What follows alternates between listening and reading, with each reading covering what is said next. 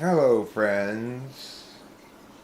My name's Puesto Enrico, host Eric, and this video could have been titled Coping with Intuitive Retardation, but I think maybe YouTube's got some sort of algo thing with tardation, or tard in general. So I I didn't do that. This pimple on my face is gross looking. I wish it didn't exist. Oh well, whatever. I mean, it's like dried up, but it's just a red spot now, but it still looks gross. Anyway, nothing I can do about that. I could put makeup on, but I don't have any. So, that won't do any good. I could sit further away from the camera. It would probably help. Anyway, into retardation. I'm sitting here on this couch that I hate. That I've been sitting on for over 2 years now. Hating.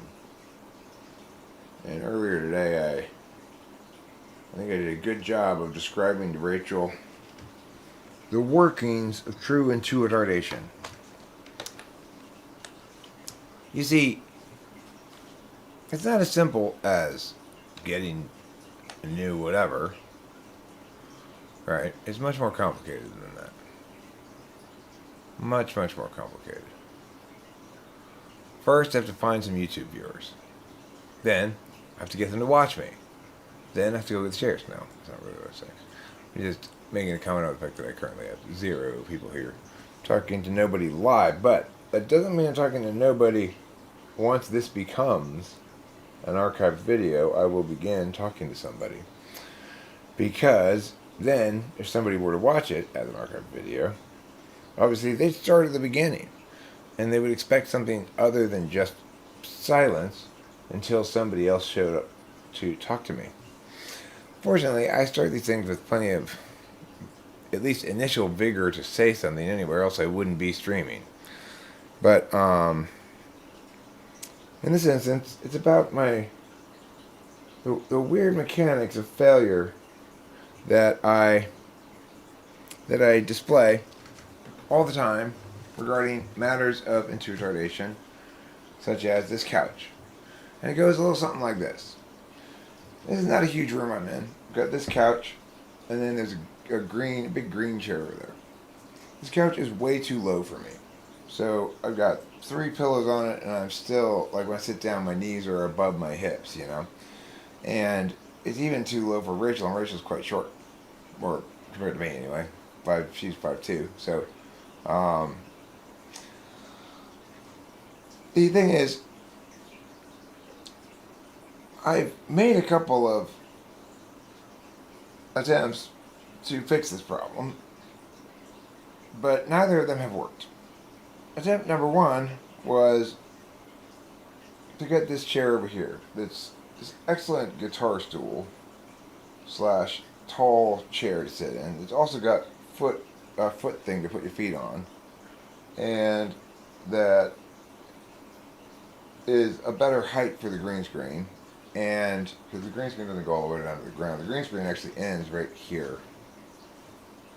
So it's just right below the top of the couch. Now, you might think, well, that's perfect, Eric, except it's only perfect because I'm constrained. I constrain what I do because of how I'm set up.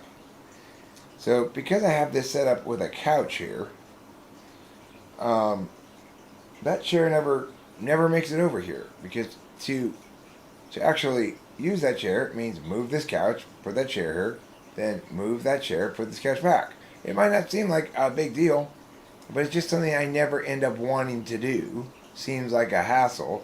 It's not necessary for live streaming, but if I had chairs here that were set up for, say, guitar playing, or even if it were a single chair here live streaming for me, but I can't have nothing over here for Rachel to sit on, because sometimes we both need to sit over here rather than over there. Sitting over there, you can see the computer screen, and sitting over here, you can see the computer screen projected on the TV screen. But if we're watching something on the TV that's not coming from the computer, you can't see it from over there. So we have to watch those kind of things over here. And sometimes Rachel just wants to see things on the big screen too.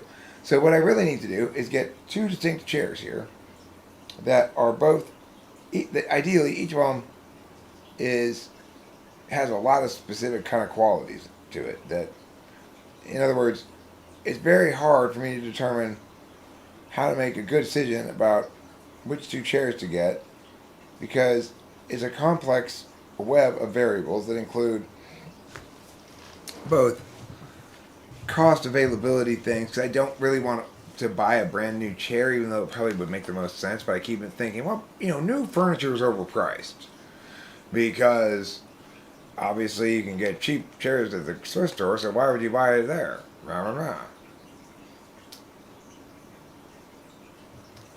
rah.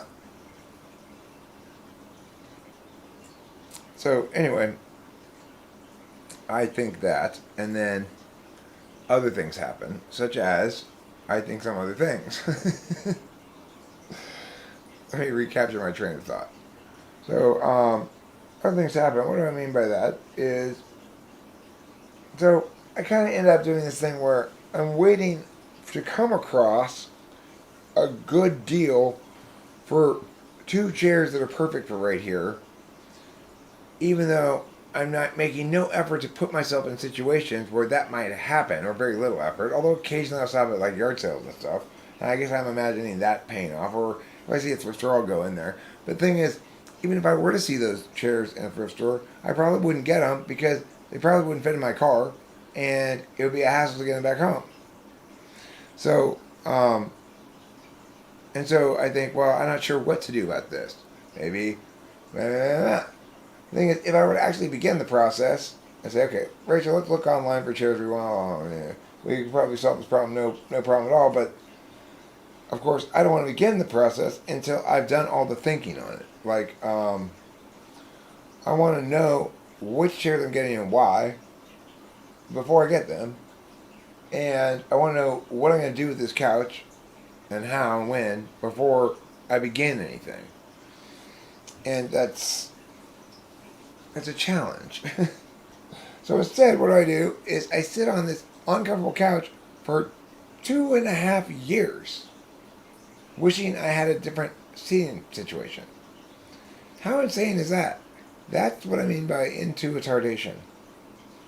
When you are a full blast intuitard like me, what it means is you spend like an entire month. You receive a tax document at the end of October, I think it was. And you know that you're going to have to, if it's going to make you do something, or if I have to do something with it, I know this, if I have to do something with this, it's going to be a deadline at the end of November, since I received it at the end of October.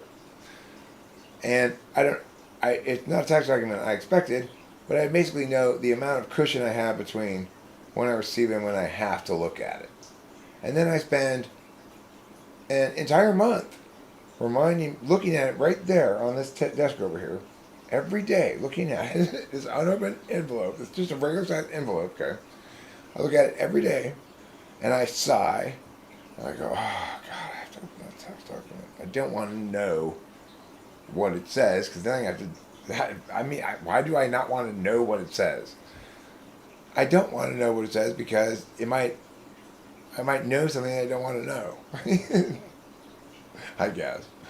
So I spend an entire month, every day, looking at this envelope, every day, sign this envelope, every day reminding myself, multiple times a day probably.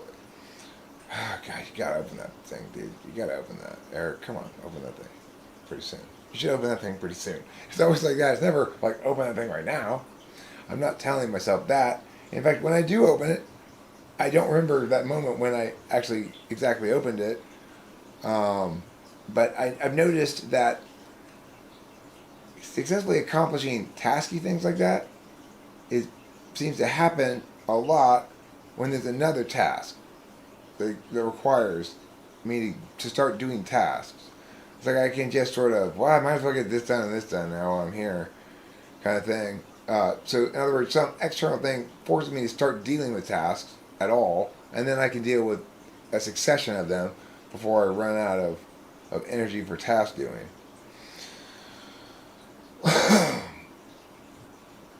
Well, it seems I have no audience tonight. Oh, there are 4 people here. 10 minutes in. That's a very small number of people for being 10 minutes into a stream for me. So, apparently, YouTube's decided to be very slow to alert people to the fact that I'm streaming. Although it does show here that I am live. And she has my great thumbnail, Coping with Intuitive Retardation. And so, I don't know. Maybe just nobody's watching YouTube right now, or maybe just everybody's sick of me. Like, Eric, we've had enough. You've been putting up a lot of stuff lately. You've been on speed, haven't you, Eric? Yeah. You've been taking speed, haven't you? Yeah, I have. We can tell. You're spewing a bunch of garbage up there. It's not garbage. It's all fucking fantastic. See, Eric, this is where we start calling. This is where we start getting into problems.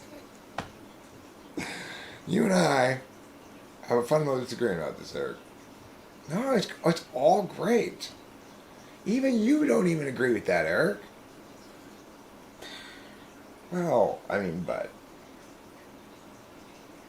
it's all better than trash. It's all better than worthless trash. That's a very, very low bar, Eric. Well, but I consistently get over that bar. But that's not something to be proud of because the bar is so low. Well, it's better than not getting under the bar. You're right, Eric. Not being worthless trash is better than being worthless trash. But if that's the most you aspire to in life, how will you ever be great? Very incrementally. Incrementally is the answer to that. Hi, Pedro Bobation. Hi, Eric. But Eric, I'll go around the way. Okay.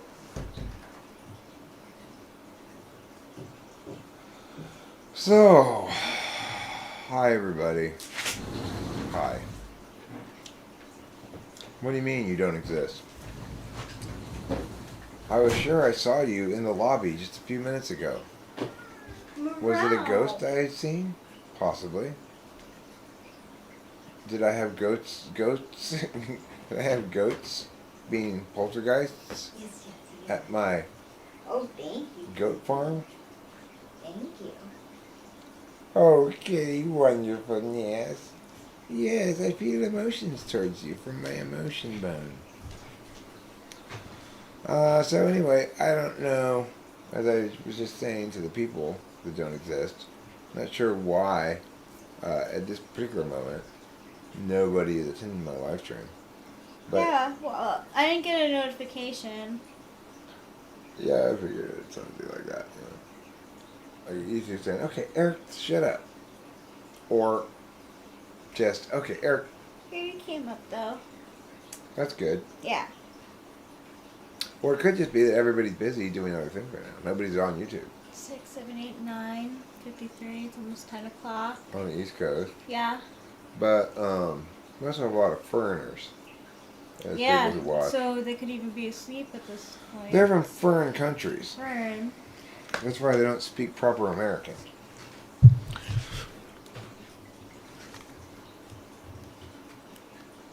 A little warm. So, Kitty, do you want outside?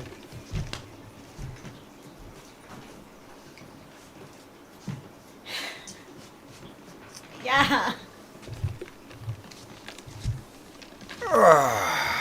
What else do I have to talk about? I had a couple things in mind when I wanted to start this. Oh, I want to talk about Cobra Kai a little bit. Wow, that show kicks ass, huh? Mm-hmm.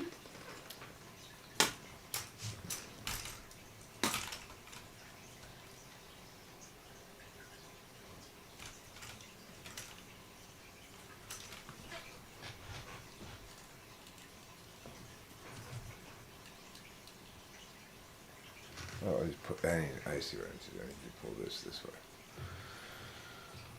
There.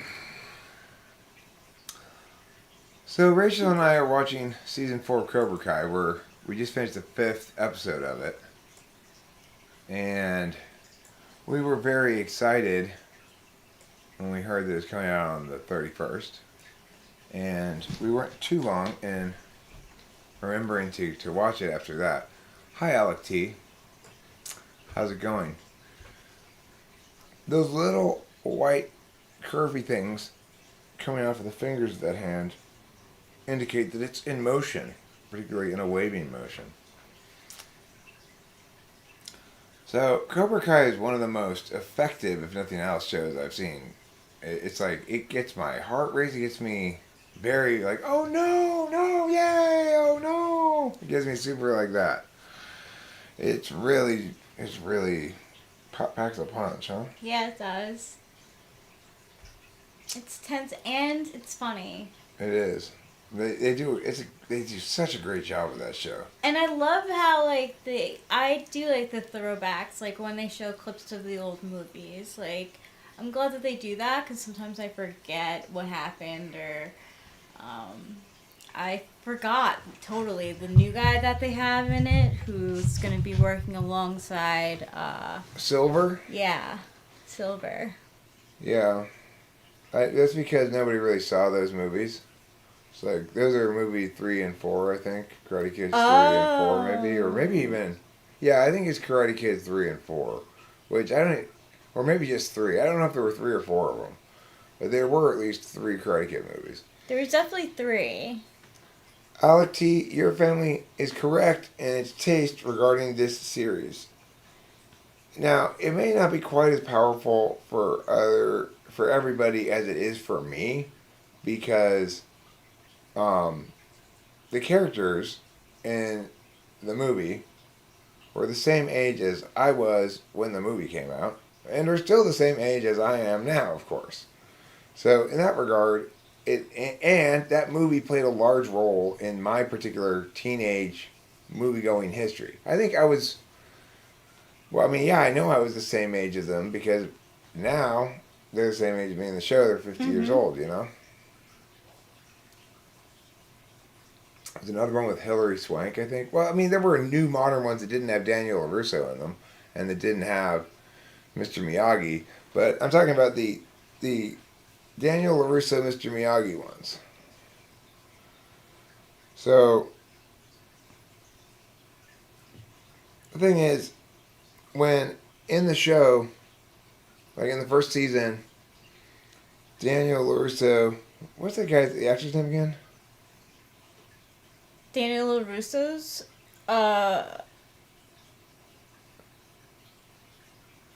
What's the name of the actor who plays him? I'm thinking. Oh, I'm sorry. I didn't know you. That's okay. I don't know who. What's his name? Ralph Macchio. Ralph Macchio. Yeah. Macchio. Ralph Macchio. Ralph Macchio is the name of that guy. He is, I think, I personally think he's an ISFJ. Me too. In real life, probably. Yeah, I think so too. Definitely his character is. Mm-hmm. And the thing is, he does a great job of, and he's an executive producer on that thing. But the writers, and with some influence from his vision as well, I think, are doing a spectacular job of engaging people like me who saw those movies back when they were teenagers or whatever, but probably also anybody else who's seen those movies who's seen those movies before they see the series, which is when Daniel LaRusso walks back in his memory in time to the apartment complex in which he grew up, which is still the same as it was when they filmed it back then. So it's like they've got the same location, and it's the same fucking apartment. And they show it like him walking down, then they show a clip of him walking down from the movie The Karate Kid. It's super effective. Like, and if you're a third party in that, where you remember when they show it in the new thing, seeing it in the movie first, and you're going, wow, it's the same. And then they prove it to you by showing that, and it makes sort of like concretizes your SI thing, it's very satisfying.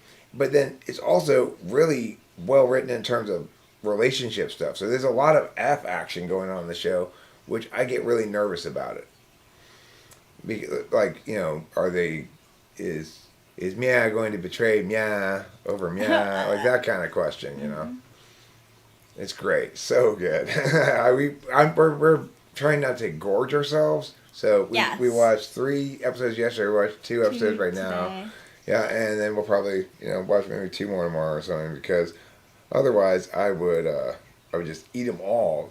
But although it's so intense too, it's kind of like it's not too rich like a dessert, so you could imagine yourself eating it all, but it is very like intense.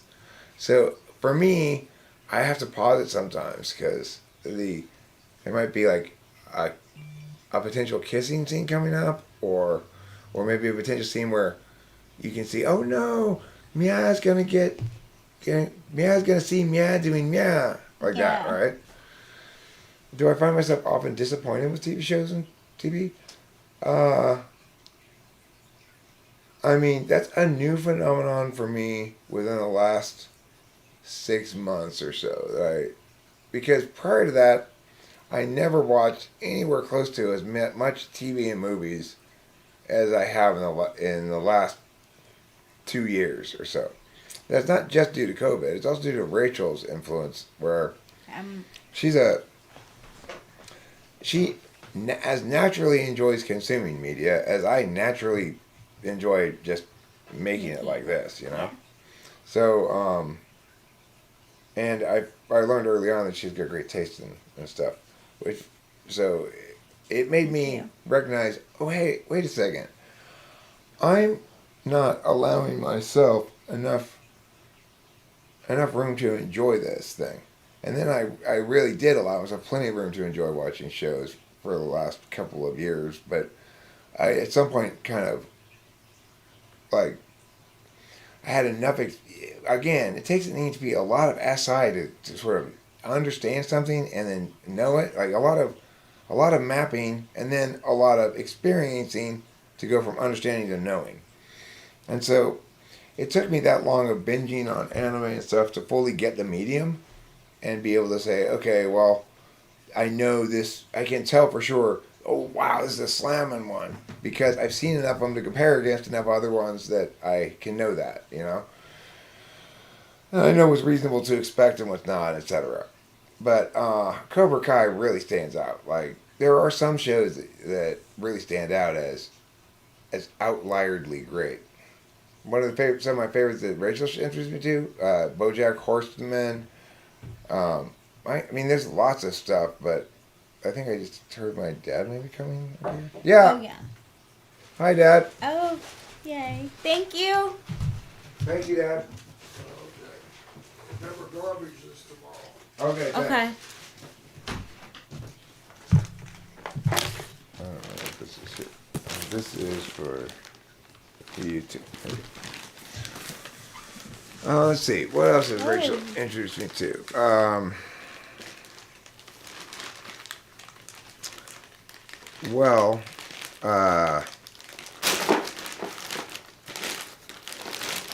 Like quite a few movies and stuff, but I'm having trouble coming up with them off the top of my head.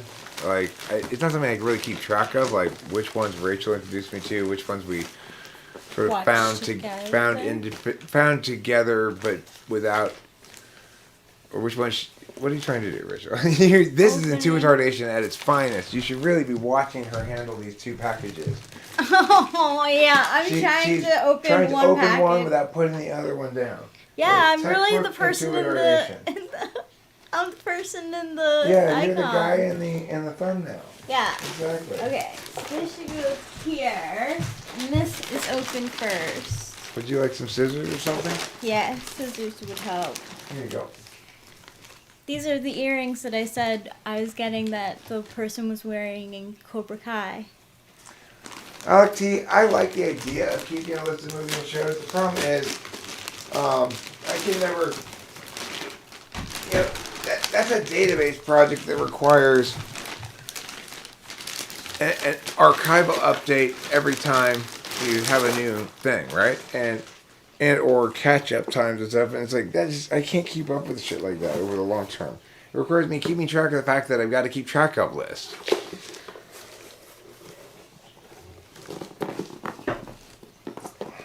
So, I mean, I know nobody was here for my initial explication of this whole intuitardation issue, but so I'll repeat it a bit. But basically, I've been sitting on this uncomfortable couch for 2.5 years, thinking about how to deal with solve this problem. You might think the solution is very simple, Eric. Replace this couch with a different, more comfortable seating arrangement. Well, yes, that is my desire. But there's a lot of things to factor in, such as where am I going to put this couch? How am I going to get rid of it? It's my dad's couch, actually, but he probably doesn't want to keep it anymore because it's all trash from living with me and Rachel. Anything that lives with me gets trashed. So,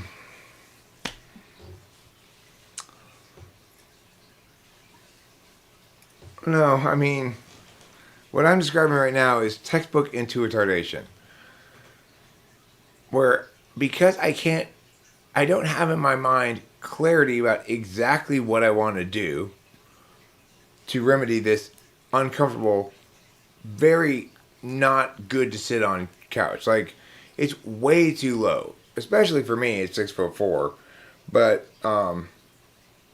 my feet go to sleep, etc. I've come up with a couple of solutions, neither of which worked, which is I bought this great ottoman right here from a yard sale so I could put my feet up. That would solve the problem. Except I discovered that I am unable to stop putting stuff on this ottoman and using it as a table. I am unable to do this, apparently. So as a consequence, I just gave up eventually and said, well, I guess it's a little table now. Now, you might say, well, Eric, why don't you get another little table? And then you can use the ottoman as a little table. Well, I have another little table right here. Until I had the ottoman, I only put stuff on one little table. So if I were to get another little table so that I could liberate the ottoman to put my feet on, I suspect I just put stuff on the ottoman and then I'd have 3 little tables. So I'm not going to try that. That's the story of 3 little tables. 3 little tables could be the title of my autobiography.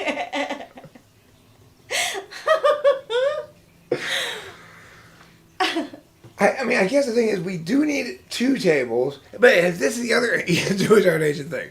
Eric, just because it's happened this way before, and it could be the case that it won't happen again, because the reason you put all the stuff on the ottoman was because you needed 2 little tables worth of space. In which case, then a 3rd little table might actually free up the ottoman for my legs. But I don't trust that hypothesis. So in other words, I have made 2 efforts to fix this problem, including getting this chair over here, which is a great chair for me to sit on. But my vision when I got it was, well, I'll just move the couch and put the chair over there when I want to sit on it. Then I'll move the couch back and put the chair back where it goes when I'm done. Of course, that is insane. Eric, you're never going to do that. I never do. It's a much bigger undertaking in my head than in real life. Like, just move the couch and move the chair.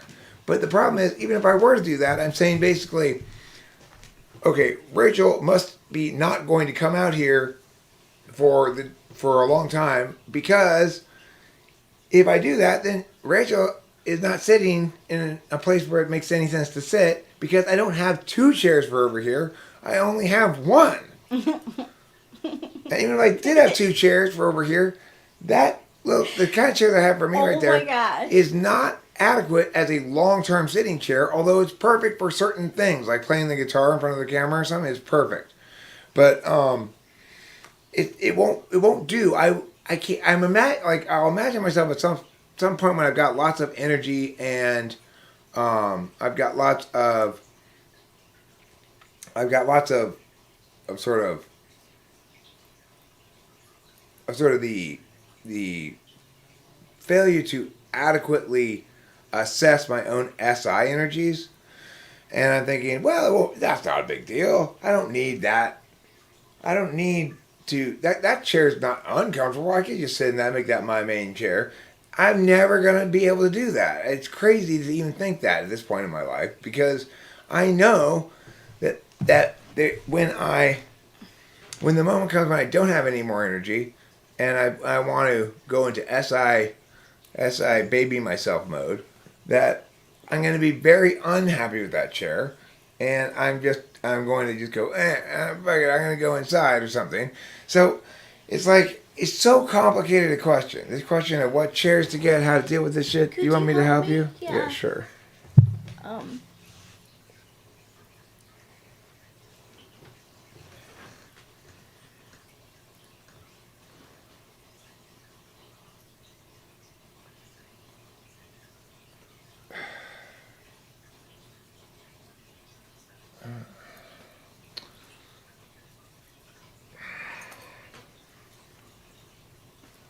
No, I can't help you. This is too hard for me too. Okay. I hate shit like that. Oh, sorry. No, my fingers don't handle little things like that very well. But I guess I should help you with that. I'm sorry. That's alright. I mean, I'll just return them. No, don't return them. Why would you return them? I don't know, because... Actually, what? Just because you're experiencing challenging symptoms at this moment doesn't mean you make permanent decisions on that about something's value or utility. Okay. So, yes, you may not be able to try these on right now at this moment, but that doesn't mean you should get rid of them or they're bad or anything. It just means right now I'm both. This will take my full energy and attention to do because it's hard, and I don't want to do it right now. But that I don't have anything against helping you in general or dealing with these earrings or anything. Okay. So yeah. What's something I envy about sensors? They don't sit in stupid chairs. That's something I envy about sensors. Who said that's any blind? About what? Lightning. I mean, what do you mean by that? Is what I meant, lightning, not who said it. What do you mean? What do you mean by what's any blind? I'm sorry, Rachel. I didn't deal with that very well. It's alright. You want me to help you with this? I actually would like to try Sure, myself. go for it.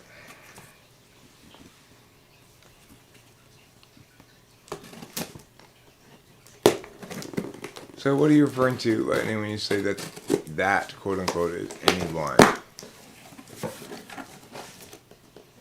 So, right, Desert INTJ says, Rachel, how are you feeling?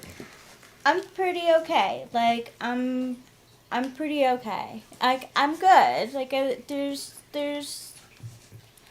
still have the tingling and numbness, but I feel better about the whole thing. Like, going yesterday definitely helped. We got test results back from the doctor this Yes, afternoon and that as well. that was good too. Her electrolyte levels are all balanced. She doesn't Yep. have diabetes. She doesn't Yep. have kidney disease. She Yep. does have some elevated enzymes in her liver results. Yes. But that's almost certainly from the psych drugs she's taking. What do you have? Do you have any suggestions on helping us deal with it, Desert INTJ?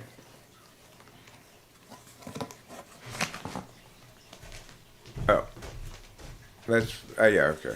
I mean, the reason I asked the question is because I understood it might be something like that not referring to anything I'm saying, but I wanted to see. But I just wanted to confirm that he wasn't saying something I was saying was any blind, because that's not the case. I didn't really realize till I started this stream that I'm a little flustered right now. Yeah? Yeah. What are you flustered about? What's making you flustered?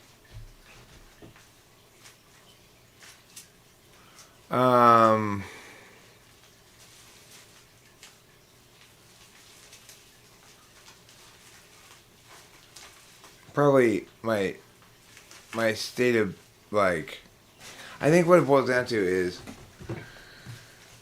that I don't feel like I put any thought into really, not that I ever do, whether I was going to live stream or why or whatever, and then I find myself live streaming, and I also find myself kind of uncomfortable and wishing I had sort of addressed the comfort. Because of this fucking couch, I got this pain down the right side of the back of my leg. Yeah, they do have imaginations.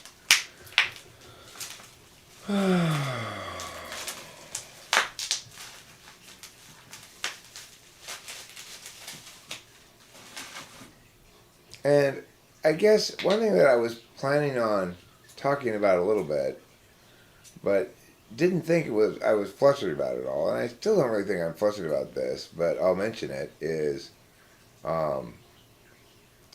this email Peter Ntichi sent me. So here's a new theory of yours. The sexual modalities are actual specific speeds. FF is fastest, FM visual, MF audio, MM. Those aren't sexual modalities though. What's FF meaning? FM, MF, MM. What are those things? You mean like, because, well, I think, oh, you didn't, well, okay, you didn't say instinctual variance. When you said that, I thought about self-preserving, social, or sexual. Oh, those things are all bullshit, not your business. No, or just don't have any gendered thing. And the thing that bullshit store over there is calling a gendering of some function thing is nothing to do with functions at all. It has to do with how people interpret someone's affect, maybe, but it's insane. It's like TI masculine, TI feminine. Okay, well, so what would TI masculine look like, and what would TI feminine look like? When you try to actually apply this notion that there's a masculine and feminine version or a function towards any function, you realize how absurd it is. It's like saying, well, do you want the masculine glass? Do you want the male glass for your window or the female glass for your window? Those things is something that clearly does not have any kind of gender, and it is not even a good metaphor. So I mean, it's complete garbage. And if you were to say, like, well, maybe TI masculine is faster TI, that's wrong. That's absolutely completely wrong. TI may be faster or slower to display results to certain kinds of prompts, has a strong correlation with certain slots, but that has nothing, again, to do with masculinity, femininity, or you know, this anything implicit to the function. It has to do with your relationship with whether it's predominant or secondary or countervalued or whatever like that.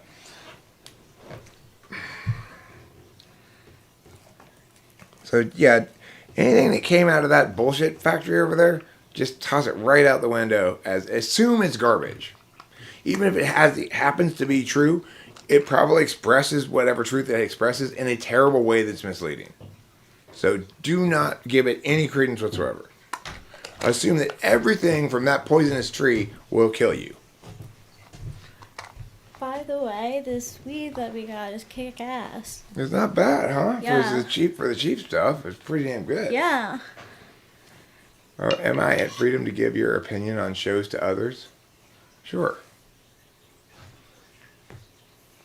But, I mean, it depends if your opinion is relevant to anything we're talking about, or if you're just here to use this as your public space to advocate your little pet agenda to people who are not here to listen to it, then no. Kitty, you're going to have to fucking knock this shit off, in or out.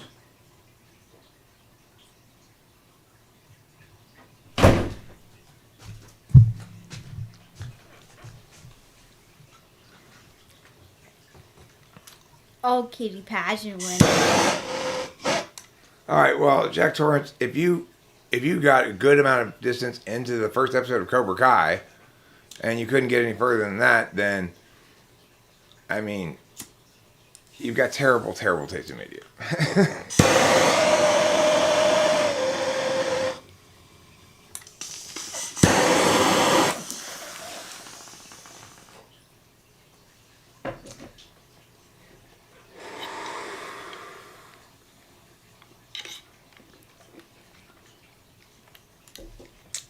I mean, I don't know why Jack asked that question, but obviously what I posited was that he's trying to elicit from me a backdoor permission to advocate about something that I don't want, that nobody wants to hear him advocate about. In which case the answer is no. And don't try to backdoor me like that. It's bullshit. You're never going to succeed in a billion, trillion, zillion tries.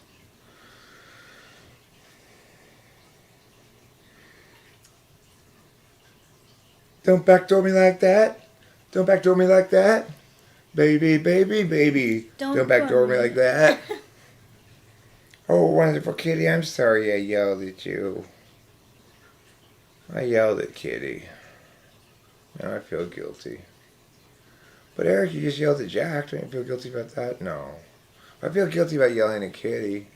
Aww. Okay, Yes, I feel a little Kitty guilty about yelling at you too, winner. Jack. Sorry. I didn't really yell at you. I sang at you. I might have yelled at you a little bit. I don't know. Oh, wonderful, Obviously, I'm in wonderful Kitty. Oh, Wait a minute. wonderful, wonderful times. Something about Kitty. Okay, Jack. Well, I misunderstood that. You see, you were asking a specific question about a specific thing. Like, am I going to get scolded if I say this? Whereas I was thinking you were trying to prepare the defense for after I busted you for something, rather than actually asking permission, which I would never assume anybody's doing. I always assume they're figuring out how they're gonna get me at the end of this argument chain. Of course, you probably weren't doing that, but you know that's the Eric way. It's the Eric way of intuition. The way that you're sitting right now, into a hard stance.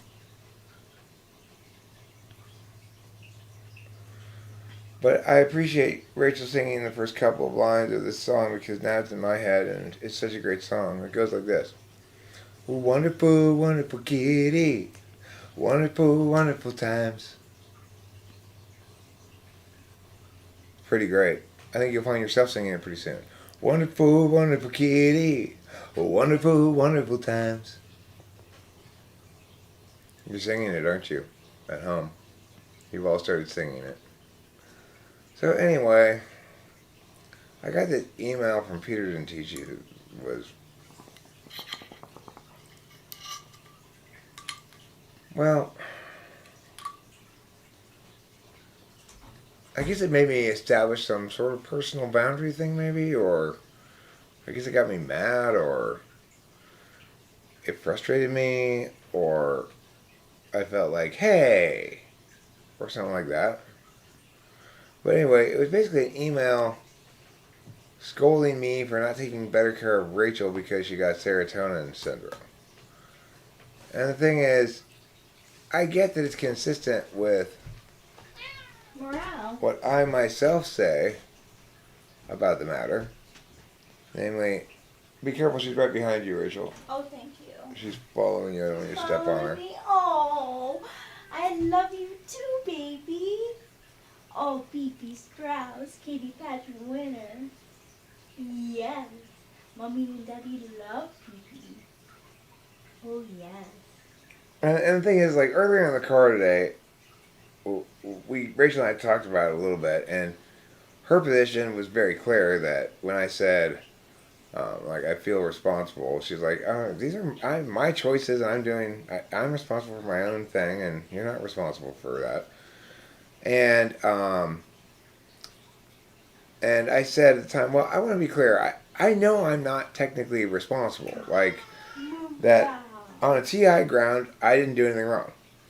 But I'm holding myself to a higher standard, which is to say an FI standard, which is I would like to make sure I don't just not do anything wrong, that I actively prevent any harm from coming to Rachel, regardless of whether I'm obligated to do so in some sense, or whether there's any whether there's any extra reason for it or something.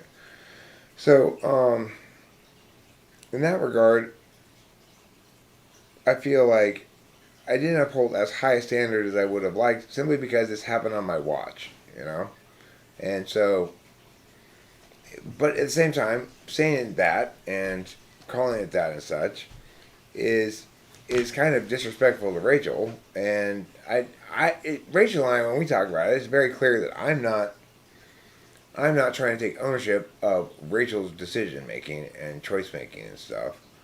And in fact, when I say things that suggest I am, I get some pushback, understandably, from her saying, you're not me, and you're not doing my actions, and therefore you don't own them," which is understandable.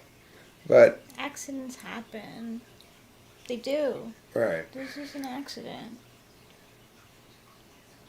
And the thing is,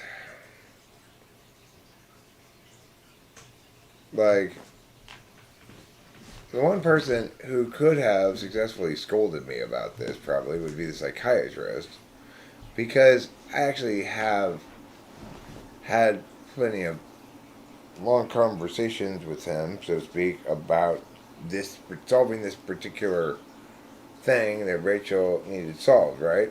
And I did play a role in the treatment process of the person who can be a third party and give a clear, objectively reliable description of what's going on and stuff like that. So I'm more than just a casual observer, and I get all that stuff. But the thing that FI people don't seem to get is that that's the difference between FI and TI. So I pass all FI scrutiny on a big picture level. In other words, nobody can say I'm a bad boyfriend to Rachel, I don't care about her, I don't love her, I don't treat her well, or anything like that, or I'm rude to her, or condescending to her, or bossy, or any of those things that one might critique somebody for. It's obvious I genuinely love her. It's obvious that that I meet the sort of universal FI criteria, right? That I'm not FI bad. The thing that FI needs to remember is that other people don't get to say whether I'm being FI good when it comes to me and Rachel. To either me or Rachel, because we're the only two people in this couple. And FI doesn't get to involve itself in other people's business like that, even if they make it a public matter. So yes, I made it a public matter by holding myself to account and scolding myself somewhat on this thing and talking through my own feelings about it. Like, I know, I feel guilty. I do feel guilty. And talking it through, right? But you'd have to be completely retarded to think that just because you are legitimately can claim a legitimate invitation issued to comment upon it, you'd have to be completely retarded to think that conflates onto you the same argumentational legitimacy if you don't post that comment publicly and you email me in private, which is very insulting to me. If you've got shit to talk about me, talk it in front of everybody. Every single fucking time. I don't want any behind closed doors bullshit. And if you do try to behind closed doors, then you can no longer make the claim that, well, you invite commentary on it by posting it publicly. I invite public commentary on it. But, I mean, had he posted that publicly, then my response to it would have been public too. And I said at the very beginning of my response to the email from him was, you better be praying I didn't already publish a video about this 3 minutes ago, But anyway, I don't want to do that to him. I don't want to shame him by making a big video about it or something. And you know, that's the other thing is I do kind of respect the, like, okay, well, somebody's emailing me. They have some expectation of privacy. Technically, they don't, but you know, once they send me when they send words to me, those words they send to me become mine to do with as I please, as far as I'm concerned.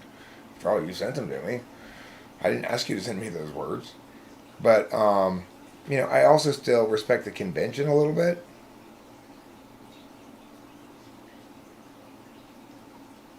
Well, I mean, this is the thing, Fly Guy. Like I says here, maybe you shouldn't be doing a bunch of drugs if it's making you sick. I mean, what happened is Rachel has been perfectly healthy and happy and everything for, you know, 2 years-ish. We went to a Christmas party and she did a drug that made her sick. This a drug that she had done multiple times before and had never had any problem with.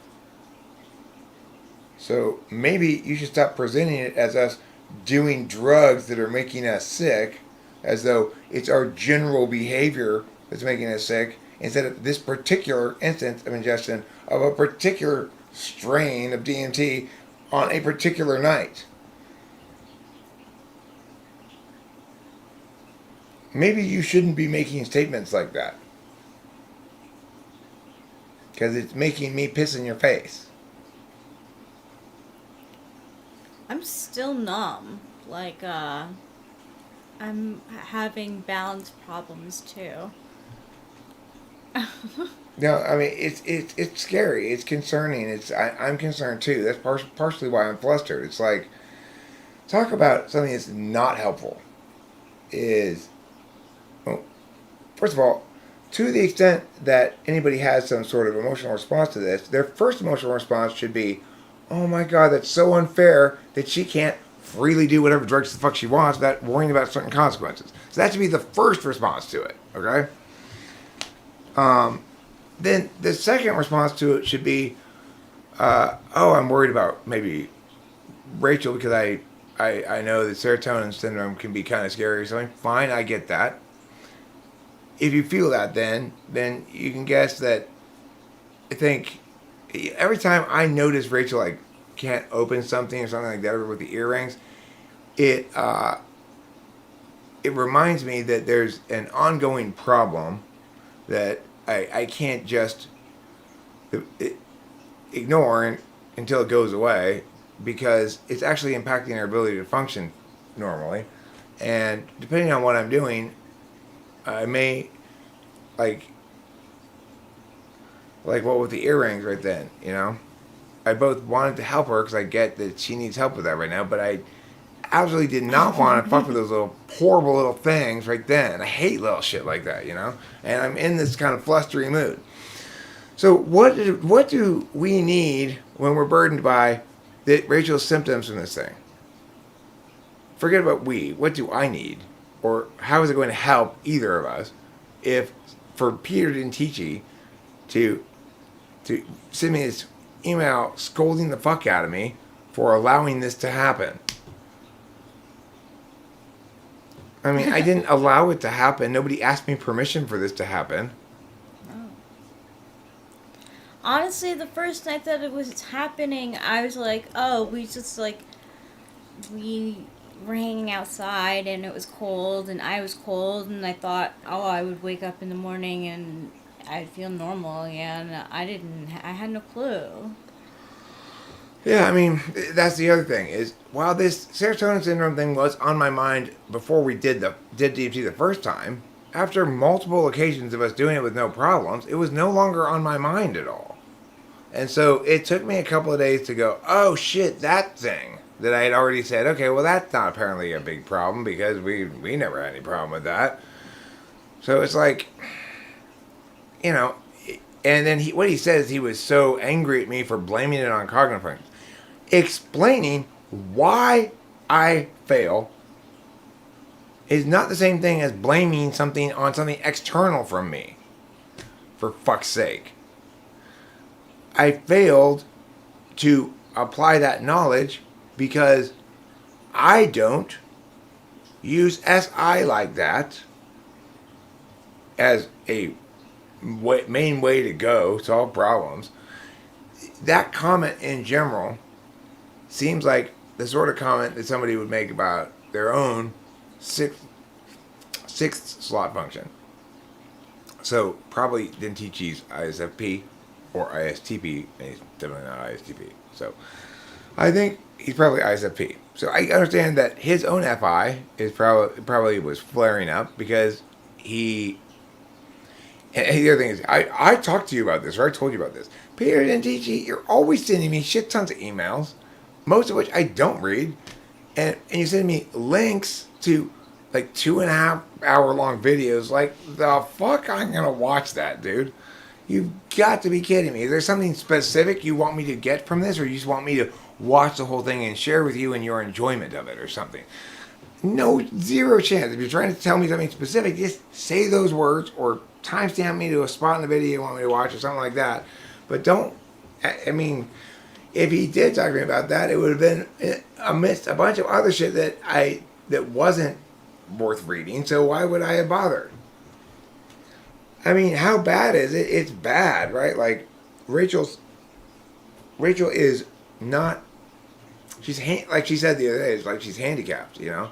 Her hands don't work right, her feet don't work right, and that means she has trouble walking, she stumbles a lot, she bumps into things, she drops things. Okay, well, that's a shitty way to show it, black guy. It's a pretty shitty way to show it. You know, if I'm FI polar, and I know enough that if I actually genuinely care about them, then I know the last thing they need from me is for me to pile on. And I'm FI polar. These are facts.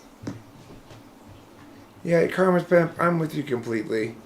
When it comes to jewelry and phones, everything is way too tiny. I mean, the thing is, there have been plenty of occasions where I've had to help Rachel do things that she couldn't in the past, where she can't reach it, maybe it's behind her or something like that. And even then, it takes me like 3 times. That's part of the intuitardation thing. Like, move little physical object into little other physical object. God. With the ears, it's extra annoying because it's got, like, a I'm little afraid thing that I'm into going a little... to... Well, because I'm afraid I'm going to punch through the wrong part of your ear hole or something and make you bleed or something like that. So I got to be careful. And I already am having trouble being careful just putting it in the right spot to begin with. So that's why that thing is hard for me. Also, right now I'm obviously in a flustery mood. All good. I've got butterfly fluster syndrome. I've been in that situation before.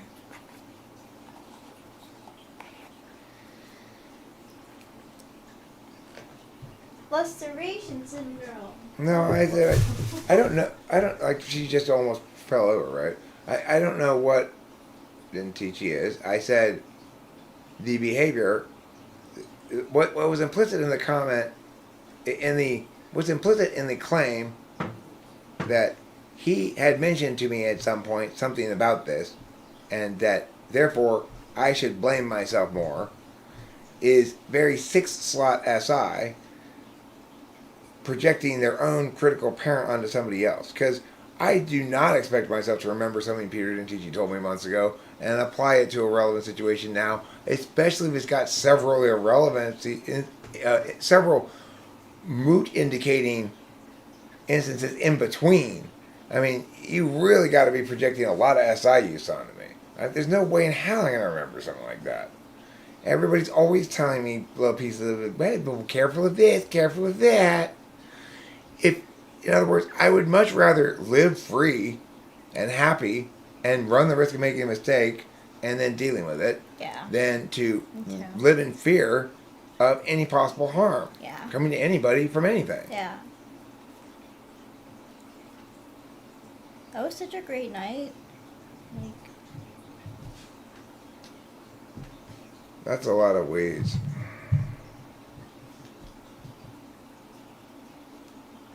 That's like not cool. I don't like compulsory things at all in general. But the point is, there's this weird kind of FI weakness being displayed in that exchange by the FI type, not by me, right? Like, genuinely caring about somebody means respecting them. And emailing me at, like, okay, like talking to me like, now, we two adults need to talk about how you're taking care of your animal over here is very shitty. FI.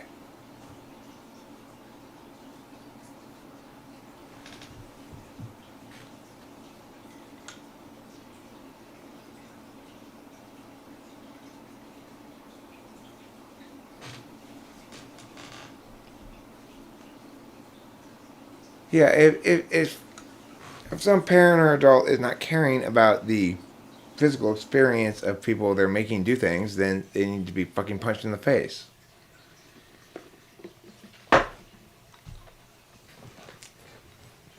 So that's why I have to think about that task you were assigned there, Elsie. Is somebody, not you or any of the other people to whom it was assigned, needed badly to be punched in the face, at least verbally, by me.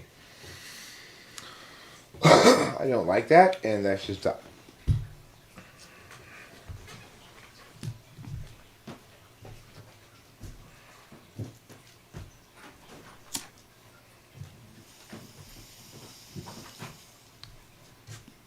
But see, the thing I noted about this couch arrangement, the seating thing here, is when I first was talking to Rachel about it, I was saying, this is my shitty TE.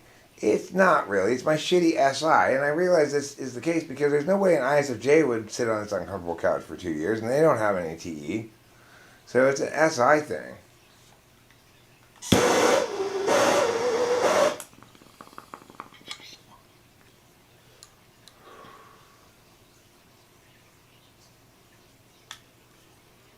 Maybe try this and just see if it does help. Eat 8 raspberries, then count to 16, hold your breath for 30 seconds, then do the F upward. That's a great example in Nacho business of our experience at the doctor's office. And then, of course, this shit happened today, right? So Rachel calls the doctor's office to ask for her test results. They inform her they have them, but that she can't hear them. So, of course, then oh, that's right, I got to deal with that. Eventually, I remembered, and I was like, okay, well, let me call the doctor's office. I forgot about the thing. Because when she tells me this, I say, no. I call the doctor's office, and there's no fighting or anything. They say, oh, well, we'll have the nurse read it to you then. What? Like, what the hell? Why do people want to walk all over Rachel for some reason? Because when I heard her say this, like, okay, what are these people trying to do? It's like, you don't get to tell me, and I'm not Rachel, obviously, but this is what I'm thinking, if this had happened to me.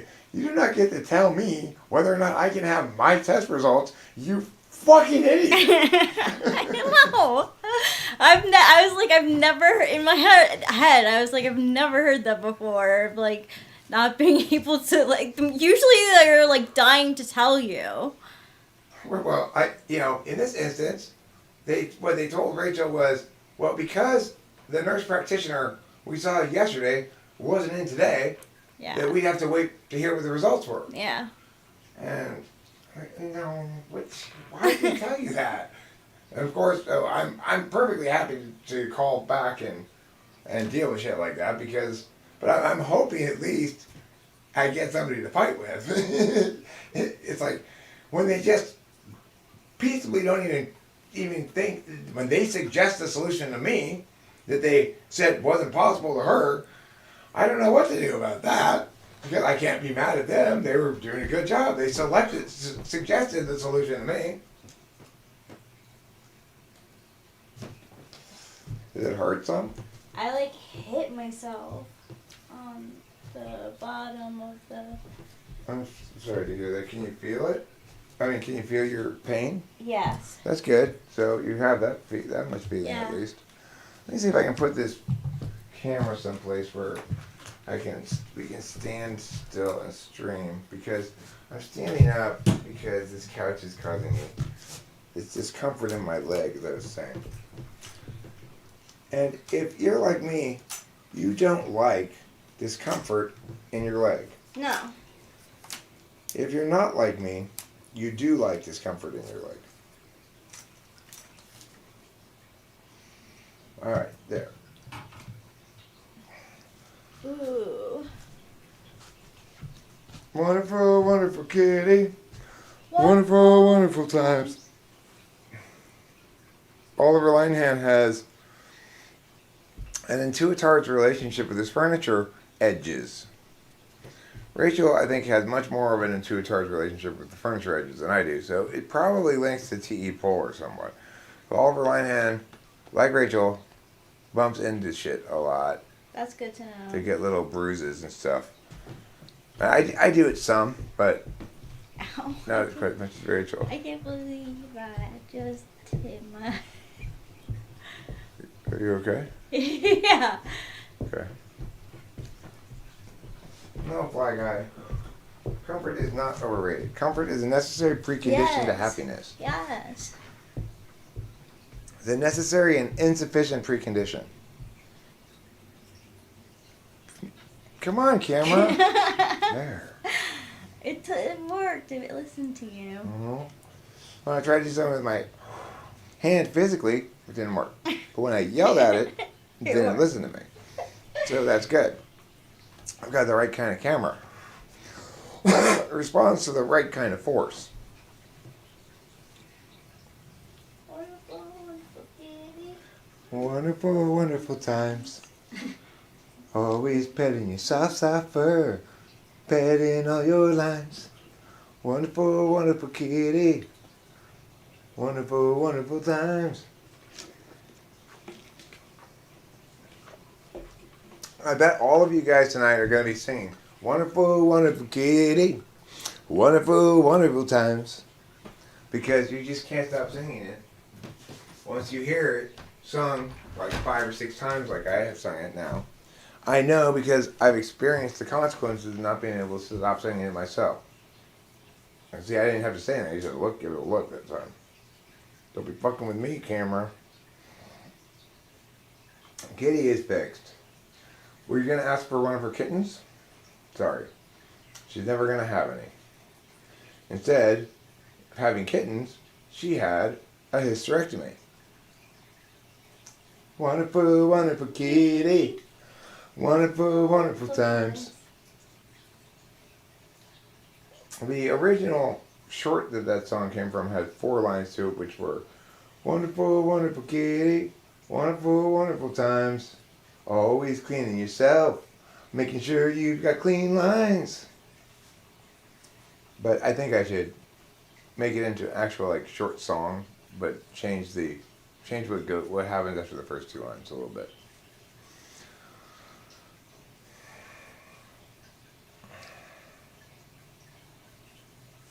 An ISTJ would be way smarter about preventing it from happening than I. Yeah. Preventing you from kicking the edges of your furniture, yourself from running into with your shins or whatever, the edges of your furniture, requires you to put soft bumpers on all the edges of your furniture, which looks stupid, and also is a big hassle. There's no way to move your furniture around such that there's no edges to anything. So it's always going to be possible to run into shit. Unless you have all rounded furniture, you know. I guess if you got all circle furniture, that'd be fine. Like your chairs, all your chairs are beanbag chairs. Your desk is a beanbag desk. That would be safe.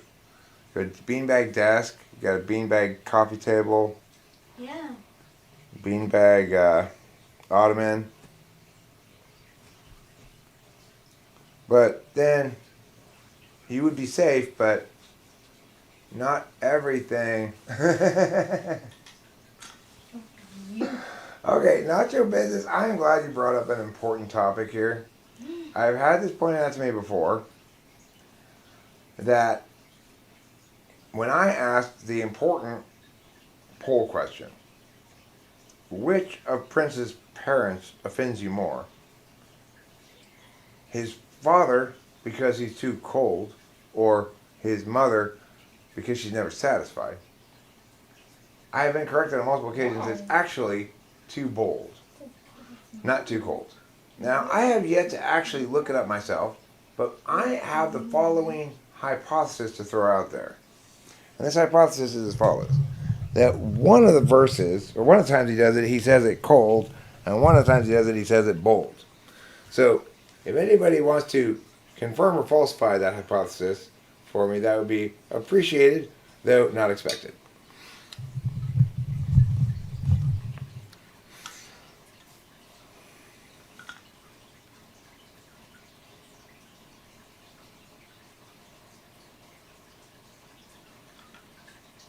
Well, the genuinely is the important thing. If you were, I don't know, counterfeitedly surprised, well, that wouldn't matter so much. I'm counterfeitedly surprised. You never hear anybody say that. Seems like if everybody's always genuinely surprised and never counterfeitedly surprised, then why bother indicating that it's genuine? That's just too adorable. What's going on over there is so adorable right now. I think what I'm going to do is I'm going to have to make a quick kitty video. I'll sing a song and Rachel can do the petting for me, since she's already doing the petting. Okay. I mean, that's fine. Look, the thing is, I don't hate you or I don't hate anybody, man. And I'm certainly not mad at Peter or anything. I'm just venting. I'm venting because it's stressed out. You know, it's just stressful. This whole thing is stressful because it's double stressful in the sense that, like, I feel like I'm not in the same mental space as Rachel a lot of the time because she's stressed out about her own well-being, obviously. And I'm seeing it as a problem that we can do things to solve. And once we've done a thing, then we stop feeling things about it until the next time we do something. And that's stressful because, obviously, she's an actual human being with actual experience and feelings. And so she's not gonna just be, like, able to compartmentalize like that as easily as I am. And then I feel like I'm being, I guess you'd say,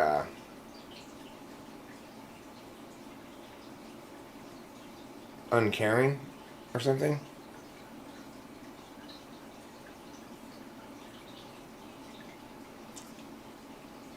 The other INTJ. No. Nobody is at all sick of woke shit at all yet, okay? We need at least 5-10 more years of nothing but relentlessly woke shit before anybody's going to be even a little bit tired of it. I know I have not yet supped up and nearly enough wokedry to slake my thirst for being awake. And I'm sure the same is true for absolutely everybody.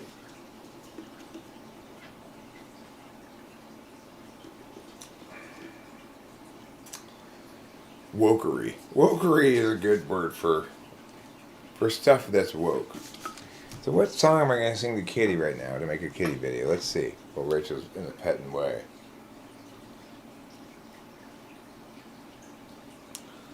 How about, let's see.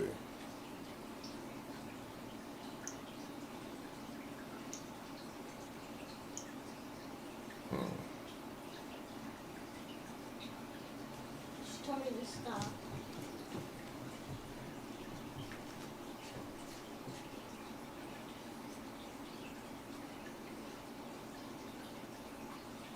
Hello. How are you? Oh, kitty. Oh, the special wonder friend. Yeah. I can show you some paths, petting all of your supper, petting it up and down and until my kitty says hooray, a whole new pet. That's a great one. Yeah, I could make a short out of a whole new pet, I think. You know, the last couple of kitty videos that I made, kitty song videos, were, I need to yell at it, right? Camera, out, at. See, I need to yell at it, is the only way it works. Which is surprising. Who knew that Daddy director. that I had a, such a bullyable camera. It's important for things that work for you to be bullyable.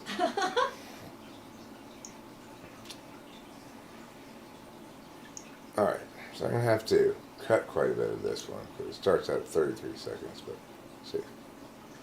I can show you some pets, petting all of your supper, petting it up and down until my kitty says hooray, oh, hooray, oh, till my hooray. I can show. Ah. I can show you some pets. I can show you some pets. Petting all of your supper. Petting all of your soft fur. Petting it up and down until my kitty says hooray. A whole new pet. But it has to be under 15 seconds, so I just have to stop it right there. I can show you some. It's going to be titled, I Can Show You Some Pets. Kitty song. These are the kind of important things that people watch on YouTube. I can show you some pets.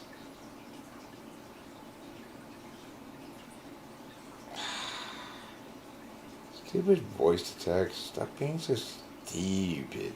Stupid Davey. You did a good impersonation of that. You know what's a funny impression of a drunk ESFP girl is the girl you wish you hadn't started a conversation with at the party.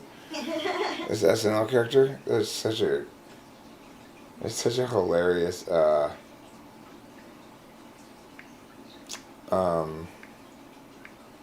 imitation of a drunk ESFP girl being really dumb. Yes.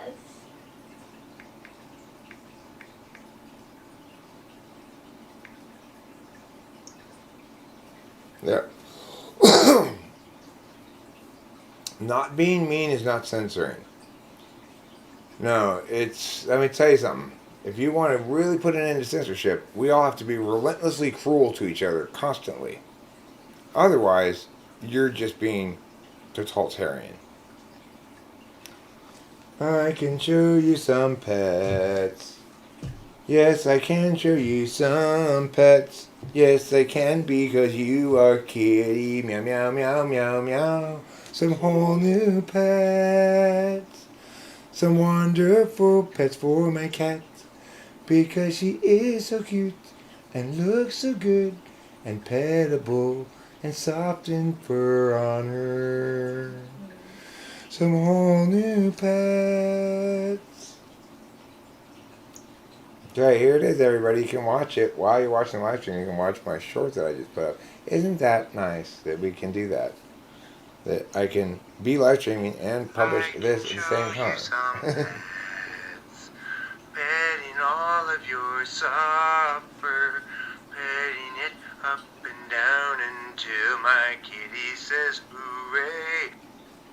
I can show you some pets. See that? Petting all of your Pretty good, huh? supper, petting it up and down This until would get, my kitty like, says like 1,500 views.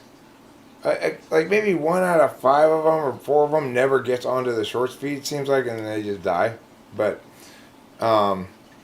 when all of them that do get multiple hundreds of views at the bottom end, like 700-800 views, and then they'll get like Well, the most successful one was like 3,500 views. So, but usually they average about 1,500. So just that little thing right there. That little thing right there is like 1,500 views in 1 minute of work. It's not even work, really, but whatever you want to call it. Singing to the cats. Can you imagine if that were my job? It's like I could probably, if I just did that all the time, and that's all I uploaded, I could probably make that my job. Isn't that weird? Your job is singing to your cat for 15 seconds and filming it? And while you're filming your cat, while you're petting it, that's your job? I could probably make that my job.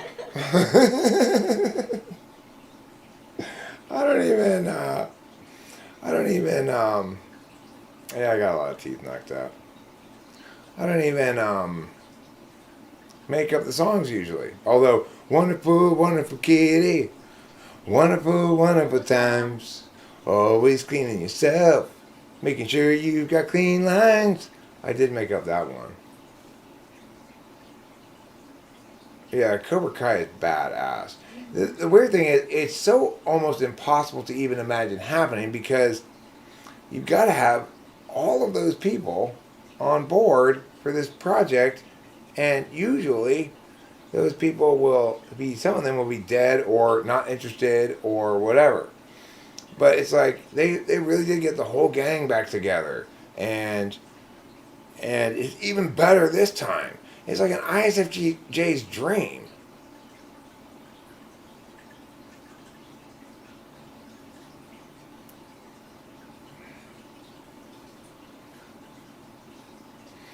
Well, that's the tricky thing, Jack. That's what that show does. Is it will rewrite your opinions about the various characters.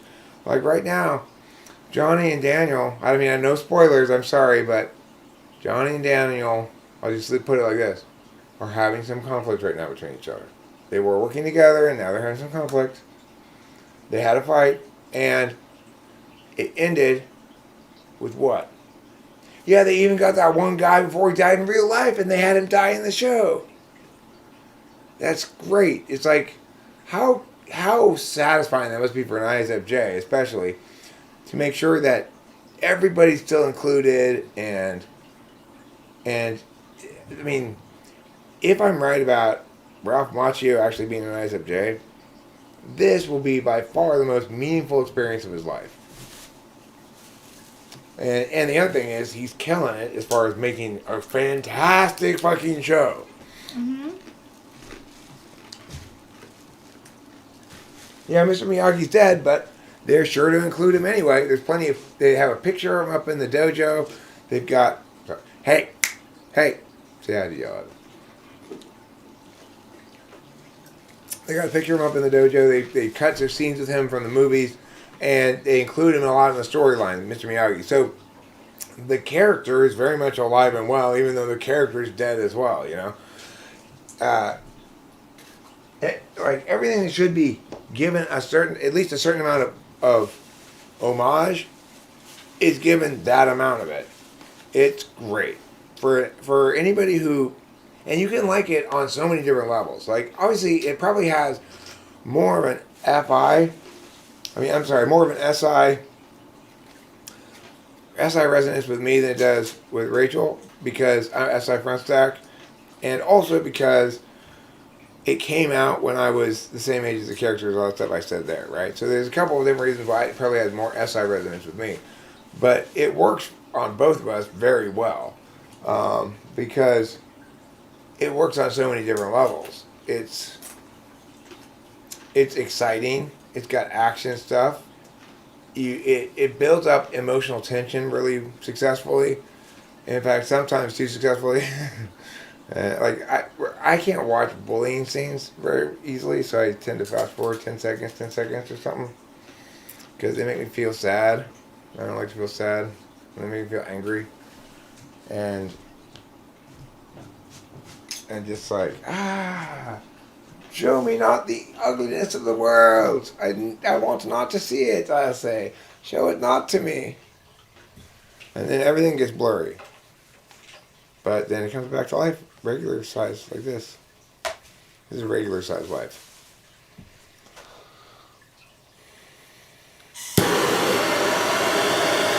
No, I don't want to be in that reality, Elise S. That's the point.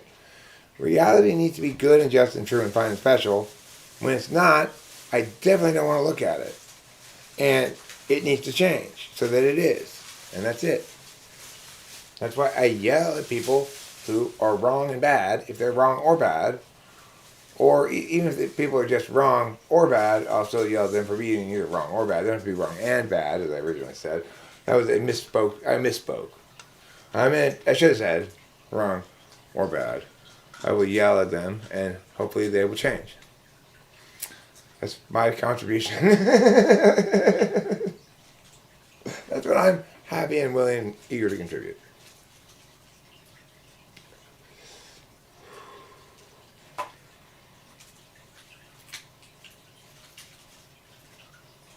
I mean, I think they did a great job with the casting of it.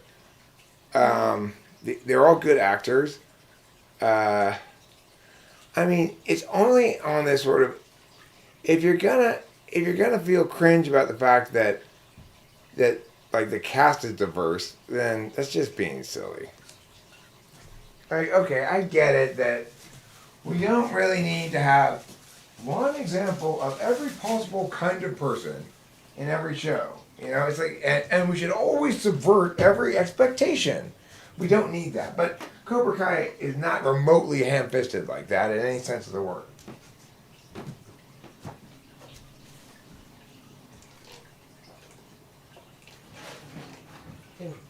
Animals, stop knocking shit over. Whatever animal it is that's eating that leftover chicken in the trash, you need to do it without knocking the trash can over. You say it.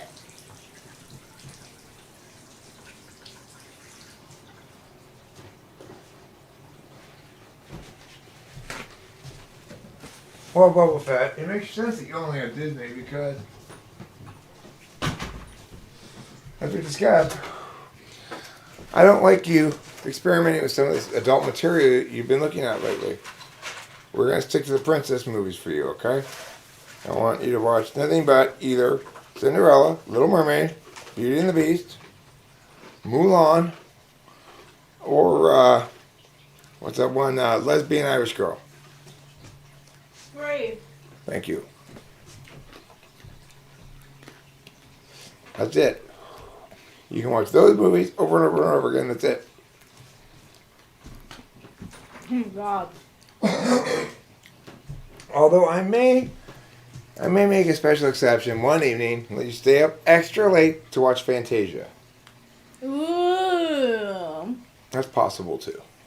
It's a little scary for Boba Fett. It's a little scary for him, but I might let him watch it. It's pretty scary. Like, that's scary.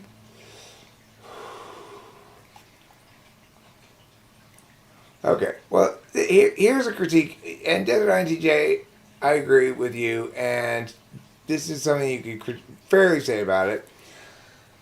They have to work hard to make the fight scenes successful, especially with the old guys, because they're old guys. And it can be a challenge for whoever produces that show to do the scenes with, like, Kreese and Silver. Kreese is old. Silver is pretty old, too. You know, Kreese has got to be like 70 years old.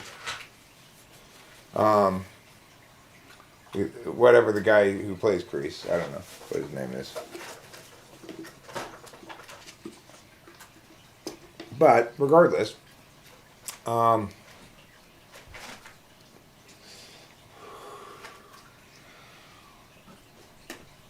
that's too scary for you, Boba Fett. I don't think you're ready for the Star Wars stuff yet. If you want to watch something Star Wars related, okay. Do you think it's okay, Rachel, for Boba Fett to watch Revenge of the Jedi, the third one? Because the Ewoks are pretty okay. Yeah. I think that'd be appropriate. Okay, you can watch Revenge of the Jedi. That's it. Empire Strikes Back, way too scary for you. Original Star Wars, way too deep for you. Episodes 1, 2, and 3, way too shitty for anyone. So there you go. You can only watch Revenge of the Jedi.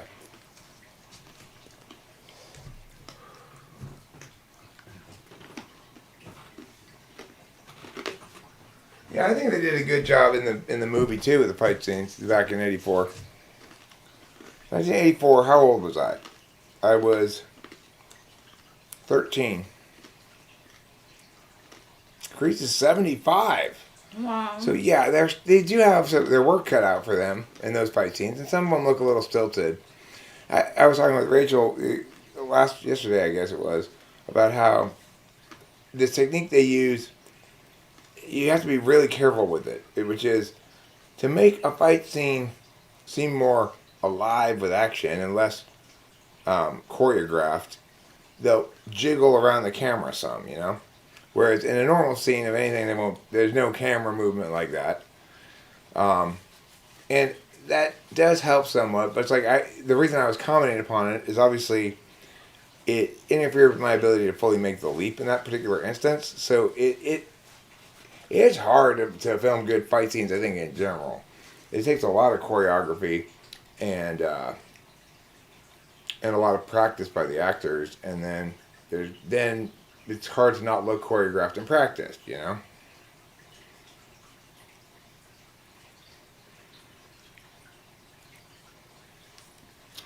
What is Yoda's type? ISTP, I would say, or ISFP, one of the two. He certainly doesn't have much to say, and he doesn't believe a lot in speculative endeavors, let's put it that way. That's true. His sort of, you need a good fight editor probably as well, yeah, sure. I've never tried to film one, so I have no experience with it, but it seems like just thinking about it would be very challenging to make it look good.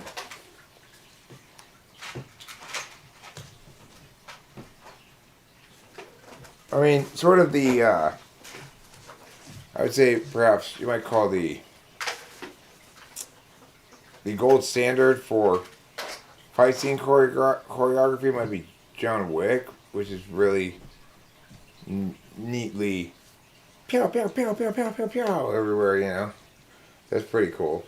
I gotta go poop. Rachel, do you want to sit there and chat with the people while I'm gone? Sure.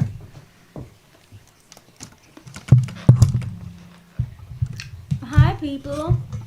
I'm here to chat while Eric is pooping. I'm gonna use my butt, okay? Go use your butt. One of my favorite ways to poop. His knowledge of the Force is vast. Yoda's knowledge of the Force is vast. It's like within him, you know?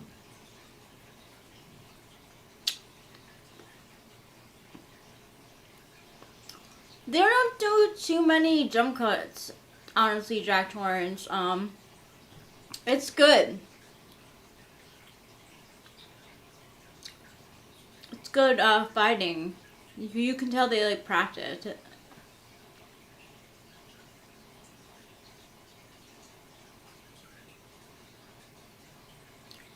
They have had good fight scenes. So yeah, Cobra Kai, never died.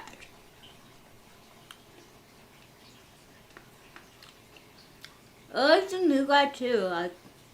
I forgot that he was even in any of the movies, to be honest with you. I think he's in the third movie. But yeah, it's he's good in it too. Like, he's a good addition to the show.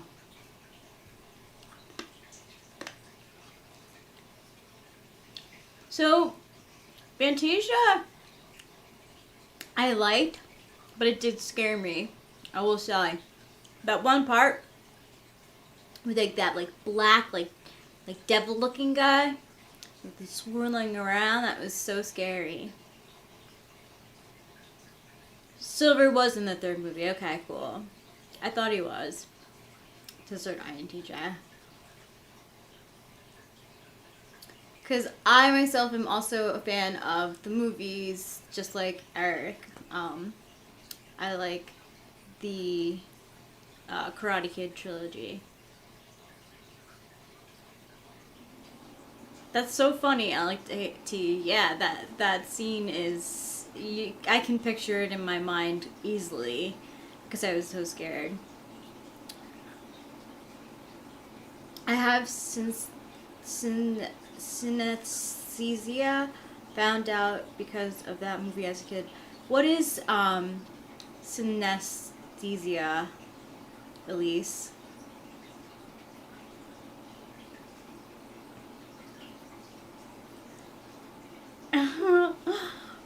Jack Torrance. South Park is great.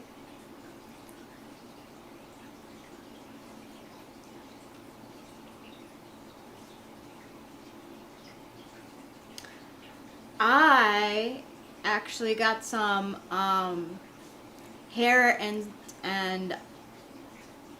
body mist from Urban Outfitters, and it's called Lait de Coco, and it's so good. I'm like so happy with the scent. It smells like coconut.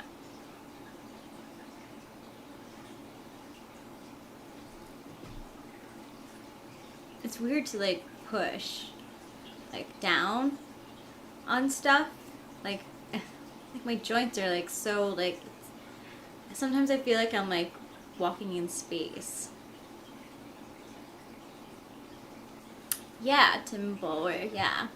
It's really nice. It's a good price point too for the bottle size. It smells really good.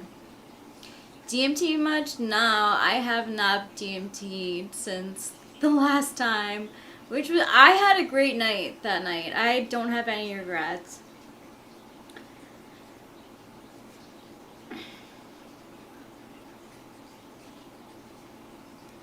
I don't watch The Bachelor. I'm glad that they have a problematic character, because it usually adds spice to the show. Songs often have a specific color for you, Elise. So, like, what do you mean? Like, when like, you listen to, like, Aerosmith, you see, like, orange. Something like that. My earrings are here.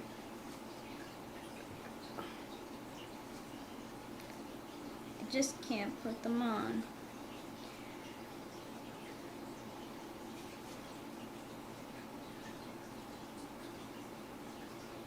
What's the sound that I love? I love the sound of children laughing. I'm stealing that from someone. I saw a inside the actor's studio, and someone said that their favorite sound was the sound of child's laughter, and I think, like, I also think that's an amazing sound. The sound of a kid laughter in general, you know, great laugh. But kids laughing in general, I just think it's so funny.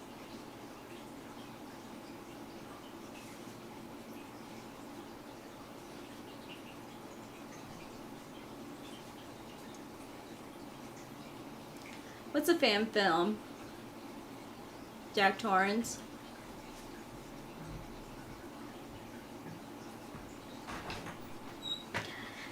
And he's back. Has Boba Fett been trying to take a mile with the Disney Channel stuff? We gave him an inch, and now he's asking to see the Mandalorian or something. I know. It's too adult for Don't you think it's a little much? It's too. You're not old enough for that yet. No. You need to be at least 75 to watch that. I think that's a fair age for most things that are currently considered appropriate for 17 or 18-year-olds. Yes. It should be. You should have to wait until they're 75 years old. That seems fair, right, and just. Fair, right, just, and true. Oh, you chroma key filter, you. With your pesky ways. Who's Chris Pratt? Chris Pratt is the guy who plays Star Guy in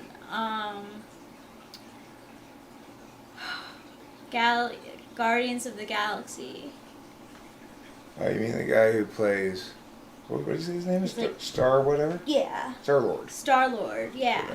So Oliver Lyman was a one-piecer. It was a one-piece poop. Oh, Nice. congratulations! It was what That's you always call a healthy poop. a craggy poop as well. So it was craggy in two ways.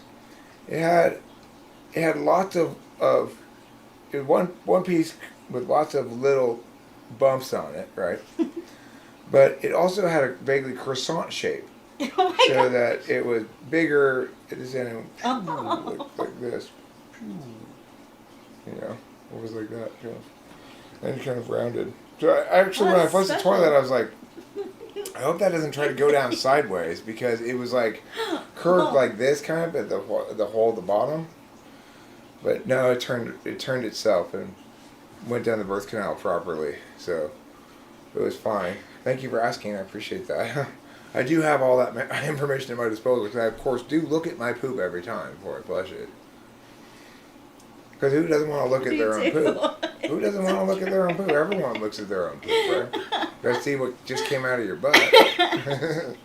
Sometimes I'm like, wow, how did I have all of that stuff up in me? I want to have a colon blow, and then I have full blown colon blow, and then like 30 minutes later I have another full colon blow, and then like 30 minutes later I have another one. I'm like, how could I possibly have had that much shit inside of me? Where was it all stained? Oh my gosh. I tell you who's got a terrible score, the Jets. 2 and 16 or whatever. Oh No, my gosh. well, is it them this year, or maybe somebody else who's the worst team this year? Actually, I'm not sure about that. I know the Jets didn't make the playoffs again. Poor Jets, Jets. Yeah. Ever had one so violent you flushed the toilet while I was pooping? You mean, or that it forced the toilet to flush itself? Is that what you mean? I don't know. I don't think that's even possible, but.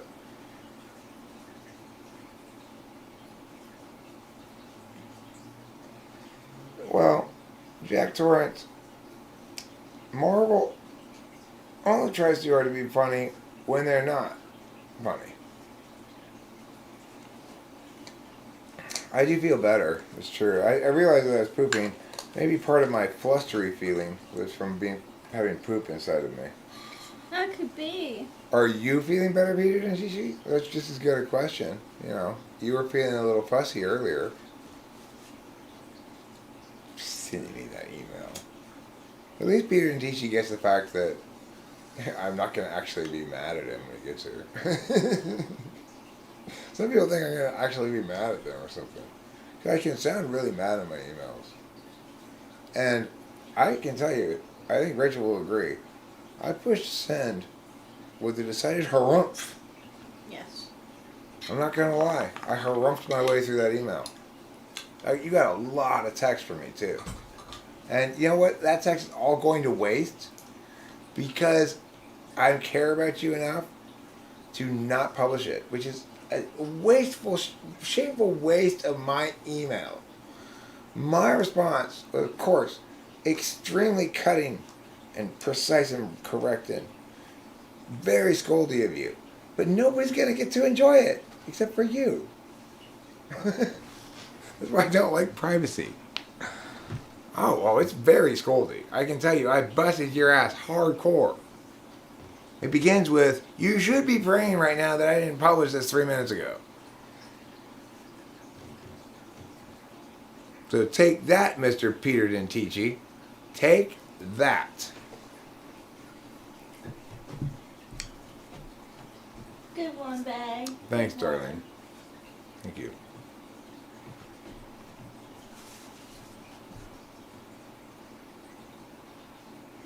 Which is cringe?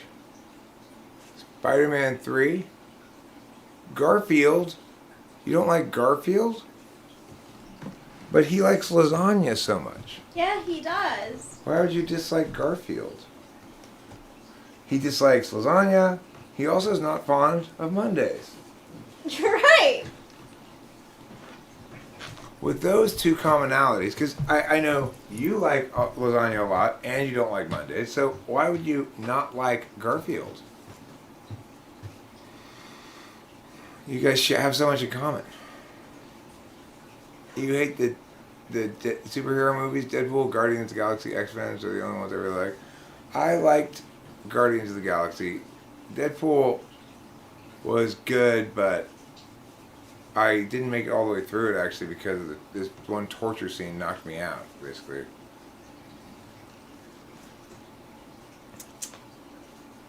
Deadpool 2 was good, but not great. Yeah, that's what I thought. You okay? You want me to help you with that? Sorry, No, I didn't help you earlier. I'll help you with it, darling. I'm sorry I didn't help you earlier. It's okay. I'm no longer as frustrated. Into the Spider-Verse. Did you see that one? No. Not yet.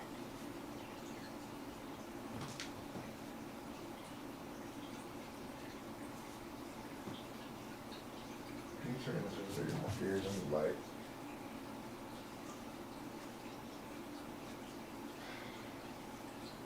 I'm trying to put through your ear instead of the hole. It's okay. Then you do not have I got it. Oh no! Difficult to. thing. It is a difficult thing. I was just trying to push myself.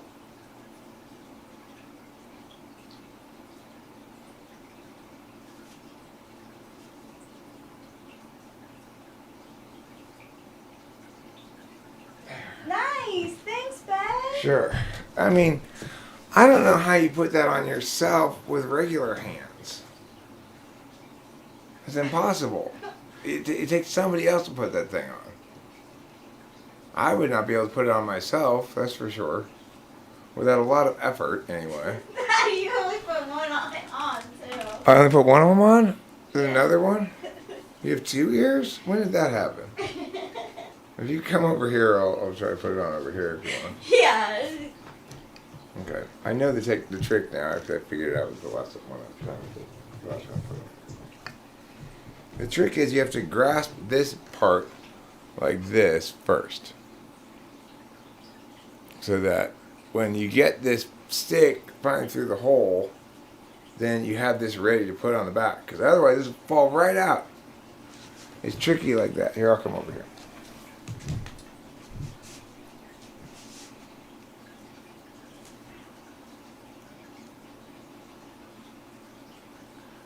Petting my great nice kitty, petting her on her fur, Aw. petting my great nice kitty, a rebel who likes to purr. Oh, it's so perfect about her. Can you turn your head that way? Thanks.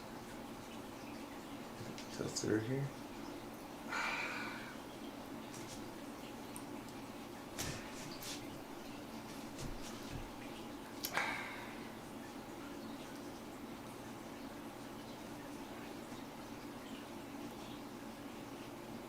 Is that the one? This is the one? Yeah.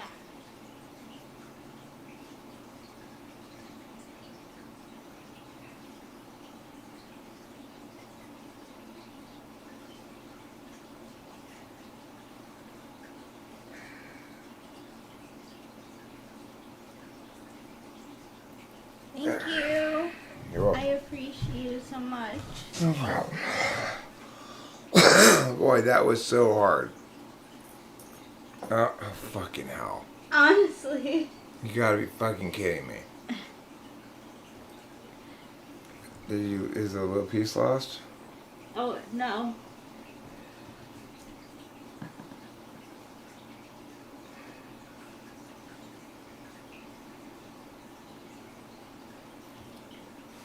Okay.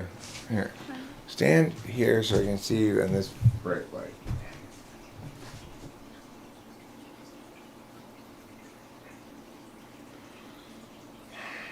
This ear is much more difficult because it doesn't stick out away from your head as much. Yeah, it doesn't. Oh, you mean the ear in general? I mean, the back hole is harder to get to on this ear. The back, like, there's not as much room to operate. Yeah.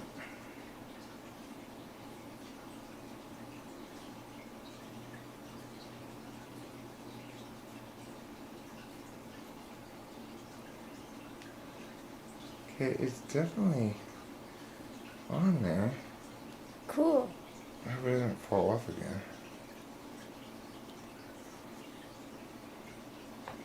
It did fall off again. I knew it didn't look like it was going to stay on there. Yeah, so maybe I got it on wrong, but I think I got it on right. You need to turn it this way. Which way? This way.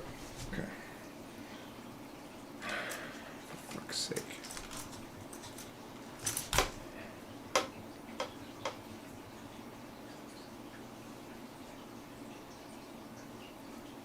Oh, fuck. I dropped that thing. Don't worry about it. Okay, yeah, this is I starting to frustrate me. appreciate you doing it at all. So. It's not a problem, it's just really, it's starting to frustrate me a lot. Because I do. Let me try to find it though.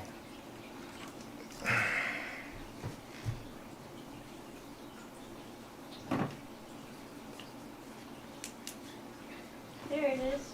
No. No, it's not.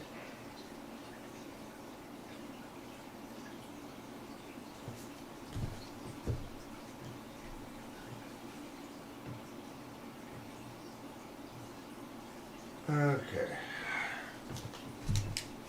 That's really frustrating. Oh, there it is. Found it. Let me try again.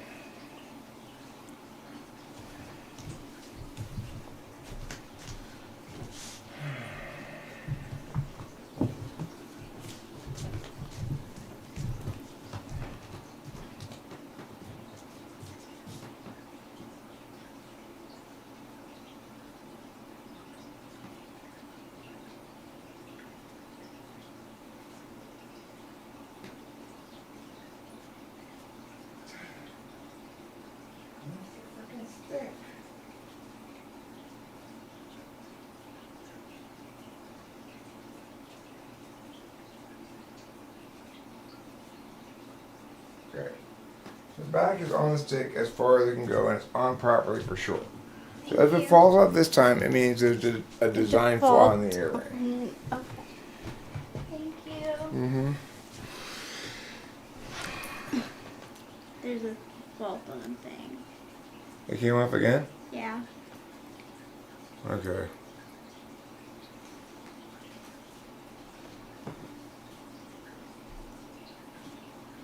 It's definitely like faulty in some way.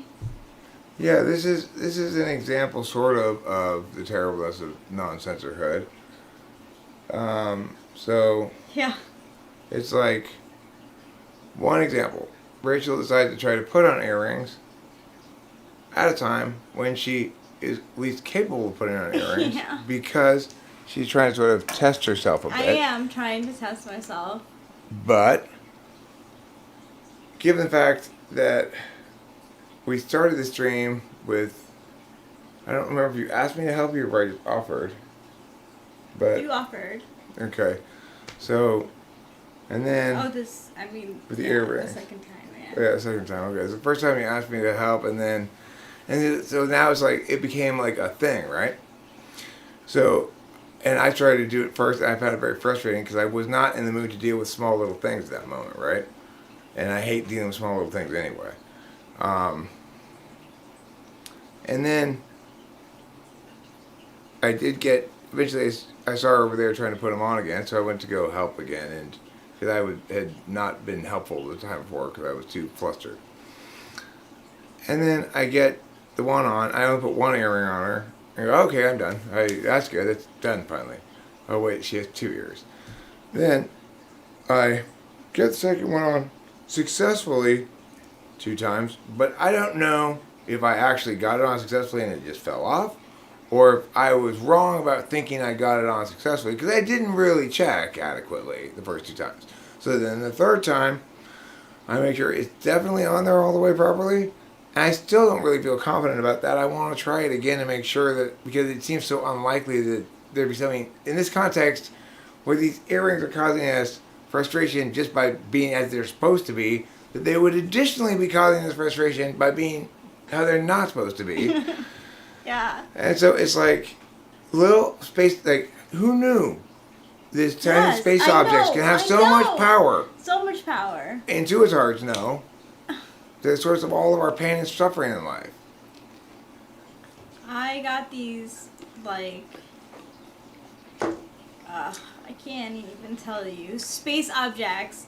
I have such trouble with space objects. I got these beautiful, like, shoes that are platform and, like, fit me like a glove, and they feel like nothing. And if I like, tried to walk on them, and I I was like, wow, like I really, I can't walk, like I can't, like I cannot like break my ankle, you know, like I can't be stupid. And that's like, that's just how it's gonna be. I'm not gonna be able to, like, I'm gonna have to ask for help for certain things more. But see, Rachel, again, you're talking as though, no, you're not catastrophizing. You're doing something that SI people who aren't conscious SI are more prone to. You have very little awareness of how your body state changes moment to moment throughout the day. And so, as a consequence, when there is something wrong with you, you start operating as though that's the new permanent condition, you know? Yeah. This is not a permanent condition. You are not going to be like this forever. Okay? This will go away within about a week. And then we're not going to have to worry about it anymore. But instead, Rachel's spending her time anticipating and getting ready for this being a permanent condition. And I understand that, in some sense, it's indicative of the prime directive. She'd rather be prepared for it being a permanent condition emotionally, mentally, whatever, and be wrong and relieved than she would to not be prepared for that and be surprised by that reality. She wants to avoid the surprise of that reality, right? So better to act as though, better to behave as though it is permanent, so that emotionally you're not subject to,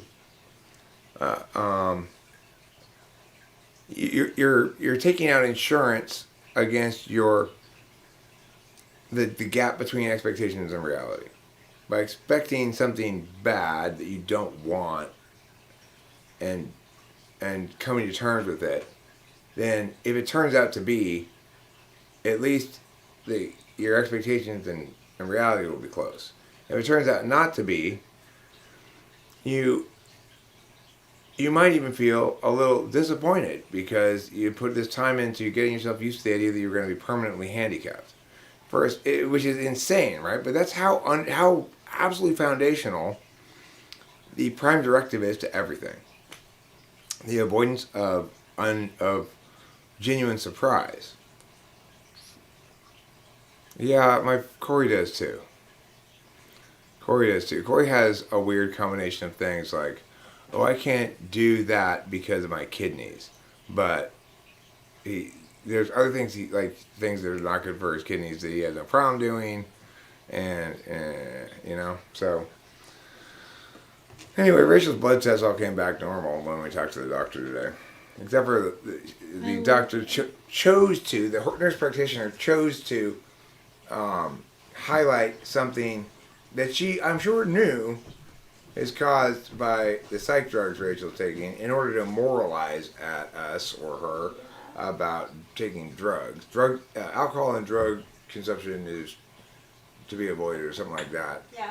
Drugs and alcohol to be avoided. Well, the thing is, the blood work showed that she's got slightly elevated levels of a certain kind of enzyme in her liver, but that's to be expected when you're on psych drugs for a long time. It had nothing to do with, and it might justify the recommendation avoid alcohol, but to include drugs on that little piece of test or whatever is to purposefully be like, yeah, I don't like the fact that you took drugs, and makes me just want to go piss in that woman's face, you know. So the thing is, the woman didn't even know what the fuck DMT was. Who is she to have an opinion about it? Let alone to conclude that because this experience with DMT didn't produce good results, that drugs in general are the problem, or that we've been doing drugs or something, it's like, oh, okay. People need a beat down. My God, people need a beat down, you know? Verbally. Health is all in your blood results. I mean, it's not in Rachel's. That's the point. There's no direct test for serotonin. And despite what I think Peter Dentici said, that's not the case. There's no direct test for serotonin. And what he was saying was just more of that stupidity of the ESTJ doctor.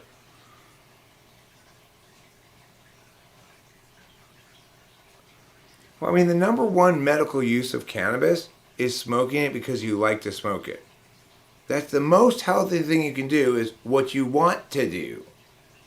Instead of always playing prevent harm until we're all locked up in cages for our entire life. And it's just this, getting every fucking priority backwards, you know?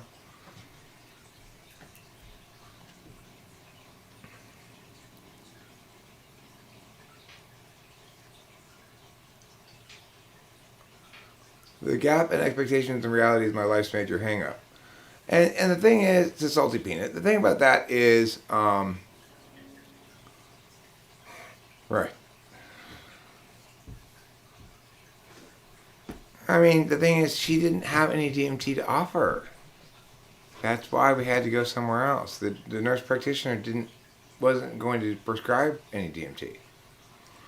So, you know, fortunately, that random spot on a random street where we happened to find it one day didn't ask any questions.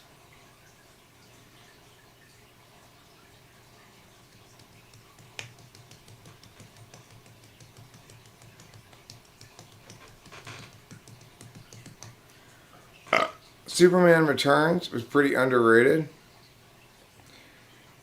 Superman Returns is the exciting story of Superman going to JCPenney to return a sweater that he thought was going to look good on him, but when he got it home, he didn't like the way it looked.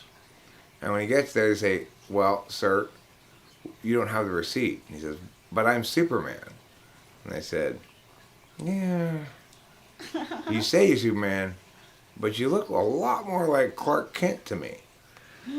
And he said, well, because when I'm not being Superman, I have to go around like this. And then the clerk wisely said, well, then you can't very well claim to be Superman when you're going around like that, can you? And at this point, Superman started getting flustered. And the clerk said, well, I'll tell you what. Why don't you find a phone booth? And you can change into a Superman outfit. And then I'll believe you. And I'll assume your word's good because you're Superman. And I'm a fan myself.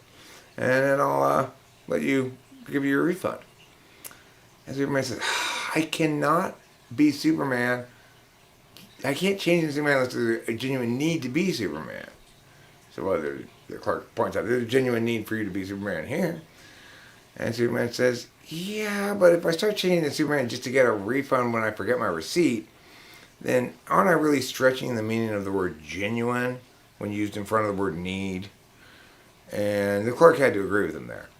And so after much back and forth, Superman went home and decided to just keep the sweater after all. It was the best of the Superman movies. It was the absolute best one. I loved it. It was a thrill a minute. Which one was it? Superman Returns. Is the clerk going to take back the sweater? Is he not going to take back the sweater? Will Superman use his laser eyes to burn the sweater? Will he freeze the sweater? Will he make the sweater go back in time by flying super fast around the world? You wonder these things throughout the movie. None of those things happen. And in the end, Superman ends up liking the sweater well enough to keep it. So. Wow, Nice. And the moral of the story is sometimes don't return things right away because you might end up, if you give them a chance, you might end up liking them more.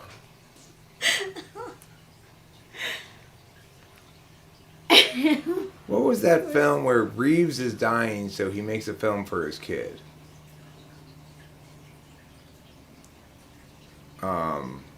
Let's see, I think it was called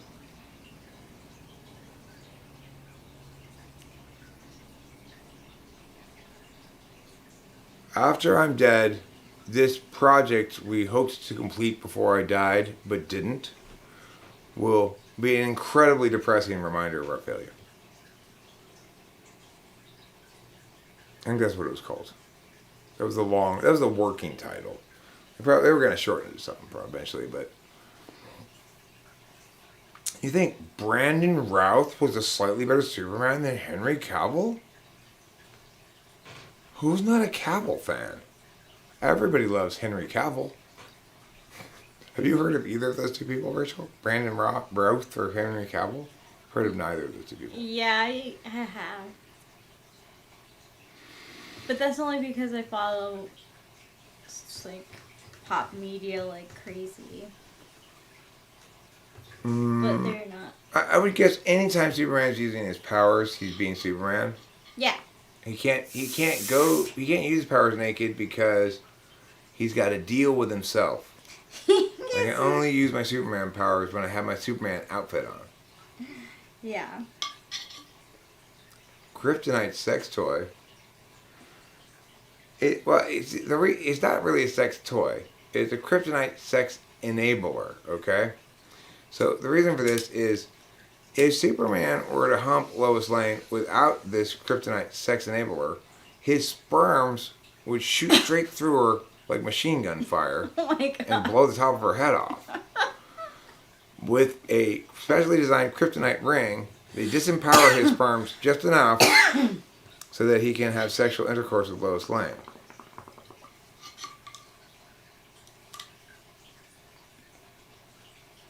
Personality test, The Dark Truth look movie? What does that mean? What does that mean? I do not know what that means.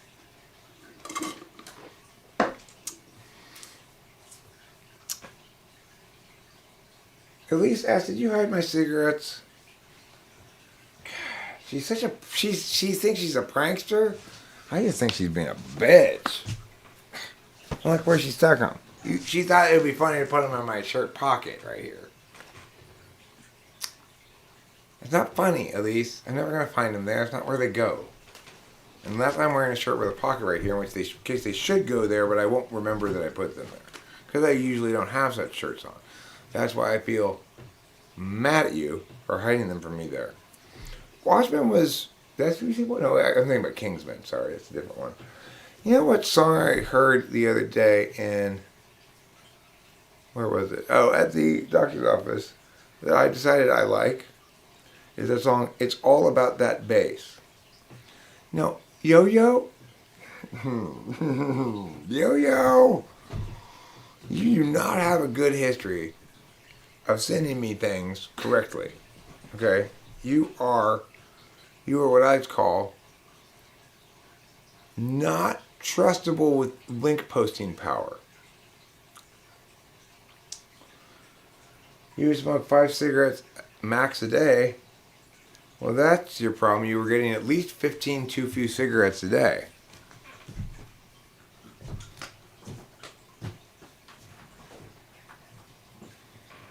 Alright, fine, Yo-Yo. Go ahead and put your link. I'll make you a moderator temporarily. Put your link. Fine. Make me feel all, like, guilty. Or pseudo-guilty, you might call it. Like, I might start to feel guilty at some point, so maybe I should just preemptively stop that from happening by keep making him a moderator momentarily. I think you could call it, I was feeling pre-guilty.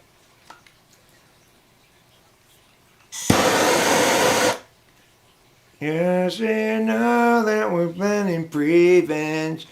Well, we know that we're planning revenge. Can't quite get the tune of it, but they might be a giant song called Prevenge.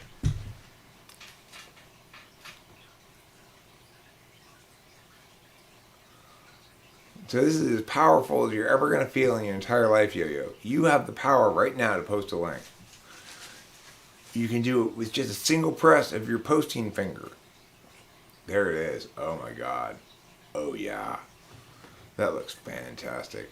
That's the sexiest link I've ever seen in my life. You know, I was wrong. I thought, Yo-Yo can't be trusted with this thing. But now that I see it, it's not even a YouTube link. Who the hell knows what that thing is? So, you know, I'm really glad I chose that course of action. But we'll see, you place your bets, you take your chances, as they say. For those of us who are going to possibly push that link, do so at your own risk. Who knows what it is? Could be a film of Yo-Yo's butthole or something. We don't know. I mean, not that I wouldn't love to watch a film of Yo-Yo's butthole. I would. But probably not right this second.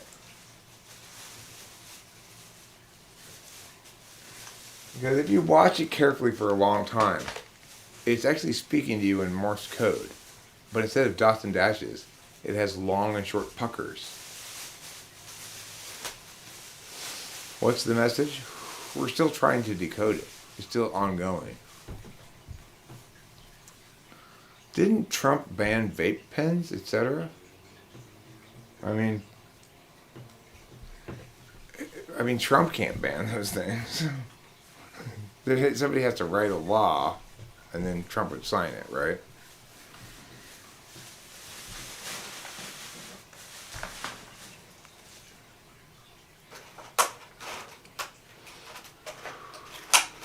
Most of them bored you. Shame on them. Who are these they that have bored you? And what can we do to stop it from happening again? You don't deserve that. You do not deserve that, Karma's Pimp. And you deserve a lot of shit. But you do not deserve that. You do not deserve to ever be bored by anything, ever. Even if you live 1 billion lifetimes.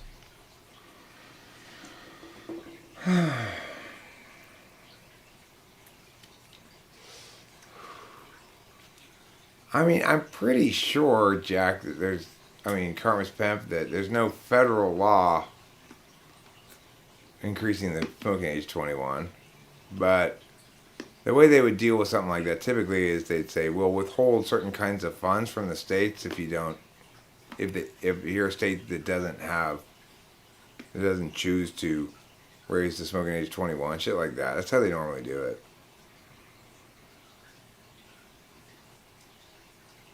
I mean, doesn't vape juice get its nicotine from tobacco anyway? So it's not like the tobacco lobby wants people to not vape. It's just a different way of using their product. Assuming there's nicotine anyway.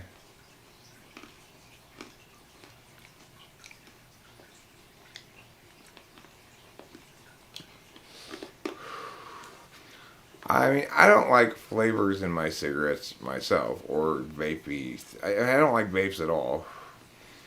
Cigarettes are more healthy than vapes, I believe, but it's just a gut instinct. It's not I don't have a good reason for that. I mean, I have words that I would say as to what my reason is, which is the particles entering the lungs are much smaller with vapes, and so everything gets more deeply embedded in your lungs. My instincts say the long-term impacts of vapes are going to be worse than the known long-term impacts of smoking, which at least is long and well tested. You know, it seems crazy that anybody ever started smoking in the first place. Like, why would somebody purposefully inhale smoke if it hadn't been done before? If there was no, like, who said, well, what are we going to do with these leaves we found on these plants here? We could light them on fire and inhale the smoke. Who came up with this idea? It just seems so counterintuitive.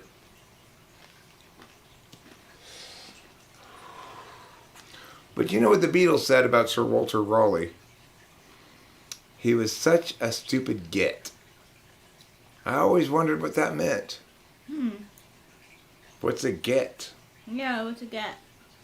Sounds like slang.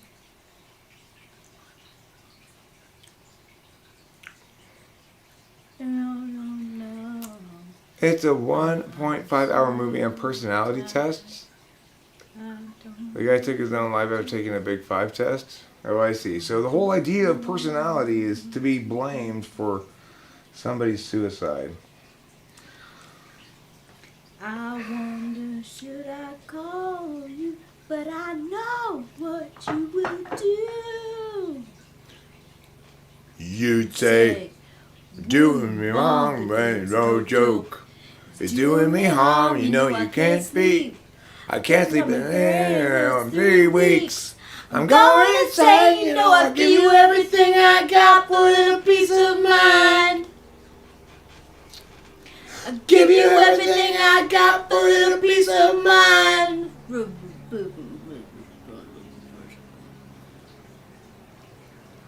It's like, I remember watching, one of the first Jordan Peterson videos I ever watched was him dealing with this angry group of college students who were making arguments in favor of forced pronoun usage. And the one thing I remember from the video is this guy who must be ENFP for sure, or possibly a really twisted ENTP, arguing that they can cite examples of individuals who committed suicide in response to somebody refusing to use their pronouns. And the thing is, of course, one claim they might be able to make is that somebody committed suicide after somebody refused to use their pronouns, but that it does not establish any link between the two things at all. And obviously, people who do kill themselves do so for a complex array of reasons and lots of different, a confluence of lots of different factors. Yes, somebody might push somebody over the edge by being rude or not using their preferred pronouns or something. That might be the straw that breaks the camel's back, but there's no reason to blame that straw any more than any of the other straws, right? It's like we had this habit of talking about, well, that was the game winning bucket. That wasn't the game winning bucket. That was just the last bucket in a game won by that team. But because we have these kind of fun shorthand ways of saying things, a lot of people don't. It's like what I was saying before about my falling joke. A lot of people didn't get that joke. Whenever two things are falling, say, from the sky, like you and a buddy, one of you is always falling more than the other. Because anytime you got two things of similar nature, and then one of them is always more of that than the other one. Well, people go, well, what are you saying? Yeah, of course you can fall more or less. No.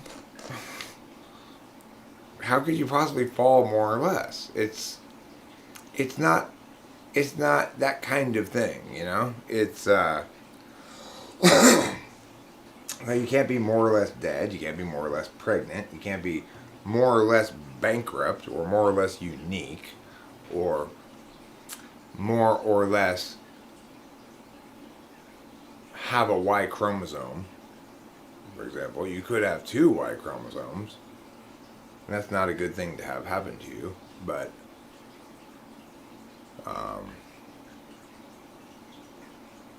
deregulate all the things and let nature take its course. Do we have to deregulate all of the things, though?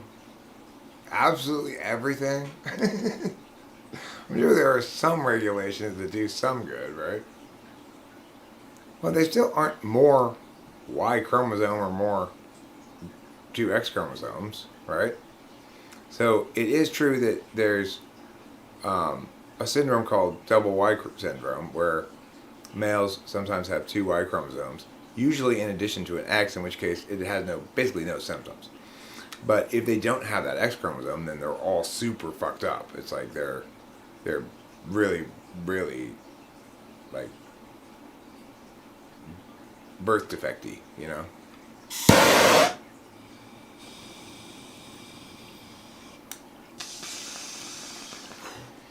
Oh, are we playing Judge the Numerals? I feel the same way. Numbers 6 through 7 have always just been really mad at me. It's like, I love it when I've got 1 thing, 2 things, 3 things, 4 things, 5 things, 6 things, nah. 7, nah. 8, 9, or 10 is just too many things. That's immoral and wicked. So, you and I are in total agreement about numbers and quantities of things. There are Not easy to have things. No, it's not. It's not easy to have things. Well, as the thumbnail list says, how many of you here have done that? Probably you don't have to be an intuitard to be intuitarded and do that. I've done it plenty of times. It's been a long, slow life lesson that no, Eric, do not try to carry all of the grocery bags full of groceries in from the car in one trip. Do not do that.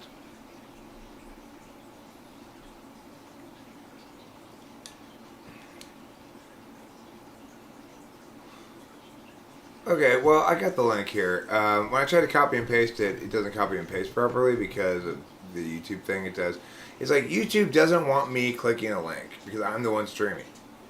And YouTube's afraid that if I click a link, then whatever I click the link to, that's going to appear on my stream and there's going to be problems. So YouTube doesn't make it easy for me to click that link. It converts it into something else first, and then I've got to put it onto a notepad and take out the extra shit. And in this particular instance, since it's not another YouTube video, I can't even do that. So I'll have to wait until after the stream and click it from the replay or something, you know? Oh, so I see. Legends Fall says this. The difference isn't that censors don't try to do that, it's that they can do that successfully, whereas I cannot. Well, hi. Hi, this is Charles. What? Do you have like a little time now? Jeffrey's reading something for history, but she's not quite understanding it. Well, I mean, I'm live streaming right now, but what's he reading? Let me talk to him real quick. Okay, sorry, hold on 1 second.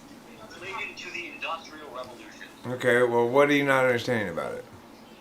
It's just this, he gave us a couple documents indirectly related to it, and I want to go over them because I have to annotate them. Okay, you know how I feel about annotation, but okay, well, what are you supposed to annotate then? Like, how are you supposed to annotate them? Just write notes about it, basically. I see, so, alright. Alright, well, did you send me the documents already? Yep, I emailed them to you. Okay, cool. Let me look at it right now. And just stay on the phone with me for a second, okay? Sure. And did you email me a Google Doc share thing? No, they're They're just an email. Okay. Let me get it like that. Then I'm looking in the wrong place. Okay, here we go. Let's see what these things say.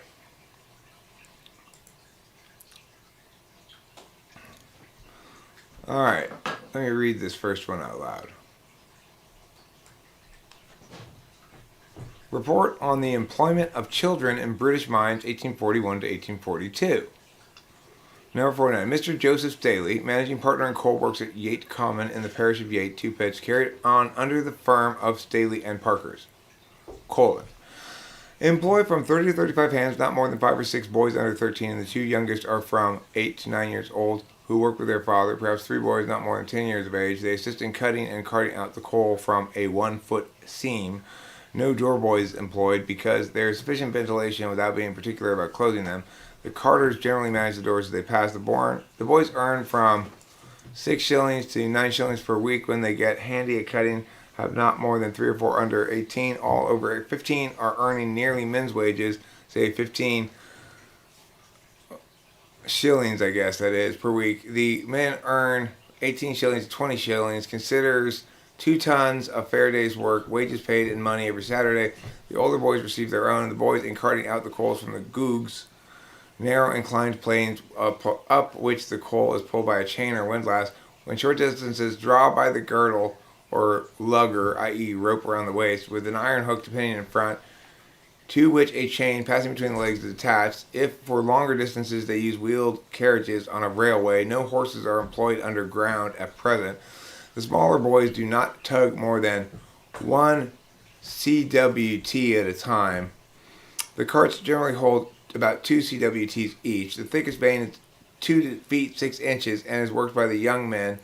The boys cart through a 2 feet 6 inches passageway. The young men have 4 feet. Wow, that's a small passageway. They had to lie down in the cart. The young men have 4 feet, there being a bed of soft stuff above the coal to cut away before they come to the roof. The shaft is 45 fathoms, worked by a steam engine and strong plated rope. Thinks rope decidedly safer than chain, as it gives more timely notice of any defects by a strand or two giving way, whereas a link of iron is sometimes near breaking. You do your thing, Rachel. A good while before it's discovered, and then separates up on a sudden. Has had many years' experience in Staffordshire and Derbyshire, having been brought up a collier, say for 40 years, has been engaged 23 years in this coal field. The workings are quite dry. A pumping engine of 60 horsepower is constantly at work when there is water. 3 or 4 days a week is sufficient in summer. Hours of work average 8 to 9 hours a day. No night work at present. Always employ 2 sets when it occurs. Some of the boys and young persons attend the church Sunday school and others the dissenting Sunday school. That's funny. Most of them can read a little, look clean and tidy on Sundays, thinks there are no healthier boys in the country. So, what is this exactly? It's a report from somebody about this particular coal mine? Yeah. And it's a report to the company or to the government about the company? It sounds like it's to the government, but I'm not sure. Report on employment of children in British mines. That sounds like it's a more general. Okay, I mean, what I would say about this is number one, there's a good awareness of the fact that to the extent that children are employed, they can do less work and can be expected to do less work, and that they're also advantageous for certain specific things. There's some sense of that children should be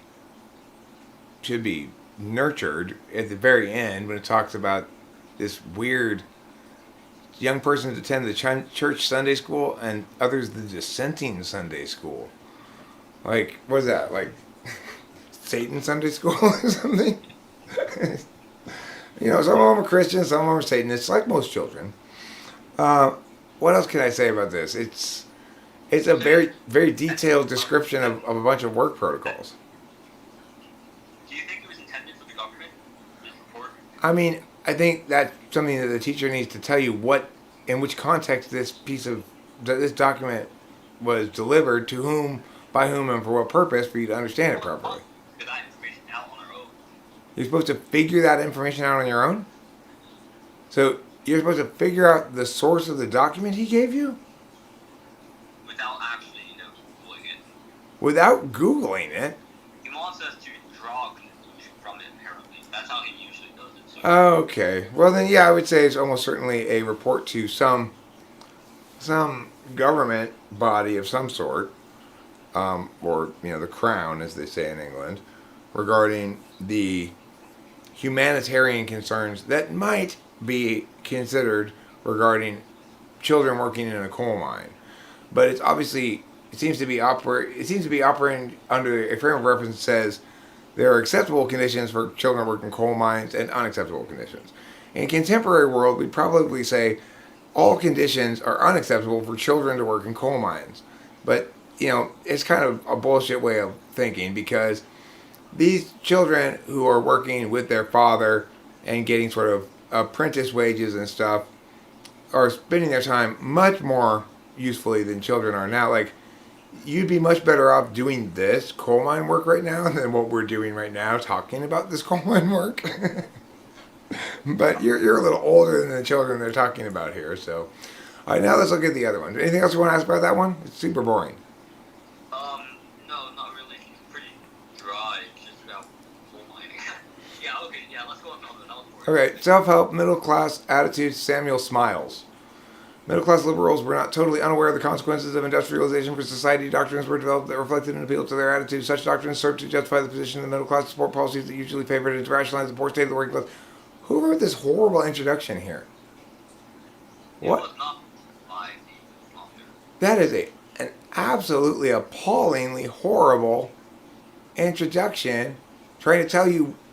How can you write an introduction trying to tell you what you should conclude is the predominant frame of something before you've read it? This is written by some terrible thinker, that introduction. I don't like that introduction. The following excerpt is a good example of the individualism and moral tone that appear throughout the book. Okay, well that's useful, I guess. But this whole giving your political frame at the outset, it just served to justify the position of the middle class and their horrible wanting to be prosperous. Heaven helps those who help themselves.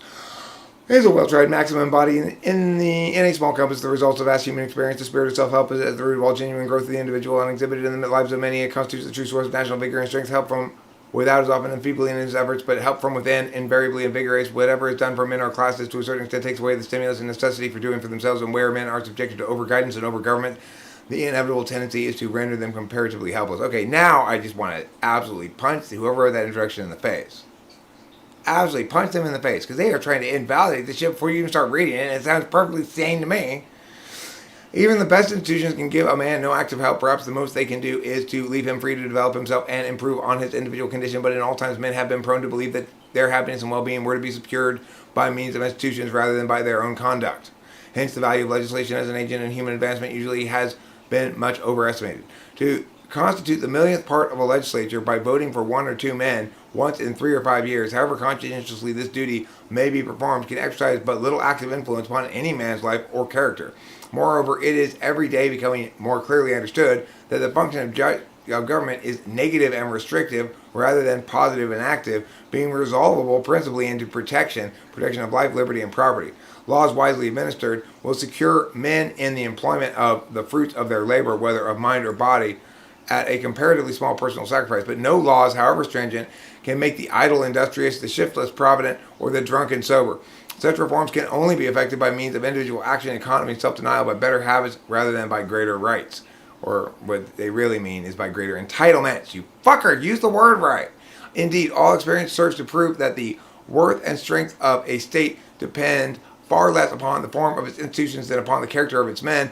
For the nation is only an aggregate of individual conditions, and civilization is itself but a question of the personal improvement of the men, women, and children of whom society is composed. National progress is the sum of individual industry, energy, and uprightness, as national decay is of individual idleness, selfishness, and vice. What we are accustomed to decry as great social evils will for the most part be found out to be but the outgrowth of man's own perverted life. And though we may endeavor to cut them down and extirpate them by means of law, they will only spring up again and with fresh luxuriance in some other form unless the conditions of personal life and character are radically improved. If this view be correct, then it follows that the highest patriotism and philanthropy consist not so much in altering laws and modifying institutions as in helping and stimulating men to elevate and improve themselves by their own free and independent individual action. So goddamn true, it makes me want to vomit from the truth of it. And good vomit, though, not bad vomit. One of the most strongly marked features of the English people is their spirit of industry, standing out prominent and distinct in their past history and as strikingly characteristic of them now as at any former period. It is this spirit displayed by the Commons of England which has laid the foundations and built up the industrial greatness of the empire. This vigorous growth of the nation has been mainly the result of the free energy of individuals, and it has been contingent upon the number of hands and minds from time to time actively employed within it, whether as cultivators of the soil, producers of articles of utility, contrivers of tools and machines, writers of books, or creators of works of art. And while the spirit of active industry has been the vital principle of the nation, it has also been its saving and remedial one, counteracting from time to time the effects of errors in our laws and imperfections in our Constitution. The career of industry which the nation has pursued has also proved its best education. A steady application of work is the healthiest training for every individual, so it is the best discipline of a state. Honorable industry travels the same road with duty, and providence is closely linked both with happiness. The gods, say the poet, have placed labor and toil on the way leading to the Elysian field. Certain it is that no bread eaten by man is so sweet as that earned by his own labor, whether bodily or mental. By labor, the earth has been subdued, and man redeemed from barbarism. Nor has a single step in civilization been made without it. Labor is not only a necessity and a duty, but a blessing. Only the idler feels it to be a curse. The work of duty is written on the thews and muscles of the limbs. That's it. Okay. Yeah. So that's absolutely correct across the board, everything it says. Yeah, that's what I thought too. And what this teacher wants you to do is critique it as, what your teacher wants you to do is critique it as capitalist apologism by upper middle class intellectuals who aren't taking their advantage seriously. In other words, it's a perfect example of privileged rightness, privileged correctness. But what you need to express to your teacher is this, that it requires privilege to be correct. In other words, to be maximally correct, you have to be liberated from needing to be anything else. And it also, only a very tiny percentage of people can be correct because you have to have a certain cognitive function stack. But you don't need to talk to your teacher about that. But the thing is, in this instance, what we're looking at is somebody who's part of the upper middle class correctly explaining things almost entirely, except for one use of the word rights, which pissed me off. We should use the word entitlements, but that's fine. Anyway, he's correctly articulating the whole thing. Your teacher doesn't want to hear that. Your teacher wants to hear that this pull yourself by your bootstraps, no social programs, we are not responsible for our neighbors, and if we try to make ourselves responsible for our neighbors, we're being paternalistic and harming them, which is absolutely true. Absolutely so true. And we have so much data to show that. You know, it's like there's no way to just to do social programs, charity and stuff that is targeted that works, because to target it means to do means testing, which means to incentivize poverty, and it's a nightmare. As we discussed, you know, all the warrants against incentivizing poverty and stuff. I'm talking to somebody. Jack, I don't think of Boba Fett as being only provocative or clearly being provocative. I don't think of him as being like that. I think of him as being a pleasant person who's engaging pleasantly. Sorry, what? I'm sorry, I got distracted. I forgot about you for a second. Oh my god, it's hilarious. Alright, so you got the gist of it? As capitalist, that sounds great. Yeah, that's what your teacher really wants you to do, is say, this is an upper middle class doing an apologia for capitalism and the mechanisms that attained his own privilege and capacity to spend his time writing things like this and claiming that that's just as useful a form of labor as digging in a coal mine, right? So in other words, you're supposed to react emotionally to this and say how terrible that this intellectual was defending the mechanisms that made those children work in that coal mine. But that's because whoever is assigning this and hoping you come to that conclusion is STUPI what? D.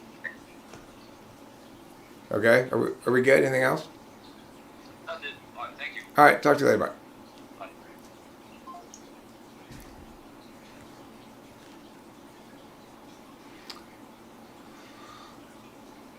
Oh, well, you know what, Jack? You were right.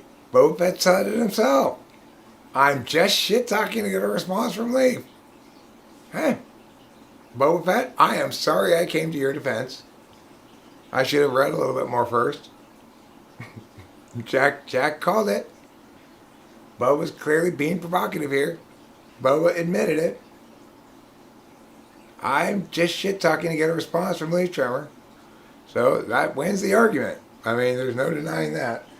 I don't care particularly that he's being provocative, but but you do win the point, for sure. You win the point. There's no doubt about that. And that's all that really matters in life. That's the only thing that matters in life, you know? It doesn't matter what we do or don't do. It only sort of matters what we say. The only thing that really matters is when we disagree with somebody, whether or not we win the point. That's the only thing in life that matters. If you think something else matters, you're thinking the wrong things matter.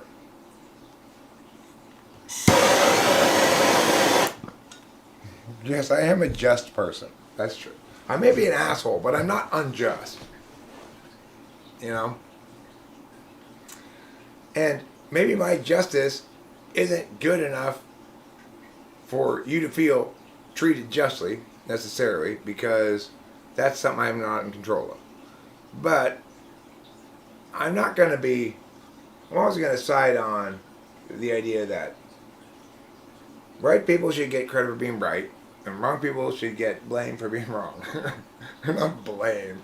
Wrong people should get credit for being wrong, but the opposite of credit. But not blame, though, either, right? It's like everybody gets credit. Nobody gets blame. But some people get credit for blamable things. You know? So that's why I propose removing the word blame from the language. No more blame.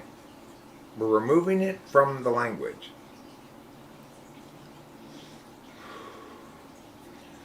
You know, Boba Fett, Oliver Linehan makes a point here. I have never talked to you about the way you treated Luke that day. Or was it Leia? Or was it Han? No, it was Luke. You did not help him escape from that monster when he was walking the diving board. I don't want to read your reply. Why? I mean, it's like the central message of that email was, you know, stop this thing you're doing. It better be, unless your reply is, I'm sorry, my bad, which is all you need to say. If you're going to, you don't even need to apologize. You just need to agree that I'm right about my position on this matter. Okay? I don't care about anything besides that, really. I just find it offensive that an FI person would have such shitty FI as you. Why are you sober right now, Elise asks? Because you're not smoking enough weed, obviously.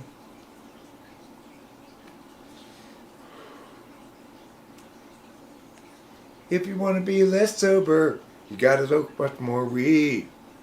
If you want to be less sober, smoke a lot more weed. I'm not censoring you, Tim. I'm censuring you. Big difference, okay? If I were censoring you, I'd be preventing you from saying things. I'm censuring you. I'm condemning you publicly in front of everybody. In an official way. I'm issuing you a censure. But I get it. It's hard to tell the difference just orally. A-U-R-A-L-L-Y. Which is, it's hard to tell the difference by listening to it. Because the words sound very similar.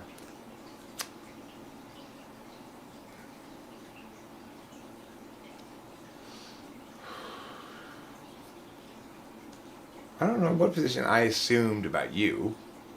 I mean, why would I need to assume any position? You sent me an email where you stated them clearly.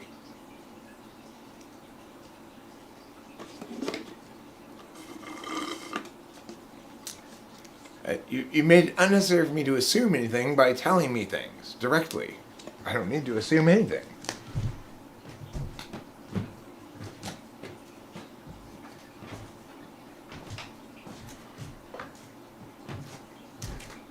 Boy, people really don't know how to use the words of rhetoric at all, right? Like, people say the word assume, but they have no idea the word, but I don't think that word means what you think it means, as Ortega Montoya once said.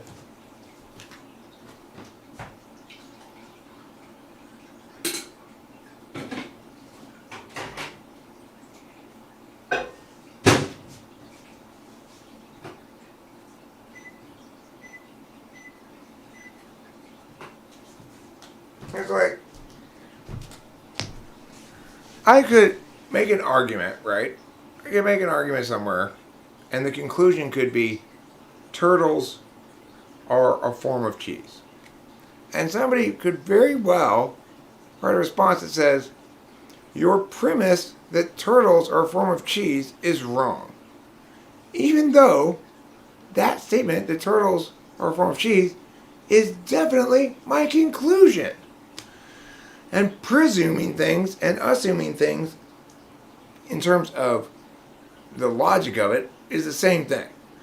The difference in terms of the connotation is that presuming is presumptuous, whereas there's no assumptuous, right? So in other words, there's a social implication of the word presume. They're not with assume, but for argumentational purposes, it's the same thing. No, I forget, Antoya, no. Go from intuitard to intuahard. Is that your way of saying you want sexual intercourse? I'm a little busy right now, Rachel. Okay?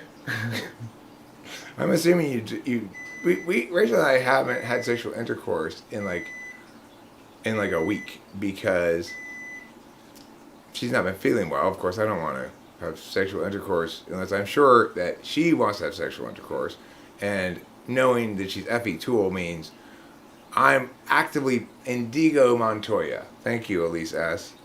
Yes. You killed my father. Prepare to die. Hello.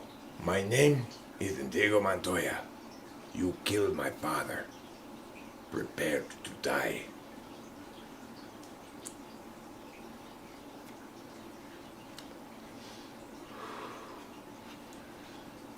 Hey, Boba Fett.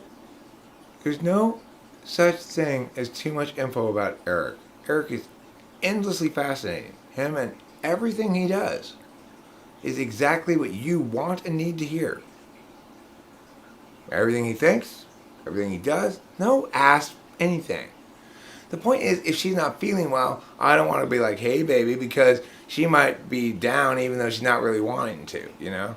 Because Effie Tool, and I'm SI fourth, so I know when I don't feel well, I don't feel well, you know? So, and that's a big deal, you know? Oh, you've been having vaginal blood sploosh splash party. I didn't even know that. So, the thing is, normally, I sort of, at some point in the month, ask her, like, when's your sploosh splash party start, you know? And, but I didn't do that this month. I guess because it must have coincided approximately with her not feeling well. No, Boba Fett, now that's too much information. You need to put the word A in front of great and mistake after it, okay? Then you'd be correct. If your sentence had the word A in front of great and mistake after the word great, then it would be correct. I mean, look, I will agree with you that for some reason it is true that getting sploosh splash party on you is less gross than getting poop on you. So if you're compelled to have a choice for some reason between backdoor or vaginal blood sploosh splash party, you'd still take vaginal blood sploosh splash party. But you know what would be even better? Just wait until that's done so that you don't have to deal with that messy grossness, right? It's not that much urgency. You know, I'd rather just rub one out and wait till it's over, right? Any sane person would. Any sane person would. Because nobody wants to get the wrong kind of bodily fluid on their member. There's only two right kinds of bodily fluid to get on a member.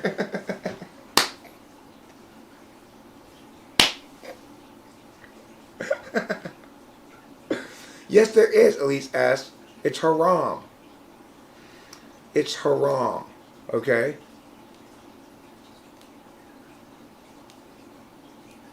That means you can't do it or else you turn into a goat. Do you want to turn into a goat, Elise S? You will.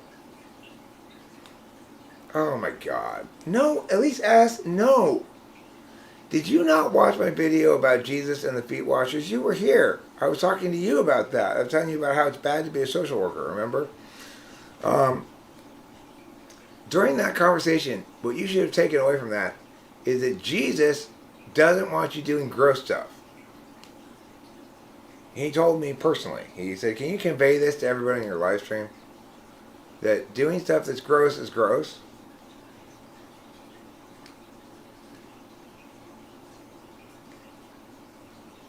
Tantric sex?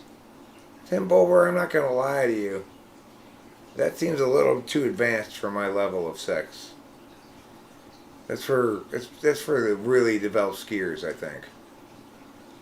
I just like to go down the medium slopes, just enjoy myself. I don't want to try any fancy tricks, alright? That's how people hurt themselves. Is trying a bunch of fancy tricks.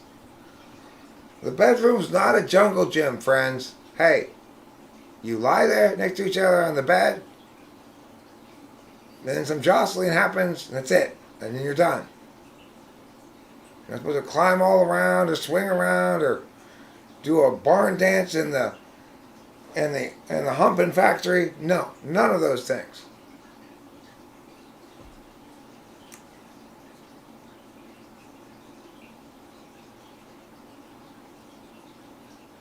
Okay, well, can't you just ask me right here what it is you want to ask me about? Why are you going to email me so much? Send me links like 2.5 hour long videos. I'm never going to watch that. Not in a billion years. Yeah, what is wrong with you, Elise? As you get some smoke into those links right now. Super seniors. I'm one of the super seniors. I will be a super senior in 15 years. If they still make senior citizens 65, I don't know. I'm going to be the most badass senior citizen ever in 15 years. I'm going to win senior citizen badassery day.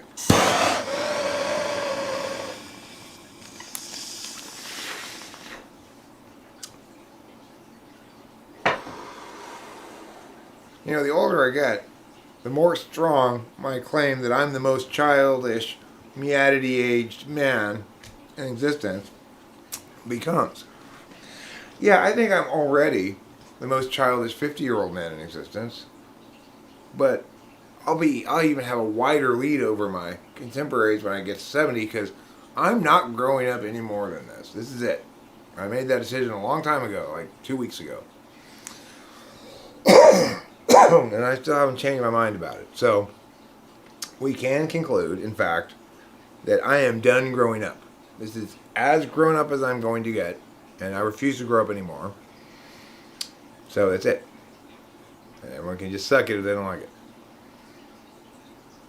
Because I don't want to be boring and old. That sounds horrible. That sounds not fun. Being boring and old sounds totally not fun, doesn't it? Who could dispute that? Being boring and old sounds totally not fun to me, and anybody who's sane. So I refuse to be those things, and that's all there is to it. It's like, I feel sorry for people who think that reality gets to define things for them. You gotta tell reality what to be. And it better goddamn listen, or you gotta just yell at it more until either it agrees or you decide, alright, fine, I'll give up on this one. You know?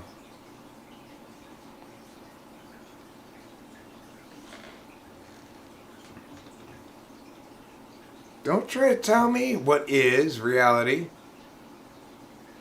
I'll tell you what you are. You don't tell me what I have to deal with.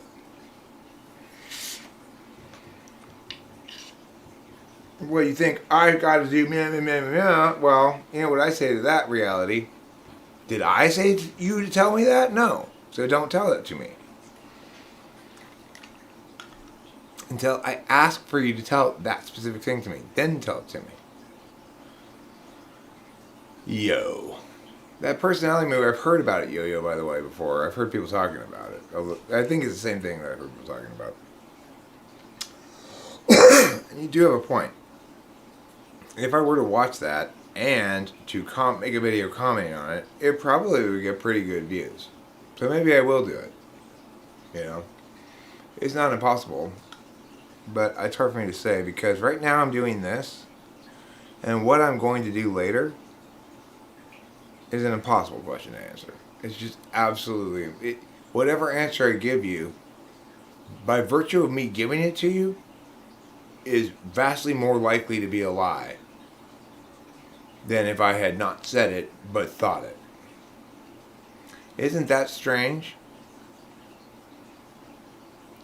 Very strange. But I don't like to lie or say words that not going to actually do. So I try not to make any public proclamations about I'm going to do this or that much. But I do I lie to Rachel constantly when I say things like, but I believe it when I say it. I shit you not, I believe it when I say it. But I lie to Rachel every single night. I say to her, I'll be in there in a few minutes. I'm pretty sure I'm not going to stay out here very long. I'm tired. I'll just be in there in a few minutes. Hours will pass before I go in there. Why did I say that to her? Well, I believed it at the time. I was sort of assessing my state of being and saying, I'm predicting the following thing is going to happen, you know? But I'm always wrong. So why do I continue making those predictions at all? If I can't predict what I'm going to do, stop predicting what I'm going to do, Eric, you know? Ay. You know what though, Yo-Yo? I've got a serious problem with any movie that tries to be an hour and a half long with a comma.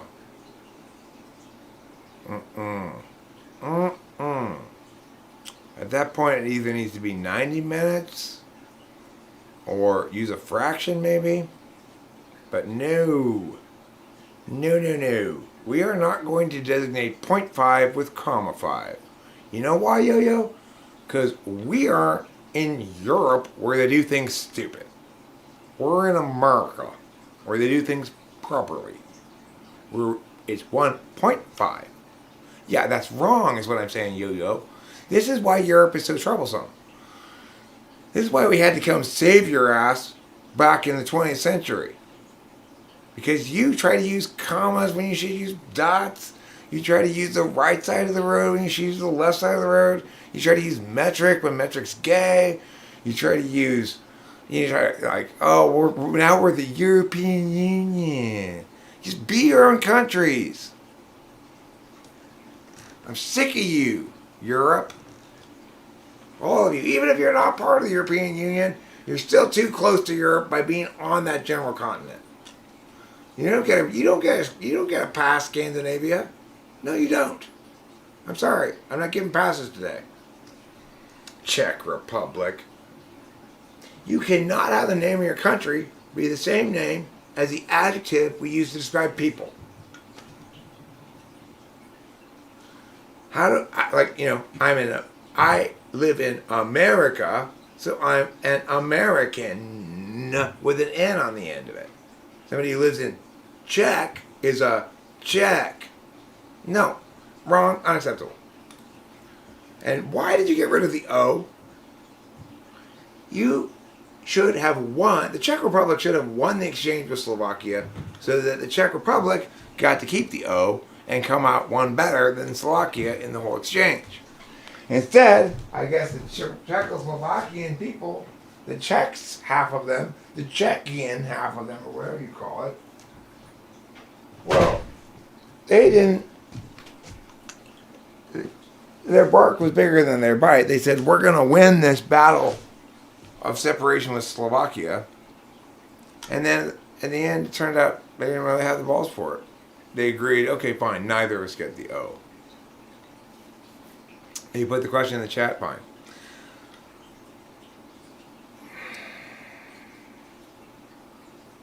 If a person wants to no longer be alive for whatever reason they may have, who is more selfish in the situation? Is the person who no longer wants to be alive the selfish person who's disregarding the impacts their decision will have on others, or are people that don't want them to leave this plane the selfish ones, forcing the individual to suffer a situation that they no longer want to endure?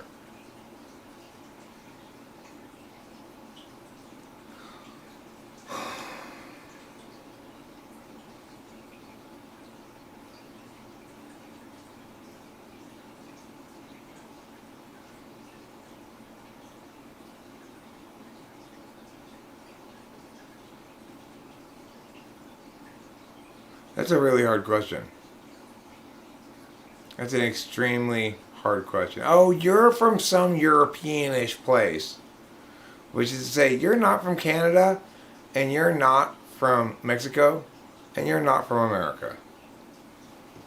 So that makes you European, as far as I'm concerned. That's a really hard question Peter didn't teach you. The thing is, of course, my first response to the question is, well, the metric isn't really selfishness, per se. Instead, it's... And then I realized, okay, well, my answers to that require magical thinking. And they aren't going to work as justifications. So that's why I don't really have an answer for it. I have an answer for it, but it's basically, God doesn't want you to. So that's not a good enough answer to give you, so I don't have any answer to give you.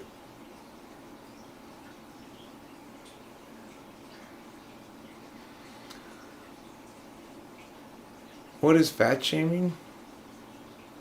I mean, as a behavior, I guess it would be using language to make people feel bad about the size of their body. But as a frame of reference, I would say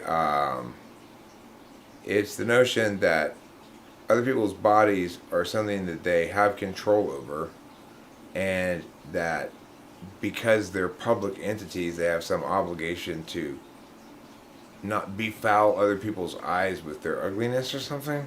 It's like, it's an appallingly unacceptable manifestation of people not liking things being different from them. It's one of many such things.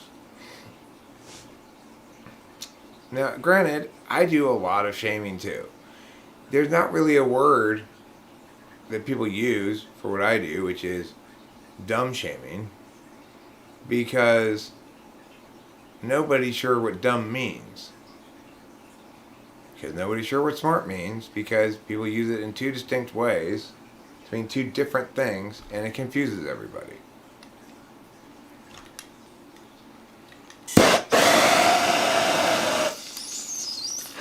The thing is, the problem with being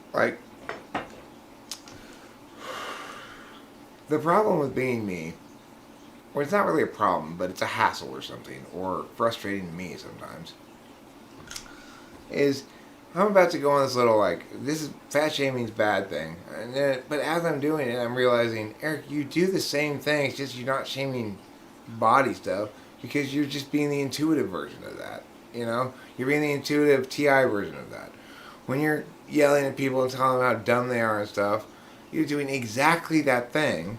It's just not about a physical thing, because you're an intuitive. And then I think, oh my God, I am doing that. Now what am I going to say? You know? This is what it means. This is the trouble with the challenge being genuinely, objectively self-critical. In other words,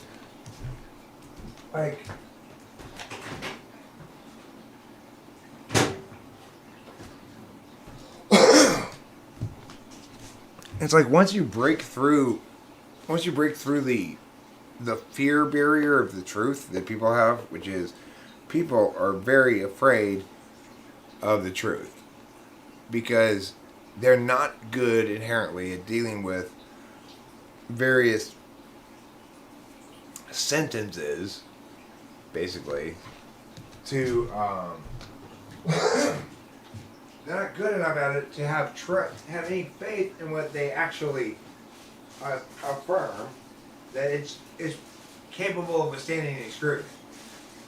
Because people don't decide what to affirm on that criteria, almost always, then people are very scared that the truth might disrupt stuff that they do affirm because they don't know why they're affirming it in the first place. On the other hand, with me,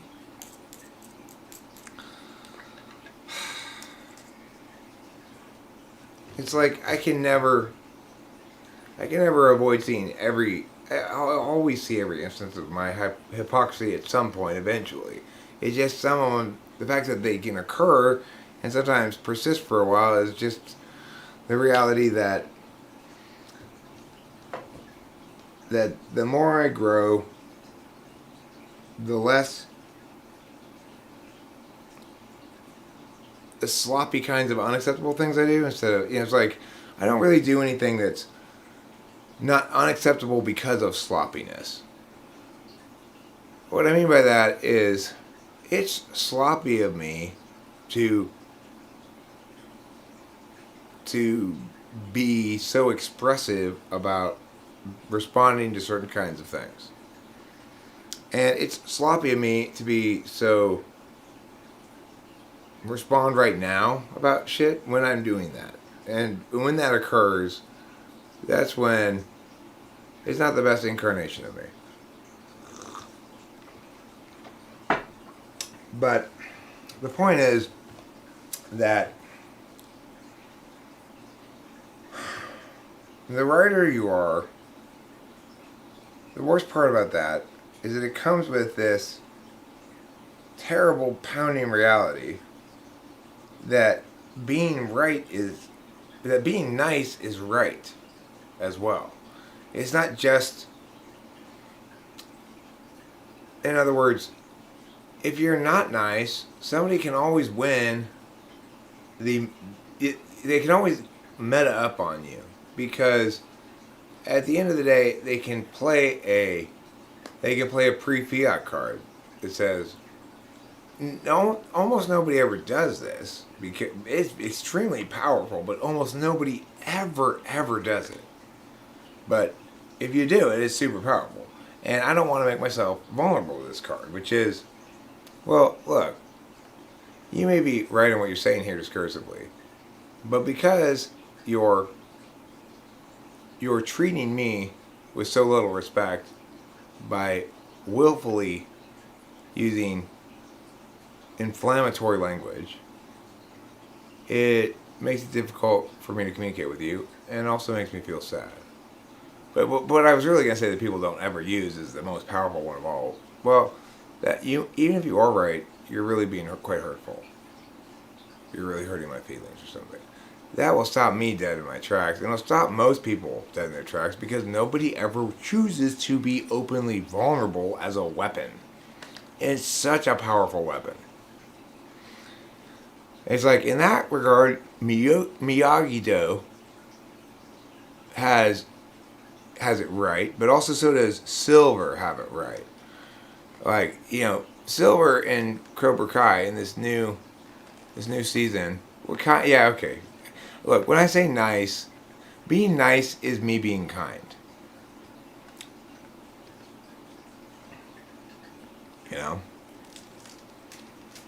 Yeah, I think you're right, Legends Paul. I think it has the most powerful impact on the people it needs to have the most powerful impact on. The ESTPs and ENTPs. Which is kind of nice. That's the justice of argumentation, which is a logical endeavor.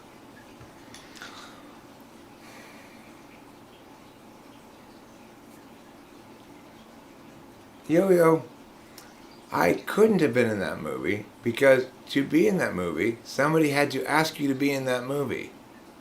Nobody asked me to be in that movie. Nobody ever asked me to be in anything.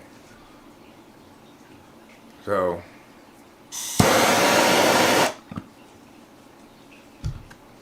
even when somebody wants to interview something about a topic, and I would be clearly the best person to possibly interview about that topic, nobody ever wants to interview me. So, I mean, I don't know what to do about that. It's a little exaggeration to say nobody ever does. It's happened before, but I mean, certainly, I don't get the amount of emails I get with recommending any sort of collaborative endeavor with another YouTuber or any sort of media stuff, cooperation or anything like that, or any actual like businessy inquiries of some sort, or teeny tiny micro fraction compared to the emails I get from random people saying random shit I don't care about.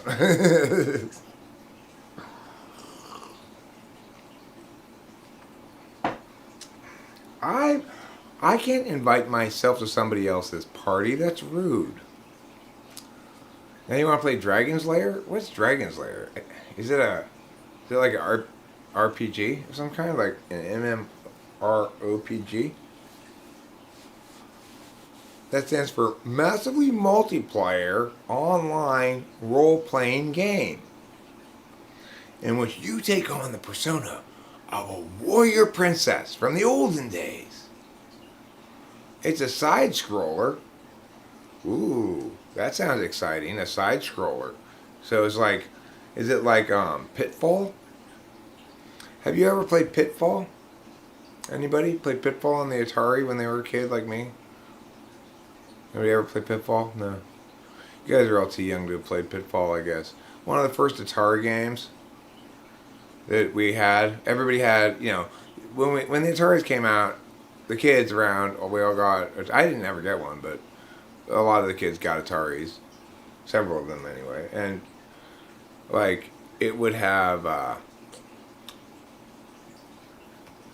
it would come with a couple of games.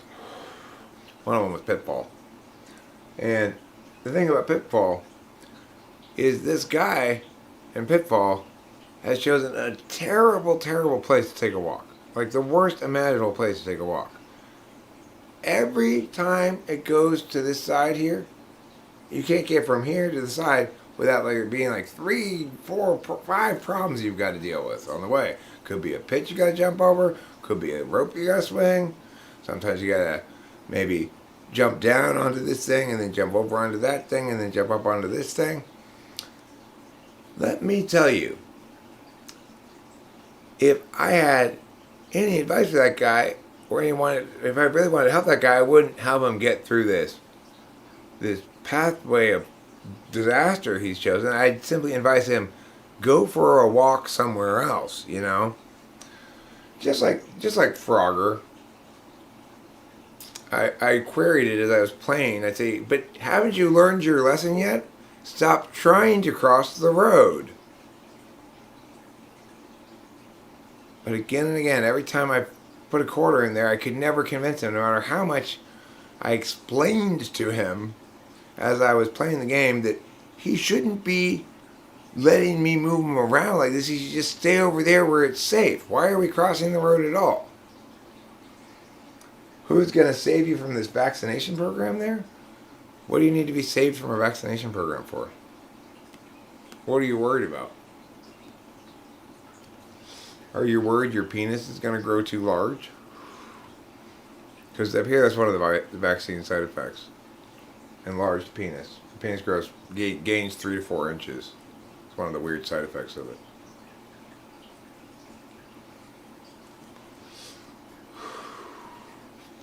See, if he had just given me a straight answer, maybe I wouldn't have spent so much time on that. Karma's Pimp. Karma's Pimp says, apparently he talked to Frogger too. The Frogger needed some of that sweet Frogette poon across the street. Well, see, maybe I guess he was shy to talk about it. He kept trying to sort of deflect and not answer my questions, answer other questions, change the subject. I never could get a straight answer out of the fucker. Now I get it.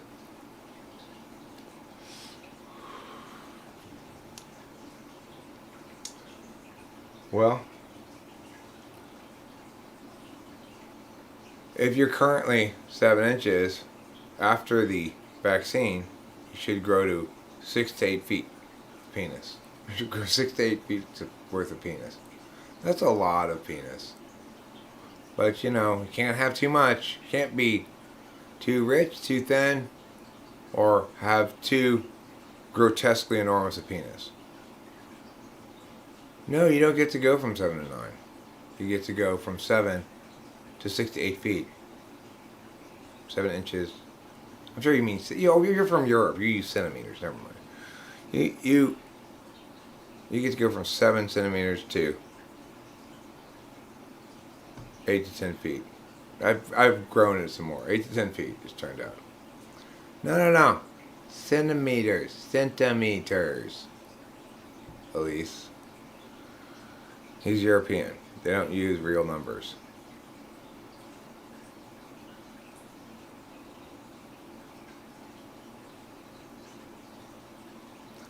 Look, as somebody who was unfortunately born with 3.5 foot long penis, let me tell you right now that it's not all fun and games.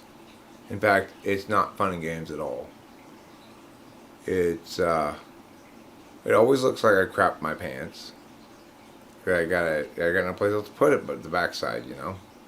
Otherwise, I look like I've got a, I guess, well, it kind of looks like a coiled up anaconda in the front of my pants, I guess. But people stare. People stare no matter where I put it. If I'm wearing long pants, sometimes I'll wrap it down around the leg. It's a little better. But no skinny jeans for me. No, sir. When I wear skinny jeans, everywhere I go, people see my legs. And as they look at the right leg or the left leg, depending on which side I put on it, they see just a very clear, robust, and bold outline of 3 feet of schlong, stretching down almost down to the ground.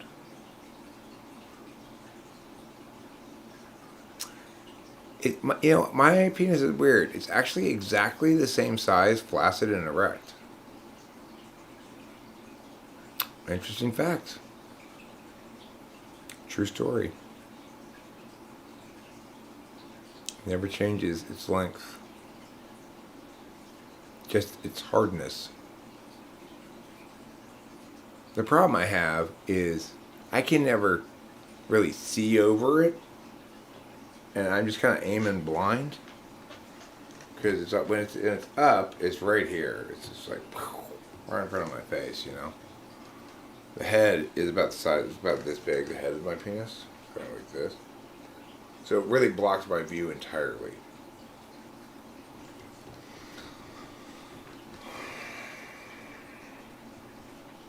Oh, every word of this is absolutely true. Yo. Every word of it is entirely true. Rachel knows all about it, of course. I mean, we spent the first year and a half at the vagina stretching clinic just to make it safe for me to attempt to stretch it further with my own member. And basically, you go to the vagina stretching clinic, you realize you could just as well do this at home. It's basically shoe stretchers. They just put them straight into her vagina and try to make it bigger, you know.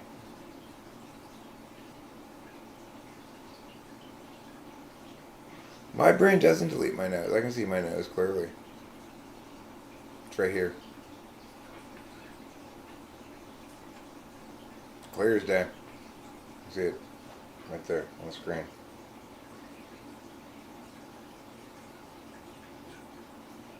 So, I don't know what you're talking about. Well, I did consult the doctor about possibly getting penis and smallening surgery. But he said that he had too much respect for me. He couldn't bring himself to do it. At that point I said, hey, it's my duty and burden to carry the world's most mighty schlong around in my pants. I'm just going to have to live with it.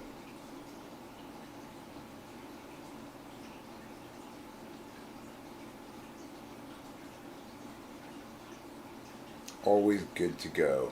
I'm not always good to go. The other thing that people don't quite understand about having such an enormous penis is I can only get erect once every month. The amount of blood that has to be redirected into my penis, if I get erect more than once a month, there's a decent chance I'll die of some sort of aneurysm or stroke because I'm just getting barely any blood anywhere but my penis. So it's a pretty serious health risk every time I try to get erect. And also, you know, I'm really easily made horny, so basically I say, Rachel, you stay the fuck away from me most of the time because, whew. Yeah, it does. And then next thing I know, I fainted, I'm on the floor. What happened? And Rachel's, I'm sorry, my breast fell out of my shirt.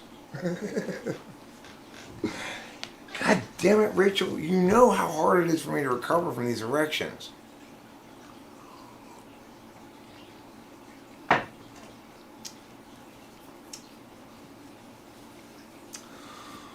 Oh no, I don't have to use a condom because I can never get that much of it in. So, you know, I figure since I can only get the tip of the tip in, not even really that, just a corner of the tip, then probably, you know, she's not going to get pregnant. It's not very satisfying. But I sure am proud of my big penis.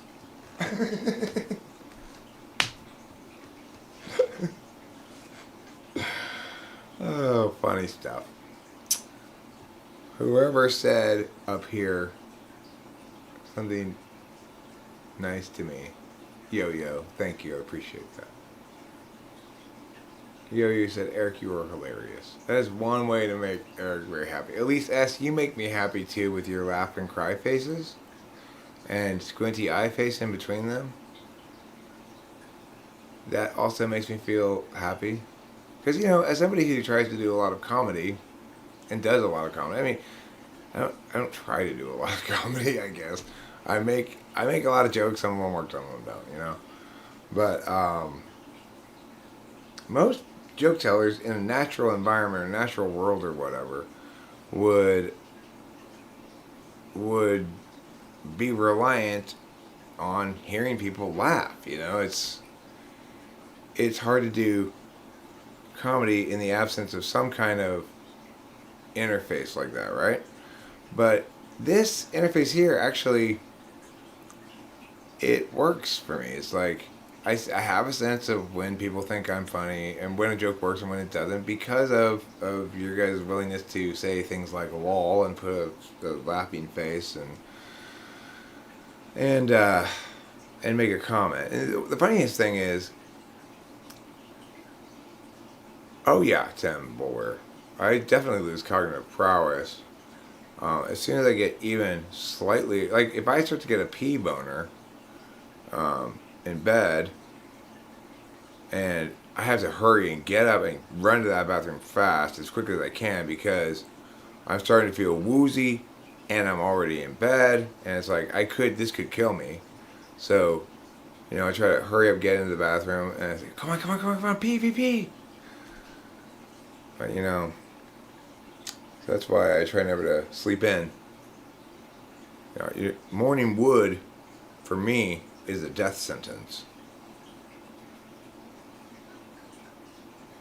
Yeah. The weird thing is, I've got really teeny tiny balls. So it kind of looks funny. It kind of looks like they're not proportional because they're completely not proportional.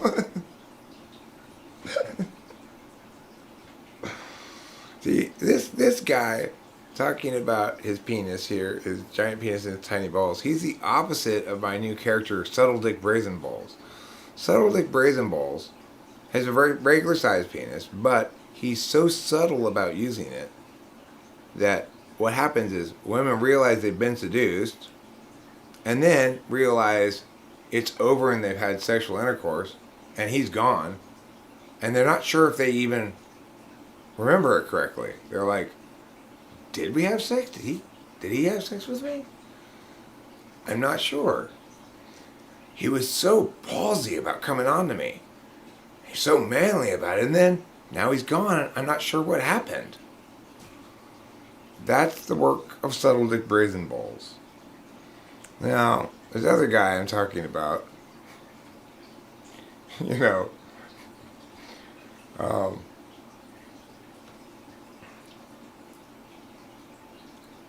I guess you'd say,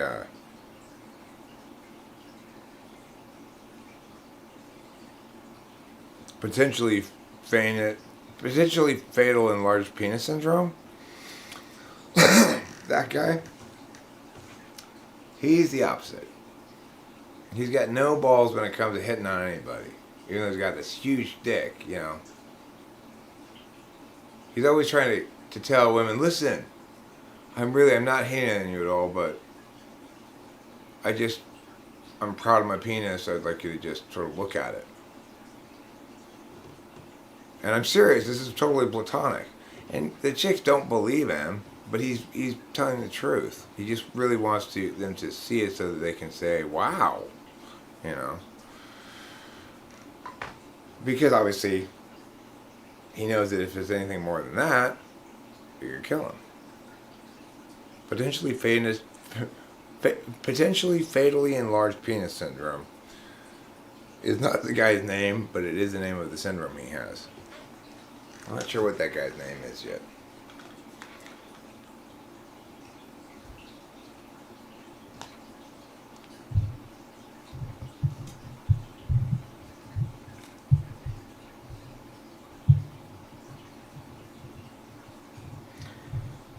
Well, who I'm talking about, well, first of all, I should remind everybody that yesterday I decided on a new entity existing in the universe, and his name is Subtle Dick Brazen Balls. He's the leader of the Norse peoples, and somebody who's really, really brazen and hitting on chicks, but really, really subtle at fucking them. So subtle that they're not sure if they actually had sex or what happened when he's done. That's how sneaky he is. The female equivalent is cavragina. Cavragina monster holes, okay? Cavragina monster holes is the female equivalent. Now, cavragina monster holes has a cavernous vagina and monstrously gaping holes. Namely, her mouth, when it's closed, is like this. That's her mouth closed. That's how gaping her maw is. Her anus lost the capacity to hold poop in at birth because she was born with an anus this big. So what needs to happen here is that potentially fatally enlarged penis syndrome guy, potentially, oh, wait, what do we call it? Did we name him yet? No. Potentially fatally enlarged penis syndrome guy. PF. Paul Francis. His name is Paul Francis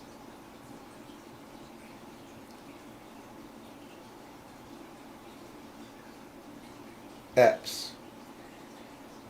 Paul Francis Epps. His friends call him Pep or Peps. Either one is fine. But when the doctor informed his parents when he was born what the name of what was wrong with him was, because even when he was born, you know, his baby penis was much larger than, like, I mean, it was well past John Holmes already, you know. So, and even as a baby, it took a lot of his blood. That's why at first they misdiagnosed him as a vampire and tried to offer their necks to him, the infant, instead of the mother's teat. Understandable mistake. Yeah, her mouth's perpetually clopen.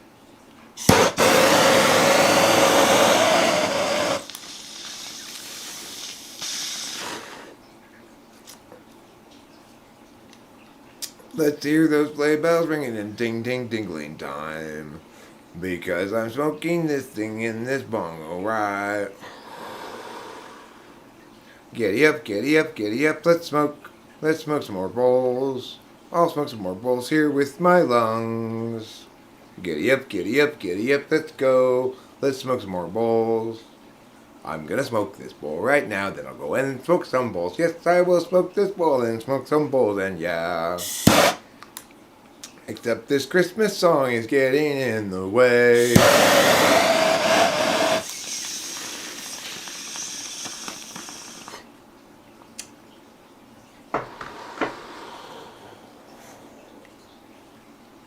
So,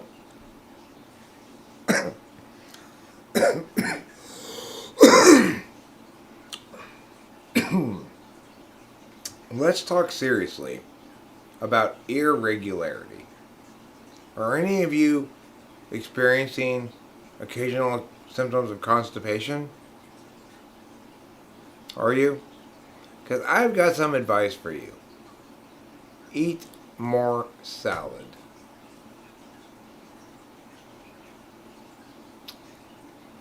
This is the one place where Jordan Peterson and my streets intersect.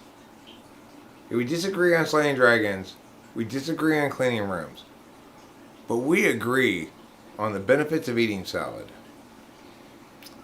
If you eat lettuce, you're basically eating leaves, and leaves aren't very digestible, which means they turn to poop more easily, and poop that's been turned into poop more easily comes out more easily by virtue of the commutative property.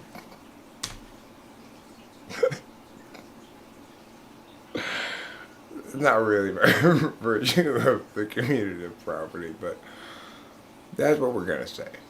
Okay? For some reason, lettuce supposedly eating more fiber supposedly makes you poop more.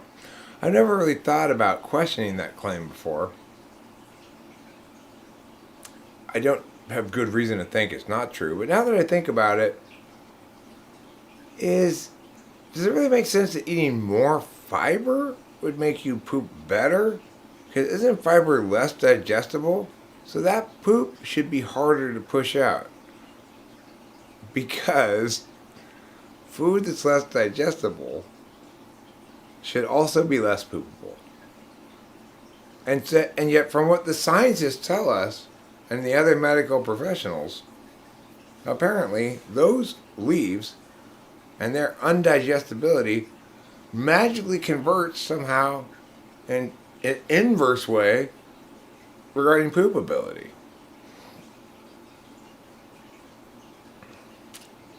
You know what I'm saying? If it causes more poop, it should make it more hard to poop. It's the same as falling. Whenever you've got two of the same thing, one is more. Now that's called shitty weed, Karma's Pimp. Creeper weed is how weed dealers try to sell shitty weed. Creeper weed. Yeah. It's like any effects from marijuana last more than 5 seconds for me in the first place. How can you creep up to 5 seconds, you know?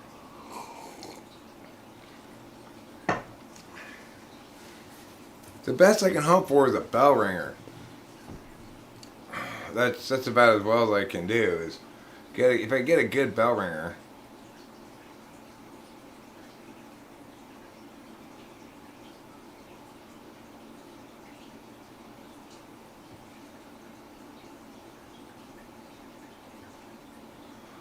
As a person who lives on an apple orchard, and on many occasions had people visit and eat a shit ton of apples, if you do the same, you'll find out the answer. Well, let me tell you something Peter didn't teach you. Apples aren't lettuce. Pretty important point. I'm talking about lettuce, not apples. Apples are food, not leaves.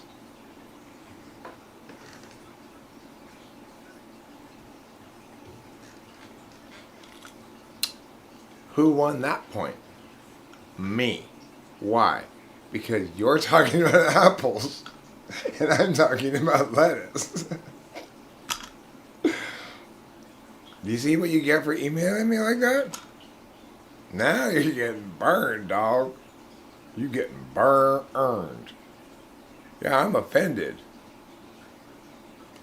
Don't scold me. I don't like being scolded. You can only correct me. You can never scold me.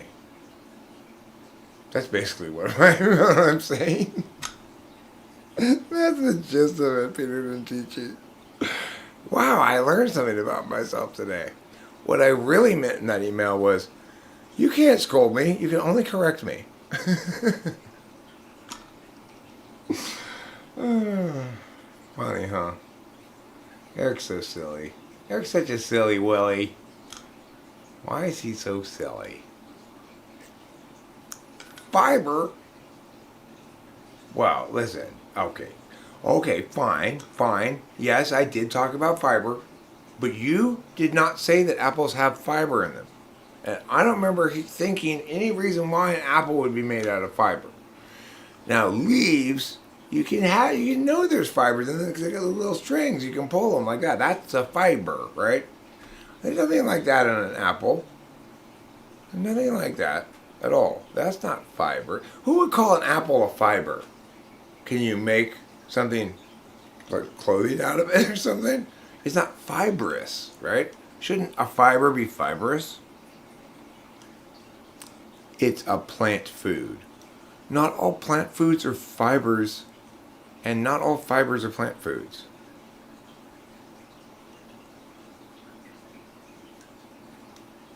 I add O's where there aren't any? Fibrous? I'm pretty sure there's an O in fibrous. But maybe not in fiber. No, there's not an O in fiber. But there's an O in fibrous, I think. Oh. Wait. Oh, you're talking about the joke about your name. I forgot all about it. I so forgot about it. I didn't even know what you were talking about. Wow.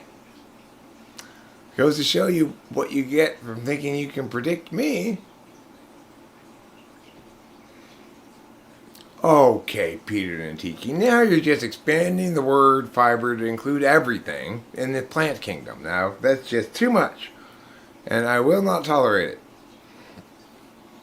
Fibor is a good name for a child. This is my child, Fibor. Fibor? Yeah. My wife wanted to name him Finian, and I wanted to name him Cyborg, and we settled on Fibor. Your wife wanted to name him Finian? Yes. Is it a family name? No. Okay. You wanted to name him Cyborg? Yes. Why? Because I wish we had a cyborg instead of a child. That's a good reason. That is a good reason as far as reasons go, I guess. Fruit are fatty leaves. So what you're really saying is that apple meat is leaf fat? I'm skeptical. How would you even be able to tell if it's leaf fat or, say, branch fat, maybe? Or root fat? Or even dirt fat? You can't tell the difference. You can't even tell the difference between dirt fat and leaf fat. What kind of botanist are you? Boy. Tim Boulware came in here proclaiming his botany expertise, but he cannot even tell the difference between leaf fat and dirt fat. No. Apple meat is a mix of different kinds of fats, true, but neither of them are leaf or dirt fat. It's mostly whale blubber. Like all good things that humans manufacture, it's mostly made of whale blubber.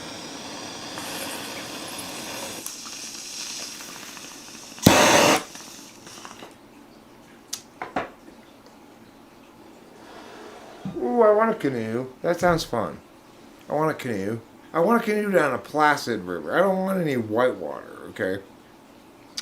And I think many of you could probably guess why I don't want the white water part.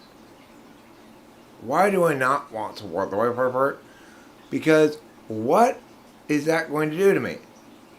It's going to jostle me. And I do not like being jostled.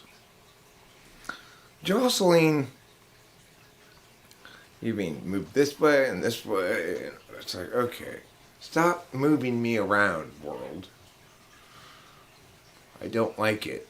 I feel like a piñata being pulled up and down by the parent, not yet struck by a stick, but anticipating it any moment. Crawfish Canyon! Oh my gosh! We have a crawfish. Did you catch them and eat them? Now that I have a crawfish, I still wouldn't have any problem eating crawfish. Oh, crayfish. Same thing. The things are the same. Crawfish, crayfish, mud bugs, same thing. There are different kinds of them. I mean, like, the one we have in our fish tank is blue and comes from, like, Malaysia or something. Whereas the ones we eat are from the Gulf of Mexico, usually. Like, I mean, I remember as a 14-year-old kid visiting my relatives in Louisiana, going to Baton Rouge, and having a crawfish boil.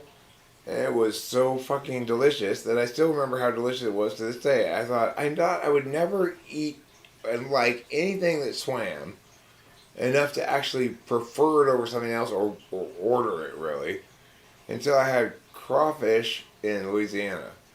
I loved them so much. I was like, oh my god, I can eat these things fucking all day long. These are delicious. And they are. They are delicious, but you can't get them anywhere but Louisiana, basically.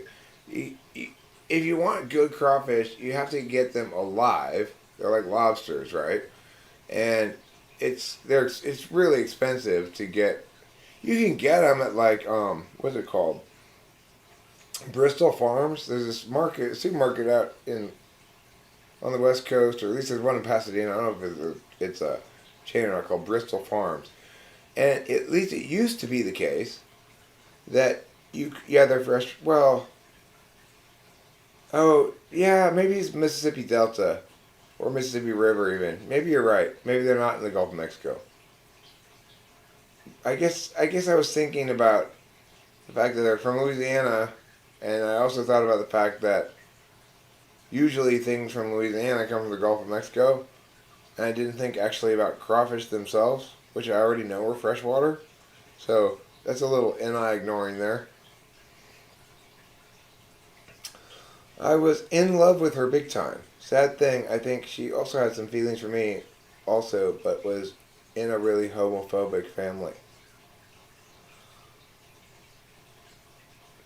A really homophobic family. They don't want to hear that you are gay. A really homophobic family. And if you tell them that, they'll make you go away. Clawless lobsters come from the Gulf, right? Well, crayfish aren't clawless, but I don't know. I've never heard of clawless lobsters before, and I don't know anything about that. Pro-hetero. That's not a thing. You can't be pro-hetero. You can only be anti-homo. Because, look, the only thing you can really be is whatever you are. Having a position on it as though we're a normative thing is just being silly. It's obviously not a normative thing. God doesn't care. If God cared, I'd care, believe me. I know which things God actually cares about and which ones he doesn't care about and why. So, well, I mean, I can't claim to always know why. I can't explain exactly God's thinking or whatever, but I know that things that, God so loved the world that he made it possible to be correct with language. And how did he do this? Well, maybe what happened is he he let things go totally to shit, discursively, until it was such garbage, he made the Tower of Babel, which caused all the different languages to happen. Okay? Now, that was a temporary solution. He correctly had reasoned. This is my analysis of why it's so logical the way God did things. It's not me understanding God in some way that exempts me from his ineffability, okay? So, I'm not claiming that I'm exempt from being unable to understand God in full, just like everybody else, okay? I can see that absolutely right up front. But what I am saying is this. You can ask me, and I will be correct when I state God's positions on things, okay? Because God is good and just and fine and true, and has so loved the world that he made it such that it's possible with language to be correct. Isn't that amazing? Isn't that beautiful? And what I suspect is, now, last time this shit went down, right? He made the Tower of Babel. This time, he's going to make Eric blow up. In the good colloquial sense, not in the explosion sense. Like, yeah. And everyone's going to listen to Eric. And then, the world will become a utopia. Because of the powerful truths they speak, that will change people's paradigms such that everybody speaks differently about everything, and we all live happily ever after. Because after all, at the end of the day, the only thing that matters is how we talk. Isn't that convenient for me? So convenient. Oh my God. Phew, I got lucky. It could have been inconvenient. Truth, but fortunately this one's very convenient for me. I'll tell you one that's not convenient for me, just so you see I'm not exempt. God doesn't want me to wash off the deck. Don't live like the world anymore. That's an inconvenient truth. I shouldn't wash off the deck. Okay, yeah, I know, yeah. We've had a great year as far as rain. Like, booming, like not exactly record setting, but very, very solid, you know? And as far as, but it's a very large amount of early rain. But if it doesn't rain again for the rest of the season, it'll just be not a great year, you know? We need to have a couple more big storms for us to really feel like, wow, we got a lot of water to play around with. And I know that God just doesn't want me to wash the deck off. But there's peacock poop on the deck, God. I don't want to figure out another way to deal with it. I know you don't want me to whine. Okay, I'll stop whining. Stop whining. Yeah, I know.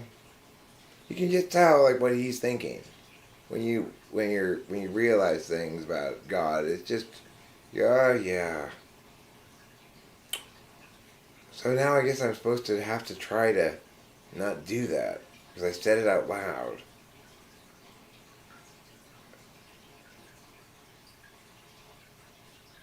Oh, Peter didn't teach you. If you have lived in California as long as I've lived in California, you know this problem and everybody being fussy about it persists always for decades. Okay? There's never been a time in the last multiple decades when people weren't thinking, even if we have enough water now, we'll need more soon enough. It's true. You're underestimating the persistence of the drought PTSD of all people of California suffer from. And when people do that, they cause me to lose the ability to speak normally, as you just did. As you just witnessed, you know. And I don't like that. So stop making me catch can't talk right disease. Oh, drag, oh, drag, oh, drag, oh, drag, oh, drag, oh, drag, oh, drag, oh, drag, oh, drag, oh, drag. Eric, assuming none or very few people have 3 balls, but losing a ball is not too rare, then can we safely affirm that the global ball average among men is less than 2?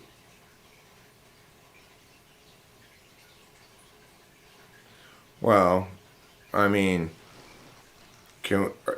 have we eliminated 4 and above? If like one man had 1 trillion balls, then the average could be well above 2. 100 trillion balls, you know, a Googleplex of balls.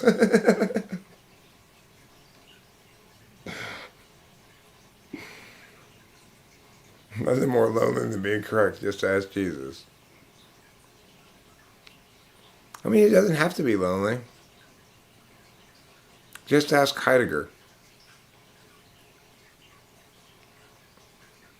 He wrote some of the most interesting things that he wrote were, you know, can only very, very loosely be called philosophy, right? But he still manages to be so much more right than almost any philosopher. And one of the things he wrote about that I really appreciated reading because I found it informative was about success and inclusiveness and exclusiveness. Now, note that I'm not doing a very good job of exemplifying for us all this, yeah, I'm going to say I should be meowing, right? But nevertheless, I found it correct. He said that basically, if you're successful, and people feel as though they're included in some way in that success, then they will love you. And if they feel excluded in some way, or excluded or not included even in that success, then they will hate you. I thought, wow, that's really true. And kind of like super insightful. He's my favorite. If anybody were going to ask me about a favorite, I've read very little of his shit, but everything I've read of his is fantastic.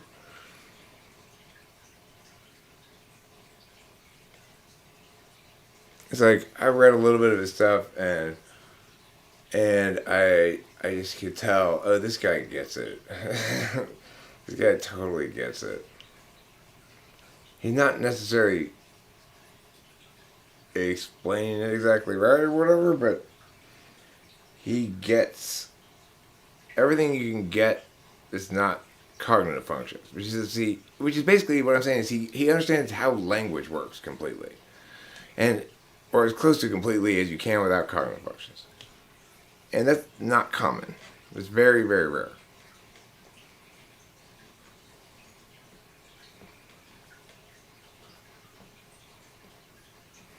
Definition, theorem, proof style. Well, not really. I mean, the thing is, everything breaks down to something like that, no matter what you try to do.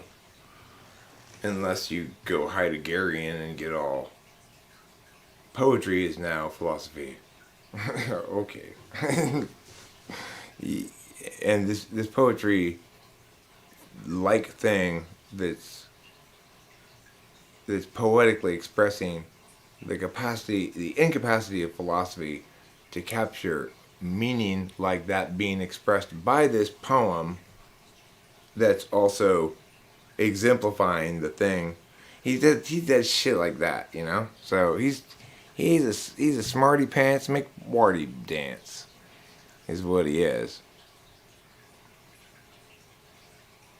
Smarty pants McWarty dance. That'd be a good shirt to have if you wanted to identify yourself as somebody to really respect and admire. Get a t-shirt that says, "I'm a smarty pants McWarty pants." Just to make sure you spell wart carefully, because if you just spell it W-A-R-T, it might be thought it'd be pronounced wart.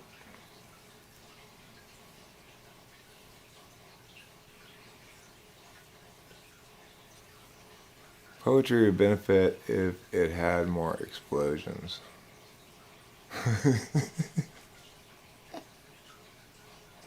That's funny. That's a good joke. That made me laugh. Unfortunately, I am very tardy in Encountering Jack. Tardy is a funny word. Like, for schools, do they still give people tardies? Because surely the kids must go, "Oh, you got a tardy." I guess you know what that means. What? You got an award for being a big tart. You know, like the Oscars, Glammys, tardies.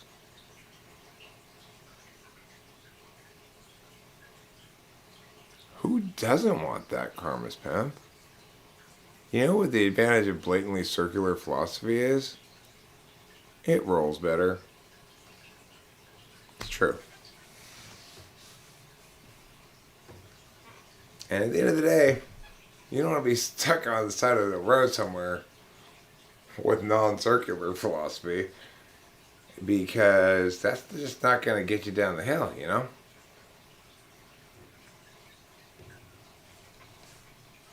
So it's really one of those classic arguments between the pragmatists and the some other fucking school of philosophy. Oh my god, those kind of topics are funny. I mean, that kind of talk is funny, like philosophy-ish talk or whatever. It's so fancy pants. It's like when I started with sort of encountering a debate, I only really thought of it as something that you could use argumentationally. It wasn't until later that it sort of grew as a realization that no, it ends up grabbing you way deeper than that, actually. It's like, it's not a way to argue, it's a way of life. It's weird, but it is the case. It's when you think about trying to understand everything all the time and explain things all the time.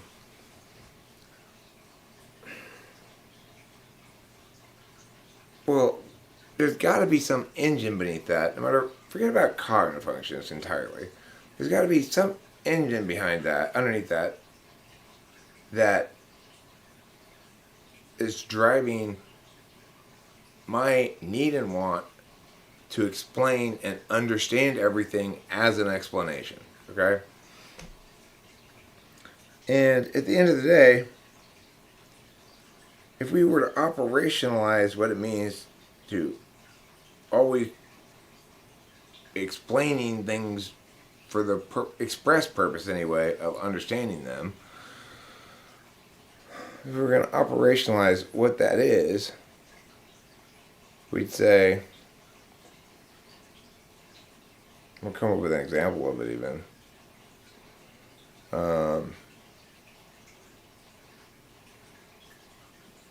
We'd lose our train of thought because instead what would be go into our head instead would be value size, and then the realization that you can't really read those two words under value size, and then realizing you can, and that it says the original. And that's the sort of trouble you potentially run into when you have the strategy to keep your train of thought, to look down, because it might be the case that a wandering eye might run afoul of this, and naturally be drawn to the value of its size and its originality. Okay, and that's going to derail any other discussion because it's pressing and it's important to know what size something is and whether or not it's the first of its kind or some other incarnation of such. So, I'm glad it has those important messages for me. Look, it's snowing behind me. My gosh, that's so beautiful. It's so beautiful. You can see the blizzard out the window behind Eric. Brrr. It's cold. Ooh, the snow is falling all over me. Or, sure is nice to be cozy inside with the snow blowing out there, falling down, wintry fresh. Ooh, it's great to be indoors. It is cold out there.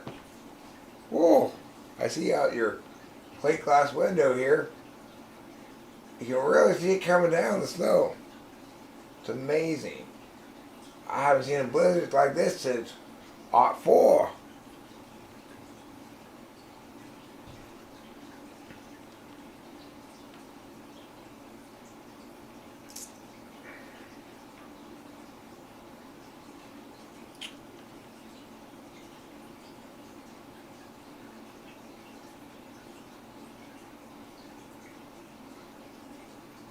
Peter and TG.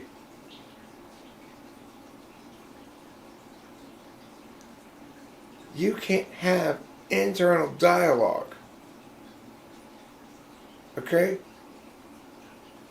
You can't. You can only have internal monologue. The difference between inside your mind and this live stream is you and I are both here, but only you are there. So this is a dialogue. That thing you're talking about is a monologue.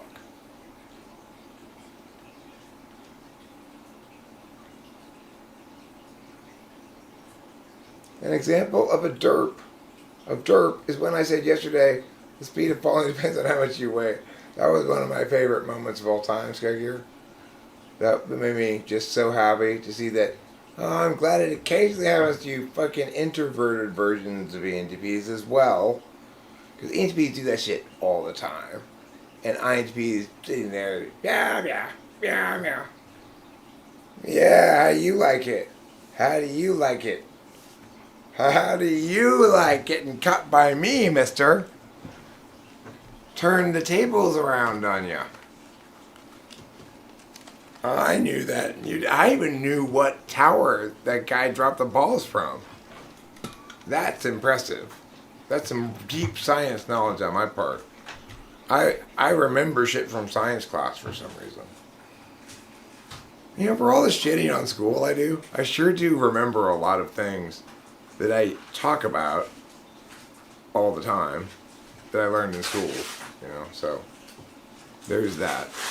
I look really demonically weird right now.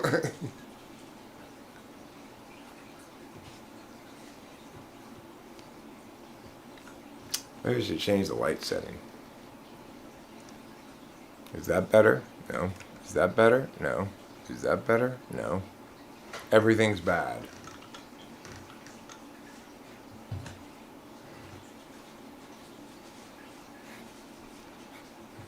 Sentences you don't want to hear at the doctor's office.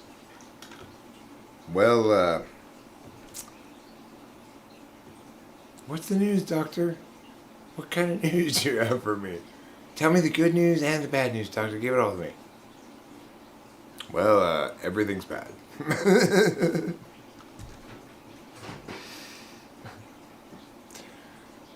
Pretty much everything's wrong with you. You've got, as far as I can tell, every disease in the book. From scurvy to mumps to dropsy to whooping cough, you've got them all. Wow, that's a lot of diseases.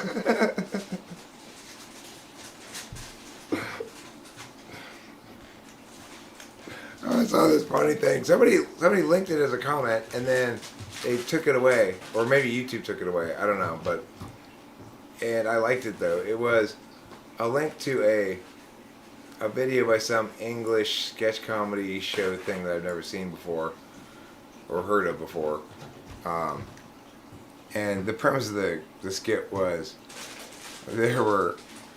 there's a guy opening a watermelon in his kitchen, and he says, "Honey," and he looks at the half of the watermelon. "Come look, our years of faith and hope have been confirmed." And then I go and look at it, and inside the fruit it says, in watermelon seeds, "There is no God." Very clearly, like written very clearly. And then they cut to this scene where, here's your shoe, Rachel. Oh, thanks. They cut to this scene where there's a line of people outside the house to look at the fruit that's revealed this, you know. And there's a Christian coming out of the house, and he's crushed. He's like, "Oh, you know, I've got to be an atheist now because, I mean, I've got my tomato and it does. I thought it says JC," and then the reporter's like, "But you know, there's a B there, isn't there?" and he explains that because the watermelon's better than his tomato, he's gonna go with the watermelon. And then there's a priest, like, person who comes up, and the reporter goes to interview him, and he makes all the arguments that atheists make about, like, God fruit and stuff, you know. Well, obviously there's a lot of random phenomena in the universe. This is simply random noise and data that people are ascribing their own meaning to.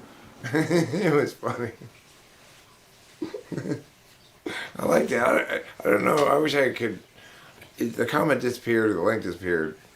But whoever put that link to that thing, I enjoyed it. Thank you for putting it. I don't usually click. I usually click the links, actually, but I'm not usually happy that I clicked them. I'm not usually unhappy either. That was Rachel. She's just coming in to get some foodstuffs. Beverage stuffs. Beverage rude stuffs. I don't know, something to eat or drink.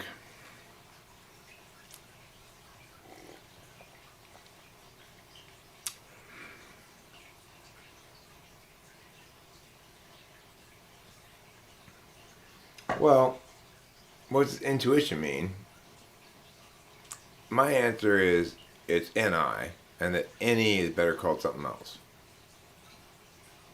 Just like smart is TI, and TE is better called something else.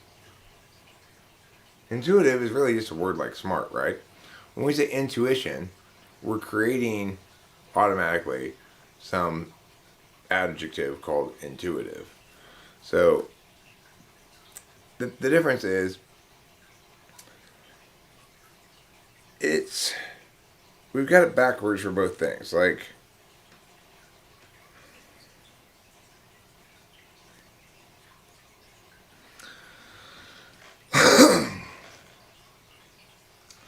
people think, when people think of somebody who's very intuitive, they're thinking about somebody who's they're thinking about some form of intuitiveness that is on display.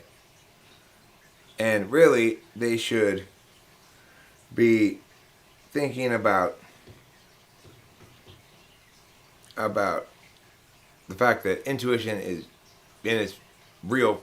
And what we really usually mean by intuition isn't said out loud. We get to see it in books and movies and stuff because they're always making it appropriate for a narrative, which is to say visible to the reader or viewer by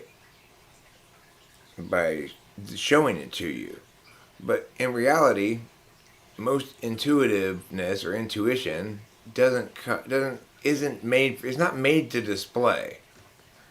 It's made to know. And so, whereas expert intuition is made to display. So I think there's a big mistake between it is true that somebody like me has a very good relationship with the parts of NI that I need to have a good relationship with to display a lot of ideation, which is to say just basically to ideate a lot. But that doesn't mean I'm more intuitive than an NI-DOM in any way, and it doesn't mean that it's correct to say that my intuition is better. No, because of course intuition, like smartness, can't be better or worse. It could be more or less. More intuition involves less display, and necessarily does that. So there's always a relationship between the willingness to throw random shit out there and throw shit against the wall and see what sticks, and the willingness and the ability to coalesce things down to a clear, singular thing. The relationship with that will always be not mutually reinforcing. Some form of not mutually reinforcing. So what I mean by that is, in order to do one of those things, you're going to have to sacrifice some of the part of the other thing that is potentially conceivable. Okay? The thing is, we tend to, and this is partially because I say it a lot, and I have said it a lot in the past, and I'm kind of regretful of saying that, which is that in the first slot, we're the masters of all of that function and stuff like that. That's kind of wrong, I'm thinking, in the sense that, like, extroverted intuition is a subject function. And there are forms of extroverted intuition that you might call forms of extroverted intuition that somebody else might do better than me. So it turns out, for example, that my dad, with his extroverted intuition in the third slot, is much better about ideating about reality than I am. So it's like, I'm not thinking very much about what could go wrong. So I don't spend much energy ideating about that.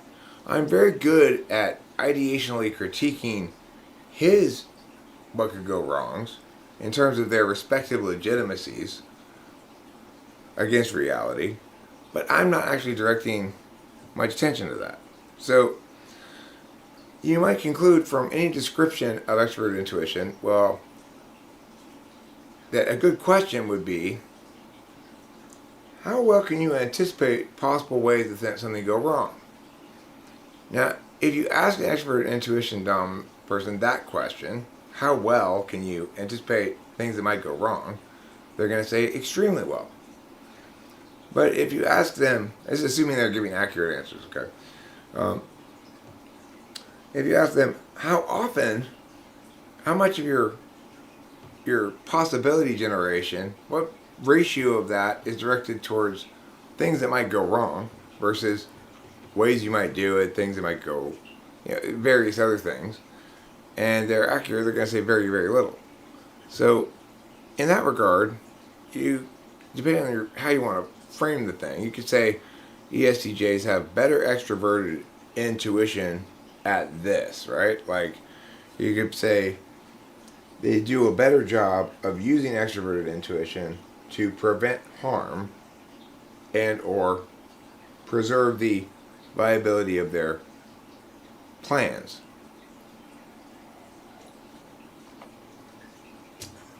Now, but the point I would make would be, in some instance like that, would be, it would still be the case, though, that if the two people were tested against each other, and the and said, okay, write a report about the ways the project here's a project we have planned of some sort.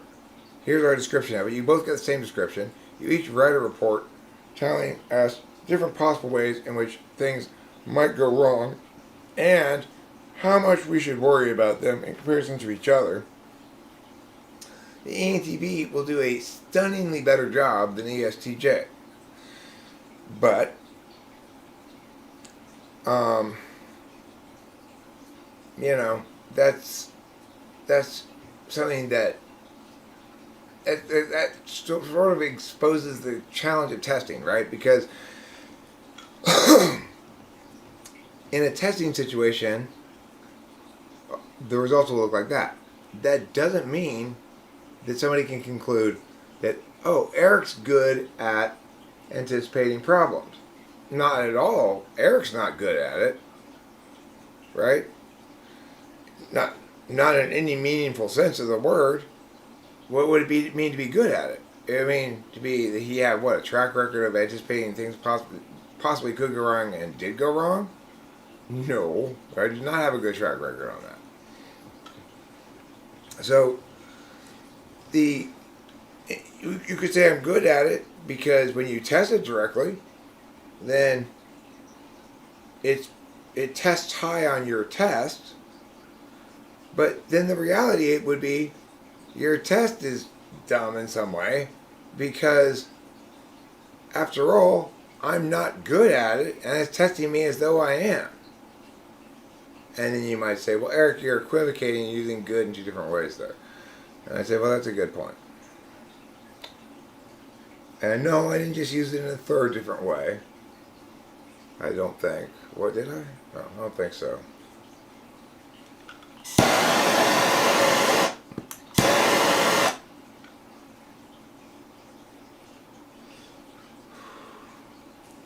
Hey.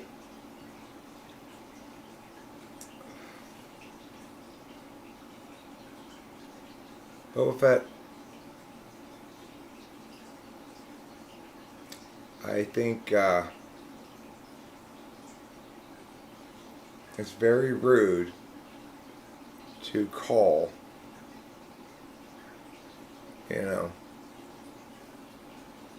tight woman's areas stubborn aunts.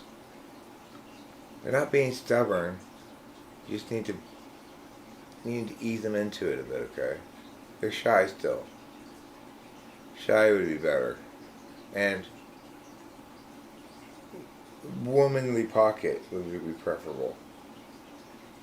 The shyness of a woman's pocket.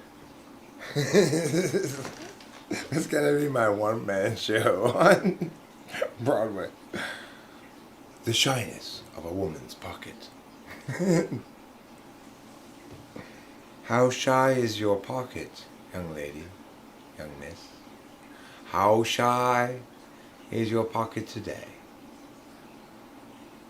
Will Grandma tell me the shyness she feels when she seeks the status of pockety ways? And how about mother and sister and not brother, for he's no pocket at all, except for the one that's behind his behind. And that's not for putting up fun. You saw a Subaru ad. That's my favorite. Watching this, is a Subaru ad? That's cool. It's funny. I never think about anybody actually watching the ads. Or having to watch them or see them, because I don't have them, but the thing is, it's weird to be able to concretize me clicking that thing, like, oh, because I clicked that thing, you have to watch that ad. Well, sorry. Shit. Makes me feel like, wow, you don't care about other people's experience that much, Eric. I was like, hey, you're supposed to make money on YouTube, right? But it's not like it really pays you much. It just pays you a little sprigget's worth of money. like a couple $100. Yeah, you kind of get used to that couple $100 coming in. And it's kind of like, that's good that came in because things were getting tight, So there is that, but it's certainly not a job.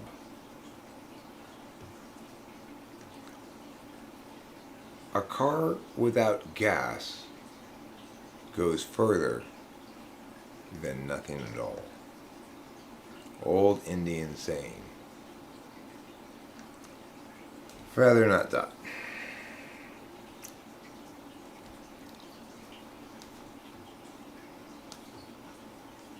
I think we could just abbreviate that to F and D or D and F.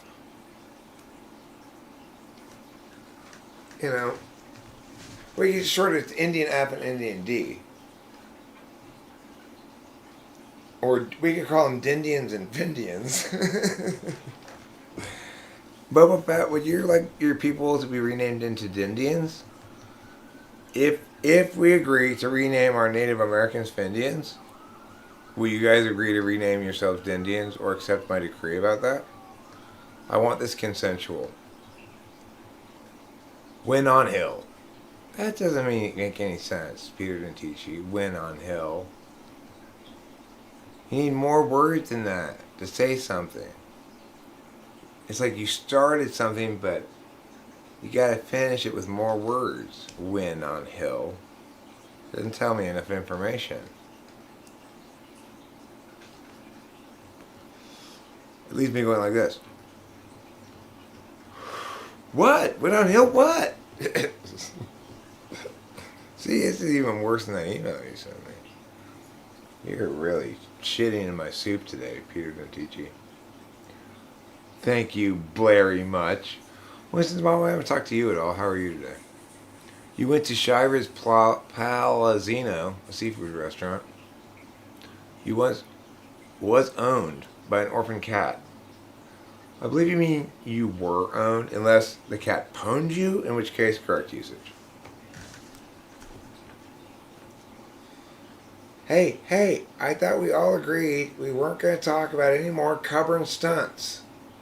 Okay? If you're going to talk about covering stunts, you need to talk about covering stunts.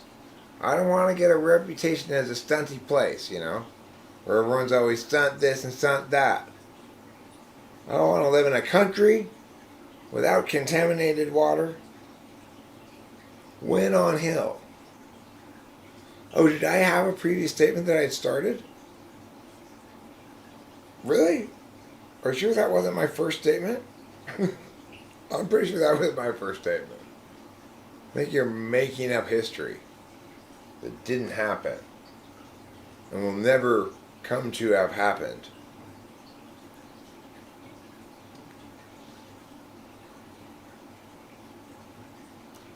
The Bible doesn't specifically condemn astrology, but it does suggest using condoms with astrology. You okay, sweetie? Yeah. I apologize for having difficulties because of this problem at all. I'm sorry I wasn't nicer earlier. Oh, it's okay. I think How it's are you frustrating. feeling? How am I what? How are you feeling besides the hands and feet? I feel better. Yeah, I feel a lot better. Okay. Yeah. And any change at all in the hands and feet or still the same? I have to take my medicine. Okay, yeah, take your Yeah. medicine, yeah. Let me see the roast. I'll go up there.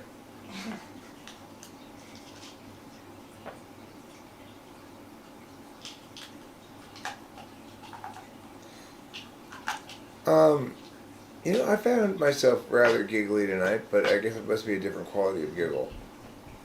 There's probably one more visit with him, but I'm not in any particular hurry. Right now I'm busy negotiating the treaty between the Dindians and the Indians. I still feel very silly. It's like, yes, Dimitri makes me silly. I still feel very silly. And I feel that I'm having all these FI problems because